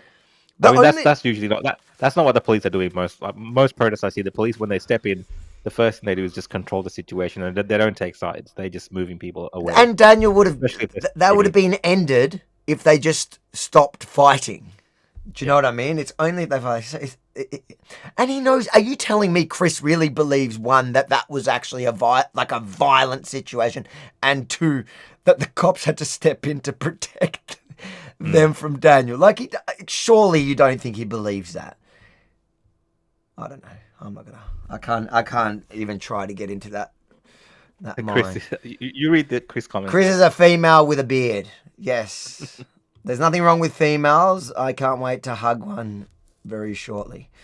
Abby says, I almost missed this catch up on Kill Tony. This is by far more comedic. What a laugh. Abby, Glad you guys are entertained. yeah, look, I am glad. I am glad that out of our supporters, I don't know what the rest of the comments are like. I'm glad that our supporters, the ones that make it possible, the super chatters, you guys are entertained because you guys are the ones that make this viable. So as long as it's viable, we'll keep doing it. In fact, it's actually brought a lot of super chats. So keep it up. Maybe we'll have him back. Ladies and gentlemen, Adam Band Jr. has left the building. Actually, Chris, you do have a resemblance to Adam Band. That's yes, you are maybe as an annoying. ideological resemblance. Yes, yeah, he is a little lefty. That's the thing with him. He doesn't even want to own his whole oh my god. Anyways, that was exhausting and frustrating. Well done, Avi. Well, I appreciate Judah Akiva. I can't say it was my finest moment. I let him get under my skin, but whatever. It was fun and you guys enjoyed it, so whatever. Put in the transcript, he crashed out to have a cry. Like, He honestly. did crash out. He did crash out. He did crash out. He crashed out. He did that thing. You know what people do? These are like all such transparent techniques. Like he did this thing where he goes, if I just say and mock that I'm doing it, then it doesn't mean I'm doing it. Dude, you crashed out. You want to say you're only going to be there for half an hour. It's like, dude, if you only wanted to be here for half an hour, all you had to do was just answer each question instead of. And like, how funny was it? He wanted me from the beginning just to line up the questions for him. It's like, he goes, he has a transcript. I can borrow his transcript. What? What? You cooker. He's a cooker. He's cooked. We got, am I reading the good ones or just the bad ones? Sending you both a big virtual hug. Thanks, Abby. Thank you, Abby. so much. Abby, we're sending one right back. We actually do love you because you are one of our best supporters. So it's extra love. You can buy our love. Hey, Rook, you nailed it. Is Chris on the spectrum? Chris is definitely on. He's not on the spectrum. No. He's on a type of spectrum that even we don't understand in the sense of. This is the spectrum, and Chris. This is a spectrum. Chris fell off the air. Oh no, this side. He's fallen off. Chris is off the spectrum. He's fallen off the spectrum. He's defined the cooker. He's gonna have a talk about all the times I called him names. I'm just having fun now, Chris. There's plenty of clips from this live stream. I'm sure we'll see them pop up elsewhere. Chris, you shouldn't have crashed out, and then you wouldn't have this. You'd be here to answer. You could have stayed here and answered all these super chats. I don't know. It would have been a bit of fun. Oh, here, Chris ovaries changing. Woo! All right. I'm enjoying these ones. Chris ovaries. That should be your new handle. Yep. I don't know why we're making it. Why are we putting down women though? My wife is more of a man than Chris. Chris spectrums. Maybe people. They're just giving him names. Chris, you got a lot of options. Can't have a conversation with a disingenuous clout chaser. The deflection, bait and switch is insane. Correction, Rukshan. You call him a journalist. He's a live streamer. But no, a serious note, like that literally, like that's what the frustration, that's what was getting under my skin. He literally did, like the clout chasing must be true because that's why he's so upset about whatever that thing is with the video. Disingenuous, 100%. The deflection and the bait and switch. The bait and switch, so annoying. It was just so annoying. And I don't know. I think I've got to learn when you talk to someone like that to just. I think instead of like losing my shit, I should have just summarized it and moved on. But I let him keep going. Which, no, do you think that would be the way to handle it? Oh, look, I mean, I was just entertained by it all, so I'm just here for the entertainment. You're a Zionist puppet. Chris has a crush on Avi. Stop it, you. Perhaps he's very invested in fixing your image. He's very invested in making you a good journalist. But out of all that, the summary is for me to be a good journalist, because the problem is my position on Israel. So sacrifice my life, and then I can be a good journalist again. It's so retarded. Anyways, Spartacan,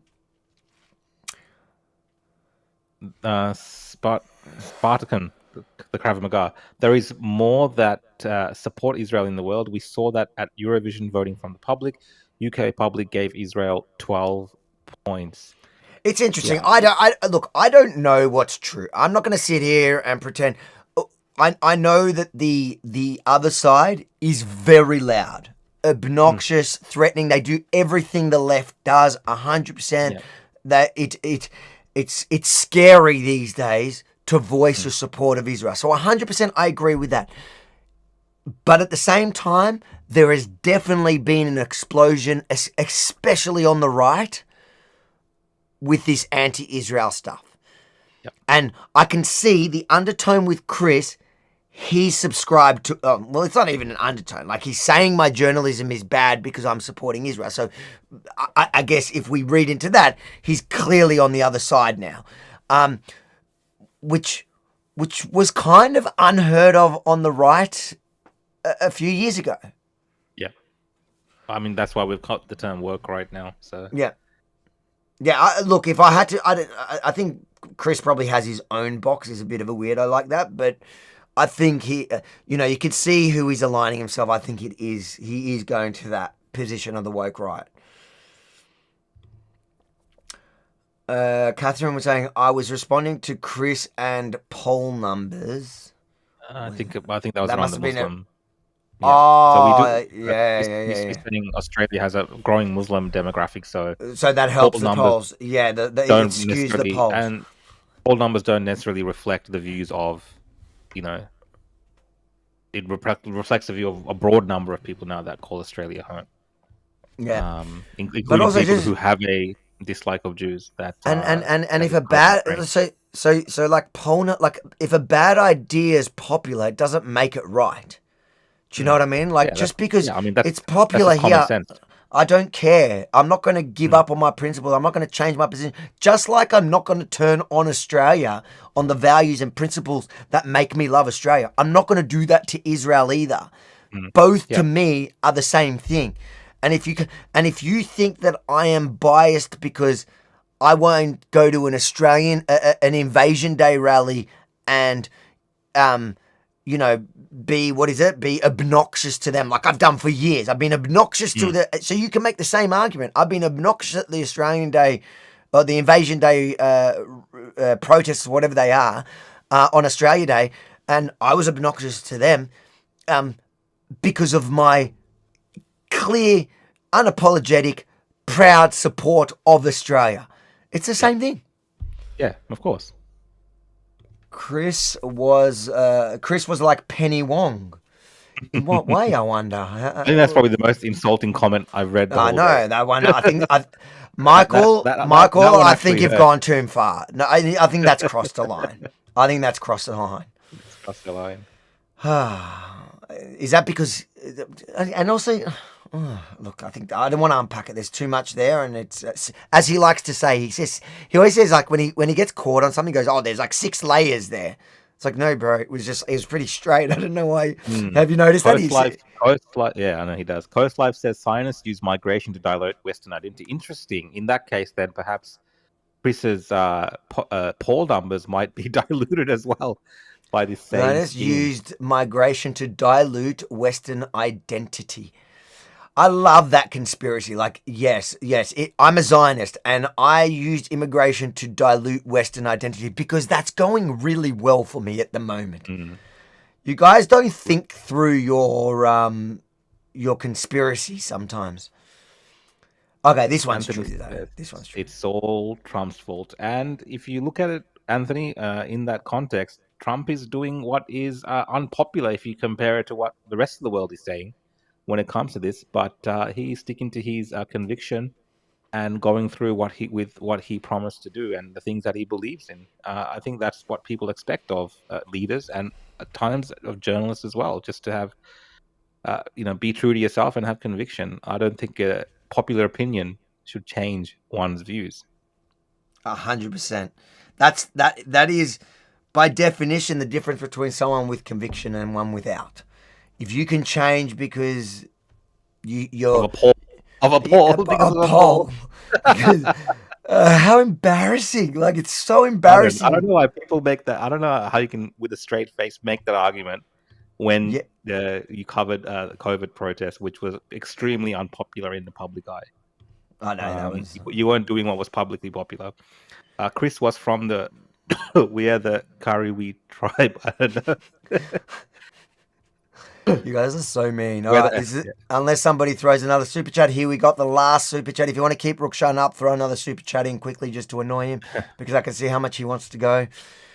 Cruel Intentions says, we lost my dad today. That's sad, Cruel. If anyone has a good father like mine was, remember to say something nice to him. Also, Abigail King is cute as... there's something else going on towards the end there. Okay. But look, Firstly, Cruel Intentions... You've been watching our stream for, I think, many weeks now, and really sorry to hear about the loss of your father. Yeah. And it's exactly, you're right what you say. If anyone has a good father like mine was, remember to say something nice to him. And that is a reality of the world that we live in, and it's a very good sentiment to have. Again, condolences from the Opposition podcast, myself and Avi. No, really, and I remember, like, in the past few weeks, because he was saying he was in the hospital. I'm assuming. I think that was bad. I think that was Baz. Was it? Was it Cruel? I don't remember. Cruel? Maybe it was Cruel. Maybe it was Cruel as well. Oh, maybe I'm getting it wrong. Was it? I thought it was Cruel. Baz from the hospital. Oh, sorry. All right. And Abigail King is cute as. I do like how there was a serious side of it, and then an even more serious side of it. Yeah. Like, we need to should we set up a dating part of our comments? Yeah, that's it. Opposition Tinder. I reckon you guys should flirt in the super chats, and that way you can say this has been the most expensive relationship you've ever had. It started.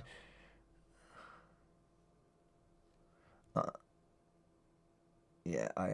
Mate. Thanks for the super chat, you idiot. I'm reading it. All right. Oh, 1 second. We got Baz. Oh, okay. It was Baz. Okay, sorry. I confused, mate. So I knew it was like how is your dad going, Baz? I'm not trying to... You can put this in the normal comments. I'm not just trying to make you give us... I hope he's all right.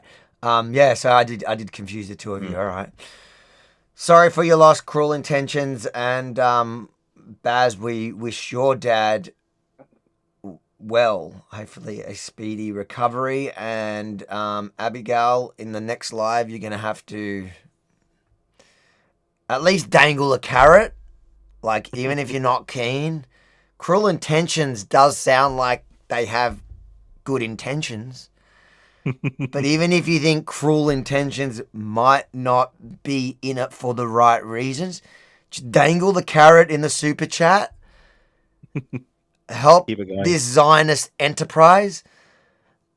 That's how. No, do you agree with me or? Yeah, I mean, I'm not opposed. You're not opposed. We're like pimping out our super chat section. Guys, I hope you enjoyed tonight's episode. It was a little bit different. It's almost 11 o'clock. Wow, that was epic stream. 4 hours, didn't feel like it. Oh, wait, we got $1 from Coast Life just to keep you up there. Look, wait, oh, you see what Coast Life? Because they put like a hateful one that I didn't read. Like, if you're going to put Jew hate stuff on there, I don't care if you pay. If you're just going to put Jew hate stuff, like if it's blatantly Jew hatred, I ain't reading it. Baz,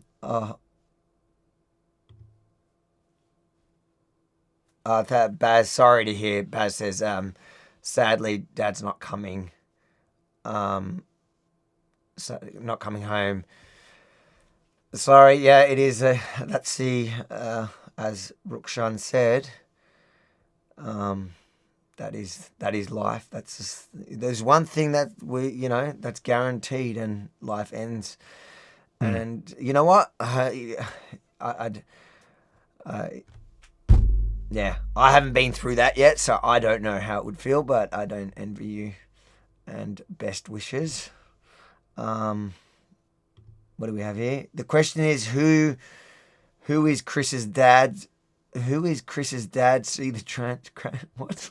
The question is who is Chris's dad? See how are you guys making jokes about Chris's dad when we've got like two people? One person just told us like the sad news of the dad. The other one told us also the sad news of their dad. Like one just passed away, one is not coming back from the hospital. And you guys tie that into Chris. I think that, Baron, I appreciate the super chat. That was inappropriate though. Not at the, like, I do like banter, but there is a time and place. No, Rukshan, back me up here. I agree. Chat was fire tonight. Thanks everyone. Great show. Was the chat? Was the general? I was reading the chat throughout it. So was the general? Hold on. So what was the general chat just before we go? Like, was it supporting Chris, or was it mostly? Because people would struggle with their hate for me, but Chris is not a likable guy. Hence, he doesn't have that many followers. Yeah. Look, I will say that people were not convinced by Chris's approach to this discussion. Yeah. As much as it frustrated you, I believe it frustrated many people in the comments. Oh, that's interesting because I know. Mostly because of his soft whispering that talking like this. It's a fake whisper. People couldn't understand what he said. The only time people heard Chris was when he actually spoke up like a man and used his manly voice to give his passionate take on something. But I'm reading the chat now. They're saying the general chat was laughing a lot. Chris' personality. Okay, it was funny. All right, people enjoyed it. I was just like I shouldn't have lost it. I should have just been more on my thing. But you know what? I want to have more. I want to have more haters on, and we're gonna get more people on. Like it's hate. I want haters. I want more. And we get a hater. One hater each week. All right. A hater a week. That's what I want. That's more fun. It was fun. General chat was pretty funny. Check the transcript. I wonder if he's crying yet on X. Is he? Well, oh wait, we got to do. Is there anything from the girls? The chat today was way nicer and kinder than Chris's chat yesterday. The people that watch him are actually evil. You guys genuinely have normal followers. Look, there are people that do come and hate watch me. I'm not delusional, and I don't mind them because it helps the algorithm. But and that was the point I was trying to make, is like his entire chat, every single comment. And remember when you were on it, like later on in it, we couldn't get there because he had to run away. But his chat, like every single comment that he did end up bringing, he was like, he had to skip him because they were so full of Jew hatred. Yep. Turn on, what's TTS super chats so we can roast them? What's TTS super chats? Transcript super chats? TTS is some sort of transcript thing, right? Text to speech, yeah. Text to speech, yeah. Text to speech. So what would that mean? Is that a joke? Am I missing something? Like, so turn on text to speech so we can roast them. No, I think because text to speech, there is a feature where the super chat, instead of us reading it, it reads it out. Oh, that's what Nick. That's what. Some people do that. Fuentes does that. Yeah, I think this is about that. Yeah. Oh, that would be funny. Yeah, we could do it. I don't know. Is it better that we read it or that they read it? I don't know. Maybe we can look into that if we can build that in or something like that. Too funny. All right, guys. Thank you so much for tuning in. Remember, as usual, just to help the algorithm. We want to make Chris famous because he's such an honest. He needs the following. He's got all the humility. So we want people to see this episode. So like it, give it a share, and make sure whatever platform you're watching on now, hit the subscribe and the notification bell So you get more of these lives and hopefully more with haters, and hopefully I handle it more with my More humility. More and comedy. More humility. I want to laugh. I've never heard that brought up in the context of the kind of street journalism that people do. Humility, like street journalism is not that game. That's just I don't know. No, like he's calling me arrogant. Like I'm arrogant. Like everything I'm doing is arrogant. But like the thing that's weird in saying that about that report, like in the 20-minute report, outside of the minute that he showed us, is like I have nice, genuine conversations with actual Christians, like grandmas, and like the only people there was a problem with were people that were screaming at me, sticking fingers up at me, were bringing Hitler stuff up at me. You know what I mean? Like, what? So you want me to be more humble around the Nazis? Got it, Chriso. God bless. Good night. People follow you. Just to quickly say where to go. You can follow me at The Real Rukshan on X, Facebook, and YouTube. Follow me. And you can also look, I'll give Chris a plug as well. Chris, you can follow me at Chris Coveries on X. Just look for the subtext that says New South Wales finest protest live streamer. That will be the account that you're looking for. And with that, guys, have a good night. We will see you back next week on the Opposition podcast. And before we go, the girls' messages end with hurry up and finish. Ha ha ha. He's actually reading our convo. Ha ha ha. On that note, for those of you, follow rv.com. You can find all my socials there. And if you hate watching, make sure to do it across all those platforms. Good night and God bless. Good night, guys. And hopefully tonight you leave with some humility. Humility. That's the catchphrase. Humility. Last word on the transcript will be humility.